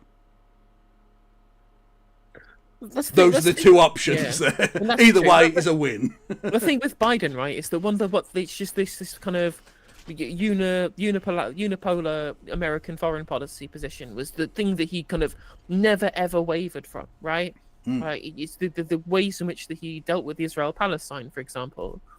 You know, I don't know if you read recently. There was an article, I think it might have been in Haaretz or something, in which essentially said that the Israeli government expected to be told to stop murdering people, like 6 months into the war, and they didn't realize that Joe Biden was going to give them a blank check to take over Palestine. They just didn't fucking realize that they were going to and they thought it would be over way before. They thought the Reagan Menachem moment would have happened way before, and it never happened. It's just like, okay, well, I guess we've got free reign to do the genocide then, because Joe Biden let them do it, because he was fundamentally committed to those policies. So I really do think that as long as Joe Biden had the money and the congressional approval, he would have given Ukraine funding and support forever. Yeah, I do. Maybe, yeah. Rush DG. Yeah, I don't think that was a Galloway take anyway. I think, generally speaking, being anti-war is good, but and this is sort of the problem I have in a kind of philosophical sense with pacifism, is that I don't think it fundamentally works, because sometimes there are situations where the only ethical choice you can make is to fight. Exactly. Like, I mean, the Second World War being a very obvious and very overly used example, but I think is a fair example. Well, it's a good example because it is contrasted so much with the First World War, where no one should have fought. Yeah, exactly. Absolutely. Fucking. Thank you, Bonnie in the box, you brummy cunt. Check Blue Sky. Okay. Well, I can play this whilst checking Blue Sky, of course. Relationships with Ronald Reagan. I mean, she happened to have a fellow ideologue in Ronald Reagan, but you know, there are times when you say no to the United States. I said no to the United States as defense secretary on a number of occasions. Yes, we're dependent. When did I honestly, please, Ben, elucidate enlighten for us. us? Yeah. When the fuck did you ever say no to the United States? And have they stopped laughing still? Like, are they literally still pissing themselves at the idea that you could stop anything? Oh, guys, just more fucking Kim Jong-un memes. Stop it. Oh, you're incorrigible. Honestly. You're incorrigible delinquent at times. Exactly. God, he was fucking awesome. Like, don't get me wrong, he's a Tory prick and he does the bullying behind the scenes. But in terms of, like, being a theatrical meme lord, he was just off the... Order! He had Tourette's. It was amazing. Anyway. And potentially we're too dependent. But, you know, when it comes to the defense budget, the amount of billions of dollars that we spend with American companies, Boeing, Lockheed Martin, Northrop Grumman, I mean, billions of dollars with almost no jobs in return. Well, of course... But you want to put more money into it. Listen to yourself. Fucking hell. He's like he's schizophrenic. Not schizophrenic. Like dual personalities are. Where he's like, on the one hand, we need to spend more on defence, but also defence spending is clearly bad because we're not giving any jobs out of it. Make your fucking mind up, lad. Mm-hmm. According to Donald Trump's textbook, that means we're being ripped off. You know, that they're being stolen from us. So, look, we have some levers as well. And, you know, Google and Facebook love our consumers. We're some of the richest consumers in the world. They come to this, they do a very good job providing you and I search engines and everything else, but, you know, they get a pretty good deal compared to you know, small businesses in this country paying VAT and business rates and all sorts of things. So I think we should just be straight. And when you have a Donald Trump, be straight, don't muck around, have some self-worth. Don't muck. That's such a stupid posh person thing to say. Don't muck about. What are you talking about? What does that mean? Don't dilly-dally. All those funny... I'm asking Keir Starmer to show some backbone. I'm like, you have to find one. You'd have to grow a backbone first. Yeah, absolutely. Maybe you can get one of his donors to buy him one. You sequence your negotiation problem. I would not have turned up in the White House with an invite from His Majesty the King. I would have made sure in the... I wouldn't either, because I've got self-respect. Yeah. It's true. Donald Trump understands. Keir Starmer has done. That's part of the deal. That's the reward. It's not the, you know, take for. He'll put it in his back pocket. He'll have his visit. Yeah. He'll fly home, and remember, his base is blue collar America. Yeah. His base is not the good residents of Windsor. Ben Wallace, your Easter Sure. present is that you're going to give the after-dinner speech at one of these meals when Donald Trump comes over, and you tell him what you have just told me, and we'll see how that I had goes. lunch with him once. No, if he did, he'd just suck his dick, because they're all like that. They're all obsequious little fucking non-entities when it comes down to it. If he was asked by the Prime Minister to come and suckle on the teats, he would. And he talked about golf for an hour. Oh, well, there we go. He didn't really talk much about global warming. He told me the reason to leave the EU was he wouldn't get planning permission for his golf course in Dublin. Wow. Because of, and he blamed Well, that's the a EU very good reason legislation for that. Brexit, isn't it? Let's face it, yeah. I can believe that as well. I can literally believe he supported Brexit for that reason. Oh yeah, 100%, 100%. Because basically, he's an amateur golfer who stumbled into being president. That's all he does. He plays golf in between, like, you know, he does like 2 meetings a day and then plays golf. That's it. Unbelievable. Right, shall we finish off with this this David Draymond funny? Oh, you've got more. Sorry, I thought we were done. Okay, you know. Yeah, I've got the. I'm gonna say it's just should be a quick 10-minute thing, just to laugh at David Draymond being a monster. Yeah, I'm on board, definitely. Let's have a look. What we got? Oh, this is about the Green Day, as I believe they referred to. See, I'm so young and awesome. You're down with the kids. This is a band I know of. Anyway, so from the Jewish Chronicle, okay. Green Day's pro-Palestine lyrics at Coachella, quote, beyond disheartening, unquote. Disturbed frontman David Draymond criticised the rock group for their show of support for Palestine at the music festival. Is this the same David Draymond who signed shells on behalf of the IDF? He is this very same David Draymond who went out and signed bombs personally to go and get dropped on Palestinian children. Oh, well, he can go fuck himself then. I'm glad you're disheartened. Anything that makes you disheartened makes me happy. Exactly. It's just like, I can't believe this punk rock band, this incredibly famous punk rock band, Green Day, might show solidarity with the oppressed people in Palestine. Crazy.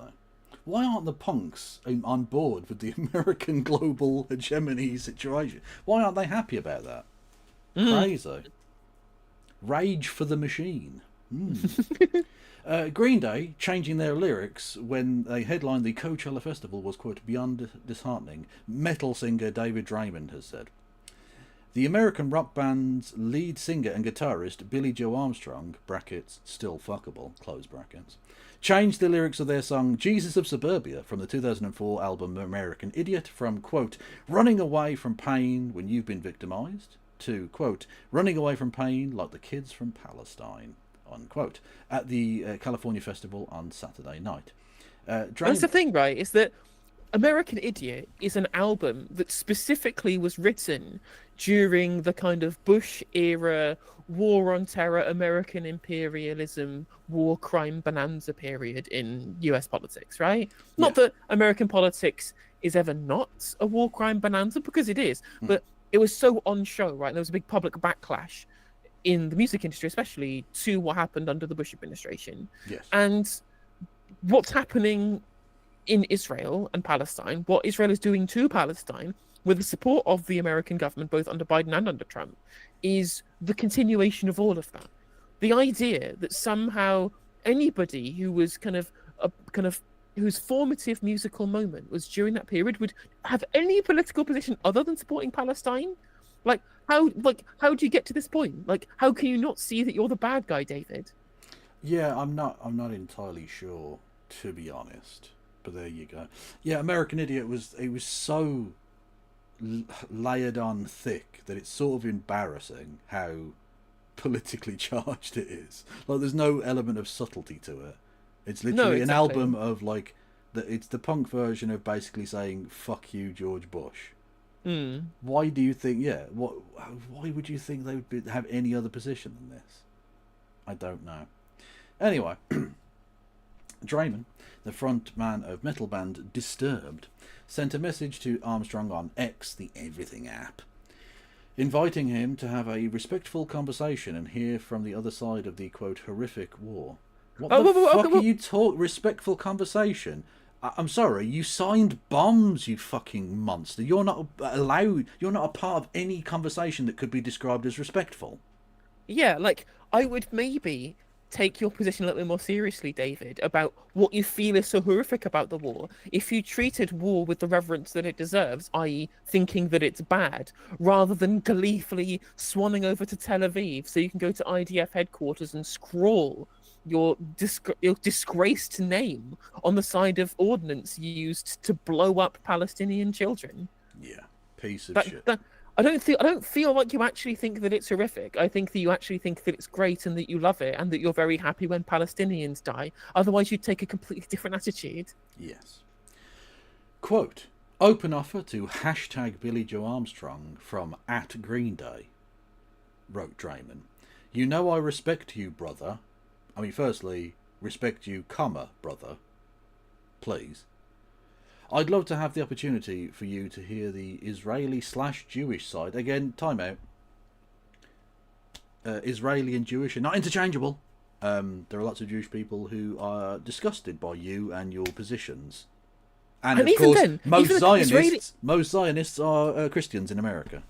And even then, Israeli doesn't even mean Zionist either. There are non-Zionist Israelis. They just happen to be citizens of Israel. Ofer Kasif is a member of the Knesset from the Hadash party. He is a Jewish non-Zionist, very, very specifically, right? And like, the Israeli side is... There are different opinions. Of course, most people in Israeli society are pro-genocide at this point because of years and years of ideological brainwashing, but there are plenty of people who do oppose it. They're just in the minority. And then, again, in the international Jewish community, I don't know about you, but I don't think genocide is a Jewish value. Do you? No. I don't think that is. I don't think that's the case. Absolutely, yeah. I would argue that to say it were would actually itself be quite anti-Semitic. Or indeed to equate Judaism and Israel, or Judaism and Zionism as being one and the same, rather than an ethno-religious group, a nation-state, and a political ideology. Indeed.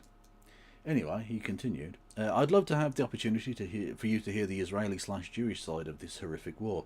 I'm available to discuss whenever you are. No judgment, nothing preconceived. Let me know. Again, you can't be a part of that conversation because you're not a respectful person. You have signed bombs. Your signature has probably gone through the skull of a Palestinian child. And that's the thing, right? Is that to not understand the nature of this conflict is to have this to take this position, right? Yes. To go, no judgment. Let's just have a respectful conversation. I'm like, no. There's a massacre. There's a genocide. Like, children are being blown limb from limb. Like, respectful conversation. That finished fucking 18 months ago, when hospitals started getting bombed.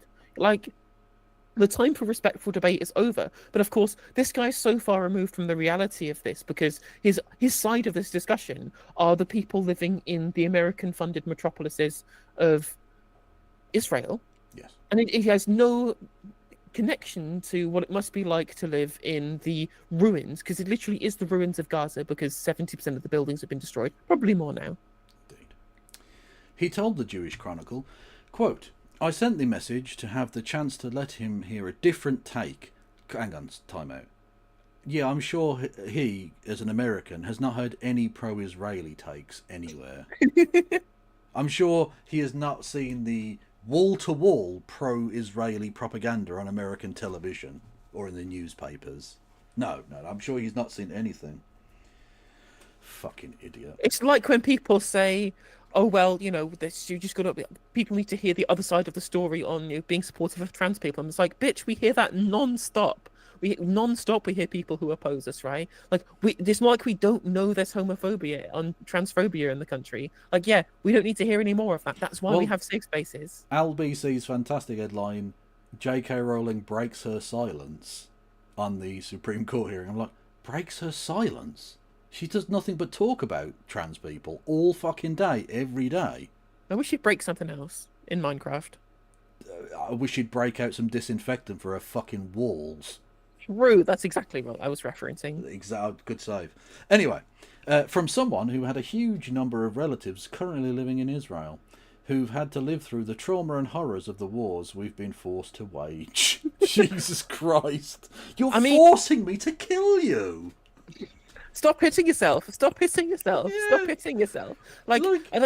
And again, just like the trauma. Oh no, the trauma of literally no one ever dying from a Qassam rocket ever, right? The trauma of the fact that in every single war ever waged between Palestine and Israel, Palestinian casualties have outnumbered than those in Israel to the factors of 10. Again, whilst you in Israel or your family in Israel live in American-funded free healthcare land, and the Palestinians live under military apartheid occupation, as has been judged by the United Nations. Yeah. And honestly, one of my favourite bits of media is the Zionists acting really poorly when they make those videos of oh, the alarms are going off, I need to go down to the bunker immediately. And I'm like, motherfucker, you claim to speak on behalf of Jewish people, and yet there is a great tradition of Jewish actors in the world, and yet you are representing yourself in this way by acting terribly. Because I don't believe this at all. And it's like, no one forced you, Americans especially, no one forced you to go and just live in Palestinian houses in Israel that was stolen in the Nakba. Yeah. No one forced you to go and fucking move from Long Island over to Tel Aviv. That's true. Or Beersheba. Yeah. Draymond said he had met Armstrong and his band, quote, a number of times, unquote, and that Disturbed were staying at the same hotel when Green Day played the iHeartRadio Music Awards last year. Quote, I brought the guys a nice bottle of wine to show my appreciation for them. Which means they have to support your genocidal nonsense. At least Keir Starmer gets a fucking box at the Arsenal. A bottle of wine, mate, you're taking the piss. Anyway, Draymond said, adding that his son Sam enjoys playing their songs on guitar, having learned them in his band practice at school. Clearly, David Draymond's son is part of the I didn't realise Rage Against the Machine were political wing of the American electorate. Clearly so.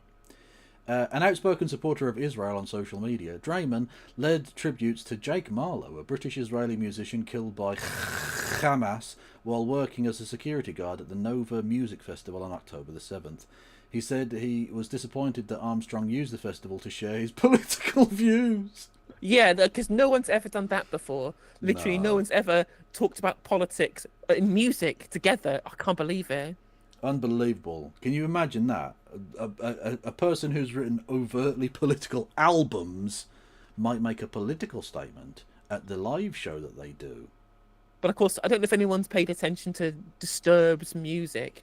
I don't think it's particularly artful, let's be real. I don't think David Draymond understands the concept of putting politics into music because...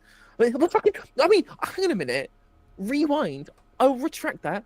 These motherfuckers covered Land of Confusion by Genesis, an overtly political song about all of the shit that he supports. Yeah. What? What's this? Hang on, he's released a video. Draymond on signing bombs. Okay, well, we'll finish the article first.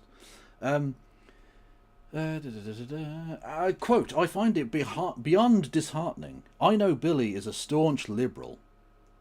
I think he's better than that. We share many of the same values. You're not a liberal either. But in the other direction. He wrote to the JC. He wrote to the JC. Fucking hell. It's not even an interview. He wrote to them. It's tragic how the left have embraced a movement that stands in direct contradiction to most of the values they claim to hold dear. You won't find pro-choice on abortion, pro-LGBTQIA voices in Gaza. That's not true. That's actually just not true. But even if it weren't, you still don't get to genocide them. I mean, just even then, you talk about the Middle East. I mean, homosexual relations are legal in Jordan and in Bahrain, and the West Bank's penal code is technically done by Jordanian rules, although it's not really followed by the Palestinian Authority. But regardless, you're absolutely right. That doesn't justify genocide. Yeah. That's what's the fucking stupid thing, of course, is that, if you can genocide people just because they're anti-LGBTQ, why hasn't Texas been nuked yet? I was about to say, just because gay marriage is banned in Israel, I don't think they should genocide Israelis either. No, absolutely not.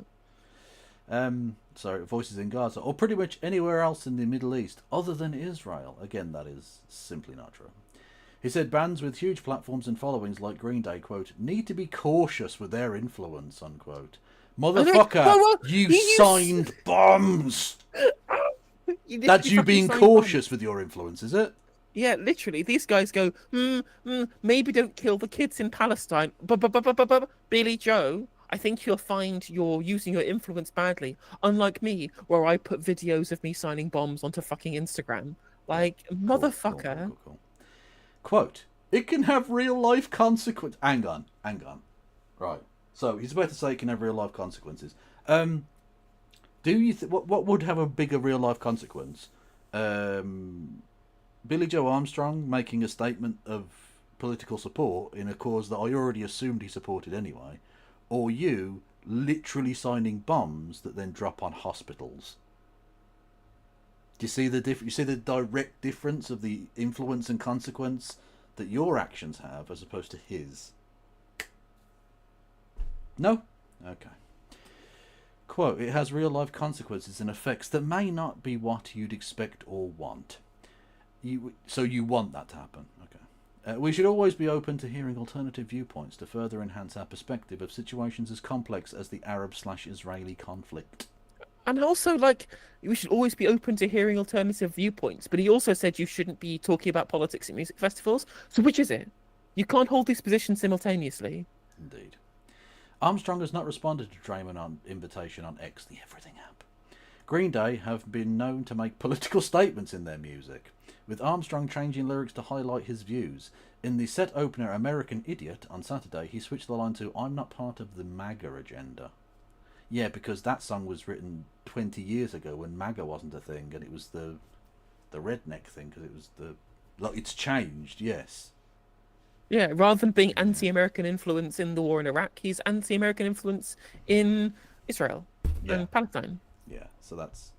Yeah, David Draymond's a fucking idiot. A terrible, terrible human being and an idiot and a spoiled Western brat who also shouldn't be dabbling in Middle Eastern politics. And again, it's just I cannot get over this idea that talking about kids being killed in Palestine is apparently beyond the pale, but he uses his own social media feed to sign ordinance. He signs ordinance with a pet. Like, yeah.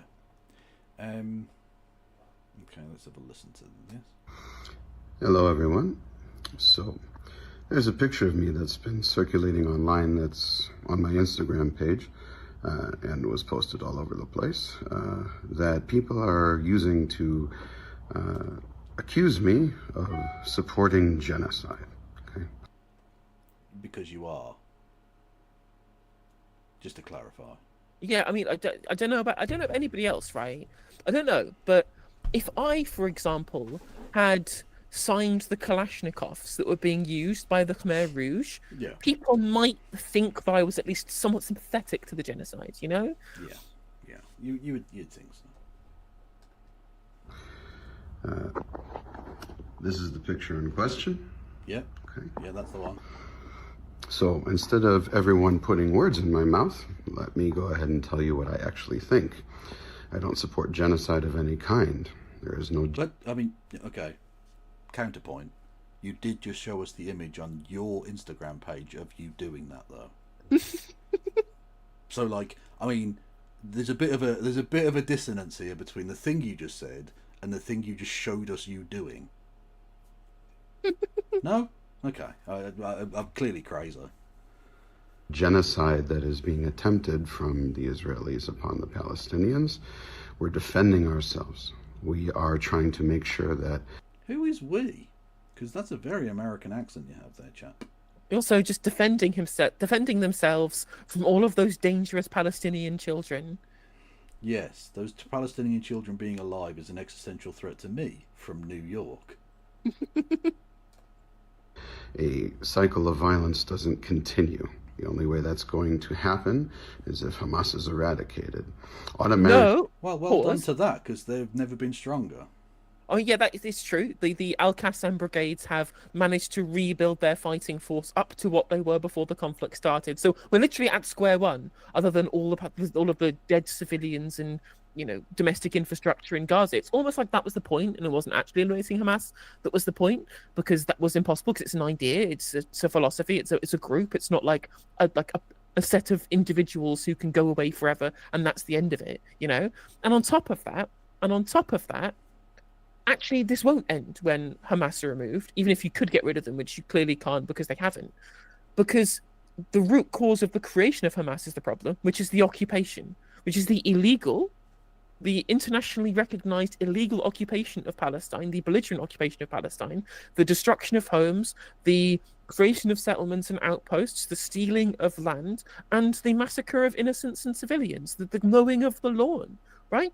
This is where this comes from. Do you think Hamas just sprang out of fucking nowhere?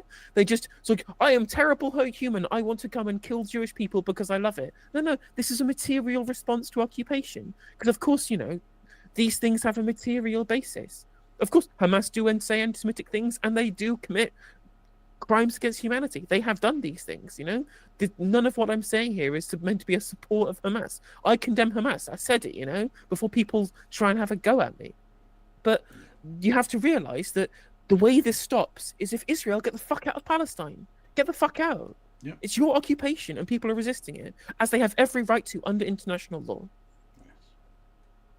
Assuming that the artillery shell that I decided to sign on behalf of the Israeli soldiers who asked me to sign it, whose base I was visiting, who are protecting our people, my people on the Gaza border.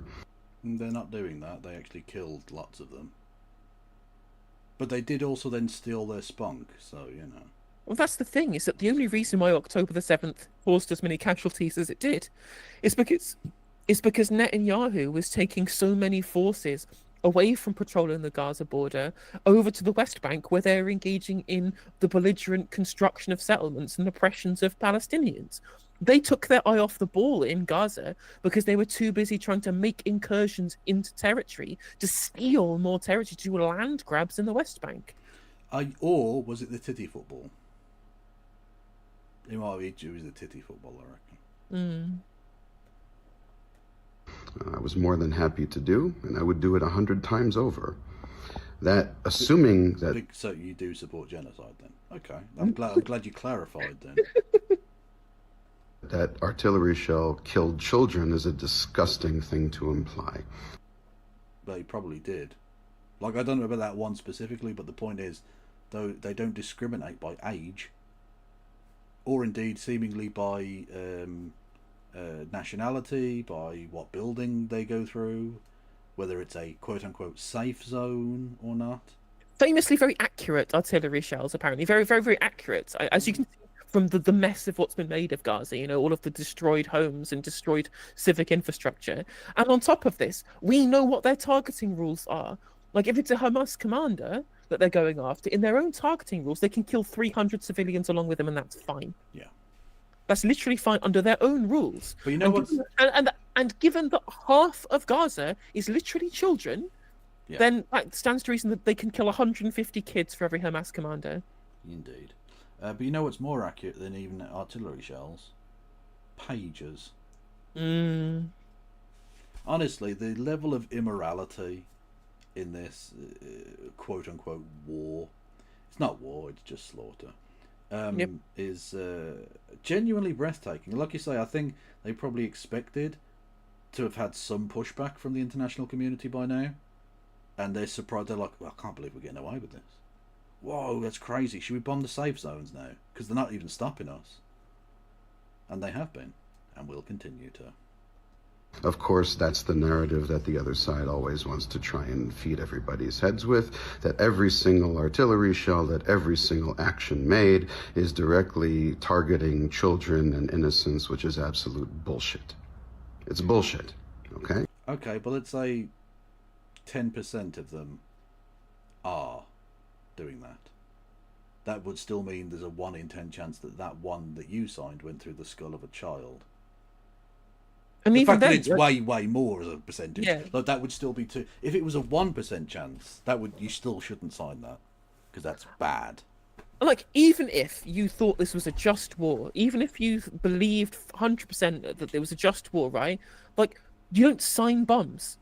Yeah. I don't sign. Why would I ever want to sign a bomb? Like, what kind of a fucking bloodlust monster do you have to be to go, well, we've been forced into this war and it's horrific, but I'm going to sign the thing that's going to kill the people?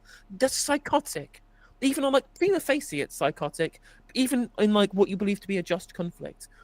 This isn't a just conflict. This is a genocide. Children are being destroyed and killed by ordnance. Like, the majority of the deaths in Palestine have been women and children. And even then, the men that have died, how can you guarantee every single one of them was a member of the Al-Qassam brigades, for example? Obviously, you can't. They've been killing civilian males as well, you know, adult males. You can't just say that because they're adult male, they're automatically a member of Hamas. Israel thinks this. I don't think that. And so we're in this insane position where he's just going, yeah, actually, I'm just happy that all these people are dying and I'm going to willfully sign. Like, that's crazy stuff. So this guy's the one that wants to have a respectful dialogue. Yeah.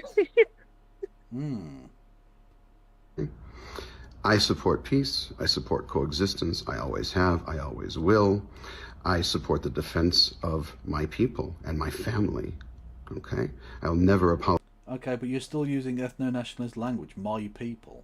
The fuck are you talking about? Well, I guess he means his relatives, right? But I'm just like, No, get your relatives to join Hadash and get them to oppose the government's continued support of the occupation of Palestine. When Zionists say my people, they mean Jews.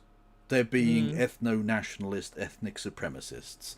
That is what they mean. I'm not giving him the benefit of the doubt. He's literally got a fucking Israel pennant on. Like, fuck you, dude. He's being an ethno-nationalist prick. And also, what? I fucking didn't notice the Israel pennant.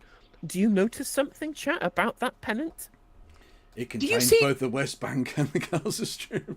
Yeah, there's no Gaza Strip or the West Bank cut out that.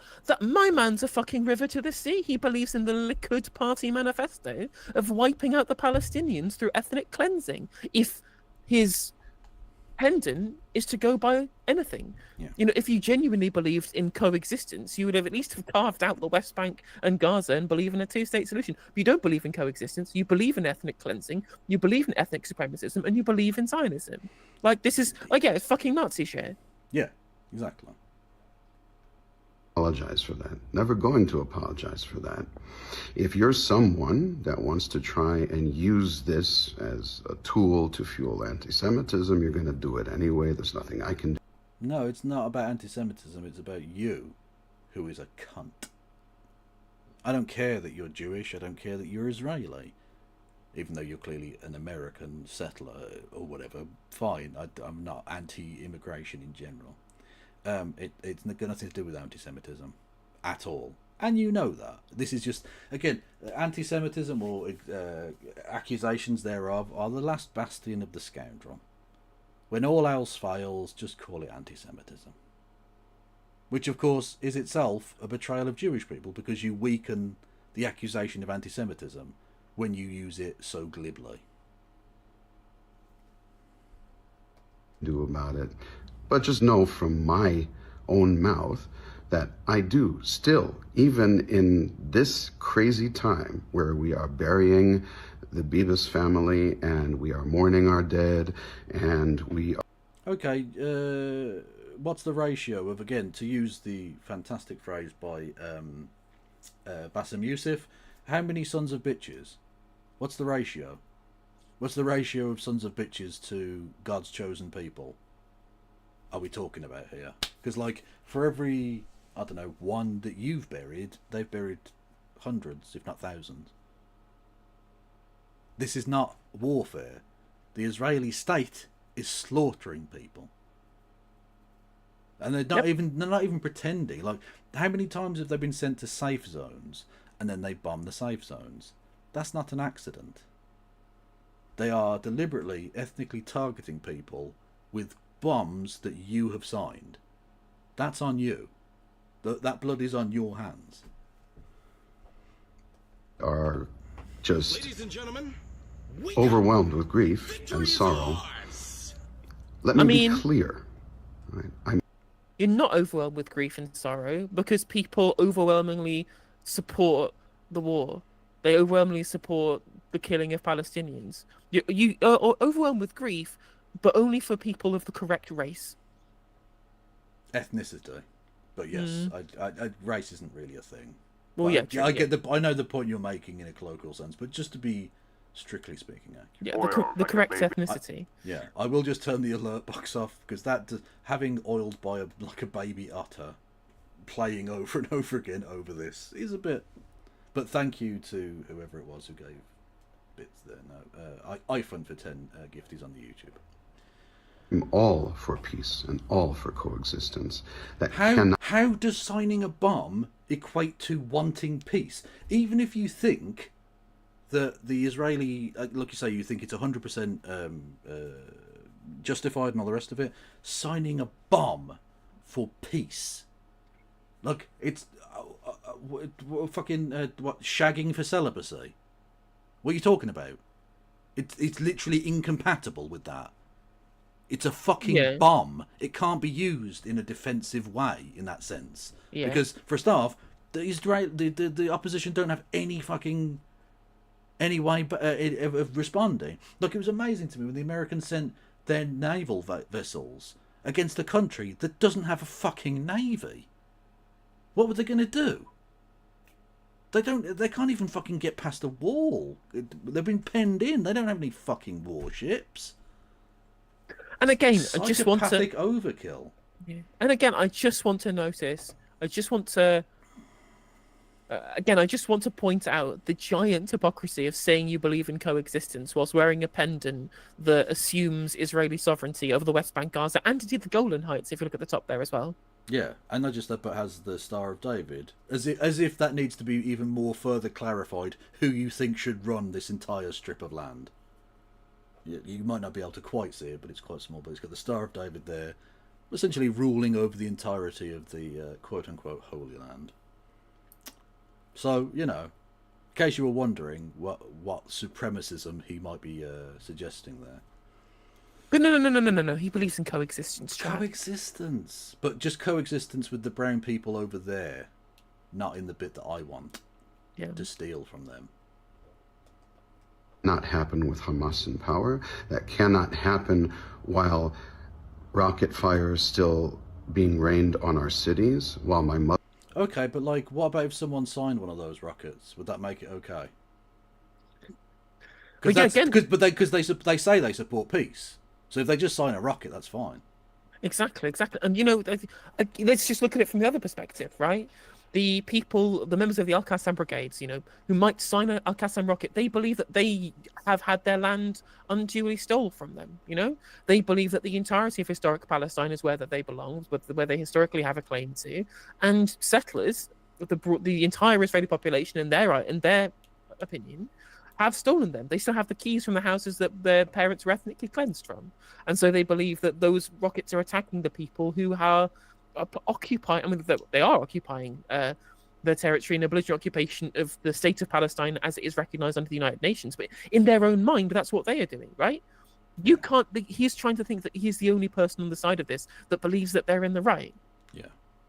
And of course, you can just believe in a two-state solution all if you want, but that's not what he believes in, because you can look at his pendant. That's not what Hamas believe in. You're the other side of this discussion. Yeah, exactly. For me, the perfect example I ever saw of the kind of bullshit that hides behind this, the stealing of houses thing. There was an amazing piece of footage which was aired on the BBC News, completely neutrally, of course, because the BBC are fucking useless. There was a Israeli settler, home-stealing pricks, had literally just gone into someone's house and they just took it. They just took that house. And whilst moving the furniture of this person, throwing it out into the street, the Israeli settlers, or one of them, took out a jug of milk from the person's fridge and gave it to the person who was crying, literally breaking down in tears. Their house had been stolen. And the person slapped the milk out of his hand. He didn't fucking want it. It was insulting. And some of the milk splashed up onto the settler's leg. And the look of offence that this Israeli person had, because you had milk splashed on their leg by the person whose house you had just stolen, perfectly sums up, again, the ethnic supremacism, The fact that you don't view these people as human, fundamentally. The immorality and the illegality of it all. They're fucking disgusting. Anyway. Mother is calling me from the bomb shelter as rockets are exploding and being detonated overhead by our wonderful Iron Dome system that we're blessed to have. None of this can happen, okay, without Hamas being eradicated, without the children of Gaza no longer being taught to hate generation after generation. What about the Israeli children that are being taught to hate? You Taught don't to mention believe that. in their own supremacy. Yeah. Without UNRWA being dismantled, without all of these things. Okay. So he's not just here saying that you need to get rid of Hamas. He's not just saying, oh, we need to, I mean, the delusion, but at least, you know, the understandable position, I guess, of saying, well, the terrorists need to go, if you believe that, right? I don't know, you know, I think that it's fanciful, but at least I can understand why people would get to that position. But he's out here saying, no, the charity needs to go. And you know why? You know why they want to get rid of UNRWA? It's because UNRWA are the ones that support them as refugees, right? Yep. Once you get rid of their refugee status, those who have the right to return to the state of Palestine, as it was previously before Israel was created, right? Or to Israel proper, give them the right of return to the houses they were ethnically cleansed from in the Nakba. Once you get rid of their refugee status, you can justify ethnically cleansing them, right? That's why he wants to get rid of UNRWA. It's why Likud wants to get rid of UNRWA, because UNRWA are the thing standing between the Palestinians and Israeli ethnic cleansing, because they're the ones who guarantee their refugee status. Yeah, absolutely. Yeah. Or just anyone who vaguely opposes them is Hamas. Up And to, of course, up to and including like the Labour Friends of Israel. Yeah. And of course, UNRWA are the people who provide aid to the people of Palestine to keep them alive. But, you know, this is the guy who just wants peace. But of course, we can't have people keeping Palestinians alive. No, that's terrible. Yeah, exactly. Like, what a fucking scumbag. A respectful dialogue. Fuck you. You can respectfully dialogue your lips onto my anus, mate. Prick. Anyway, that was the end of the video. God almighty. He's such a monster. Such a monster. But not remote. Like, he's one of the more seemingly calm and rational Zionists, which I think sums it up rather. He's not quite frothing at the mouth, but it's the same basic deal. You know, and exactly, and again, it's just, I've met plenty of Zionists who believe in a two-state solution, who are liberal Zionists, right? And whether or not you agree with them or not, at least you can understand their positions. He's just a Luddite. He's a frothing. He is I think, in terms of his ideology, he's just absolutely full-on sold, pro-ethnic cleansing monster who says all of the talking points, everything that Zipi Hotovely, who is just as bad as he is, has said every single time that she's been on camera. All of those same canards, and it's all punctuated by the fact that his vision of Israel, as is shown by his pendant, is the total seizing of the West Bank and Gaza for Israel proper. Yeah. Exactly, yeah. Like, yeah. No, and again, his necklace sums it up perfectly. Yeah. And again, let's remember, all of this was started because Billy Joe Armstrong said, "Don't kill kids in Palestine." Yeah, like him signing bombs is fine, but saying, "Oh, the kids in Palestine, they're not having a good time right now," is too much. That's beyond the pay. Again, the cry bully bullshit of these fucking Zionist monsters. Not only do they have to have everything go their way, the entirety of the political establishment of the world, or the Western world anyway, on their support, billions of dollars, warships to fight against a country with no navy, absolute carte blanche at the UN because of because of America or indeed Britain, whoever. But they also have to have no cultural or verbal pushback whatsoever from any citizen of any country. Otherwise, that's just too much. It's anti-Semitism. You do anything, you've done heckin' anti-Semitism. Look, no, grow up. That's not how it works. Okay. People will look back. Look, people look back on like, how did we allow the Holocaust to happen? How did we allow the Rwandan genocide to happen? And I think, certainly in terms of like, the Rwandan genocide, this is so much worse. It's so obviously avoidable. Could have been stopped so long ago, so many tens of thousands of lives ago. Millions, indeed, if you go back all the way to 1947 or wherever. It's despicable. Yep. Honestly, and they're like fucking. Of all the things we moan about Keir Starmer and cuts to this and cuts to that, literally the worst thing he does is to run defense for this fucking evil. Yep. Agreed. It was all over when he said Israel has that right. It was all over. Yeah, I believe she has that right. It is an ongoing situation. Obviously, it should be within the realm of international law. Well, it's not, is it, Keir? So. Well, yeah, I mean, if anything, if there's one vaguely crumb of something we can grasp onto here, it's that I think it's shown opened up a lot of people's eyes to the fact that the international rules-based order was a lie all along. Yeah.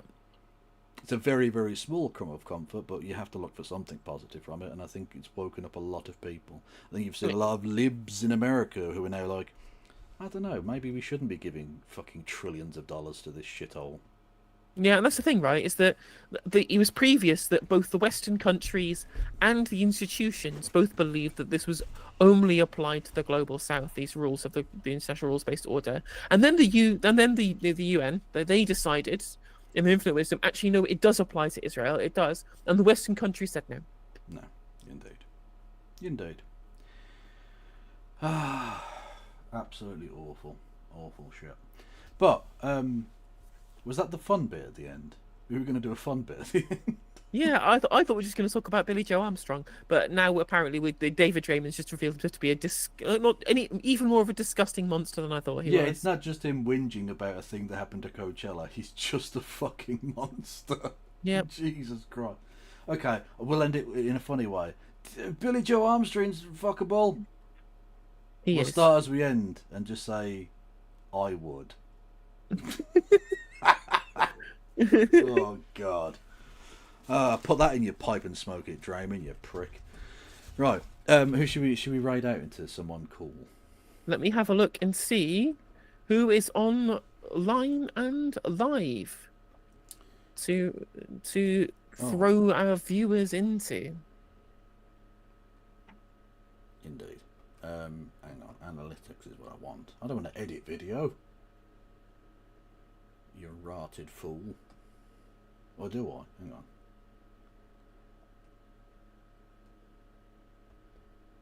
Maybe I do. We're going to Rise Dome on the Twitches. We can do. Or the Noisy Immigrant, potentially? I'm good either way. Let's go the Noisy Immigrant. Rather than clout farming like we usually do, let's give someone an actual boost. You hang on, you speak for yourself. I don't always clout farm. But when I do. Oh, fair enough. Noisy Immigrant. Do I not follow this person? Is it Noisy _ or something? The Noisy Immigrant, I believe. Oh, well, that would be the problem. The Noisy Immigrant. I said that with rather more gusto than was necessary. Anyway, go and say my stream dashboard is taking forever to load. Bloody hell! Right, Rage channel. Nope, it's still not loaded. Oh. Raid channel, right? Okay, Raid channel. Now open the window, please, so I can type in the Noisy Immigrant. Have you tried refreshing your screen? Nope, she's being very, very, very slow. Okay. Okay. Well, I mean, I'm under a minute until it raids, so.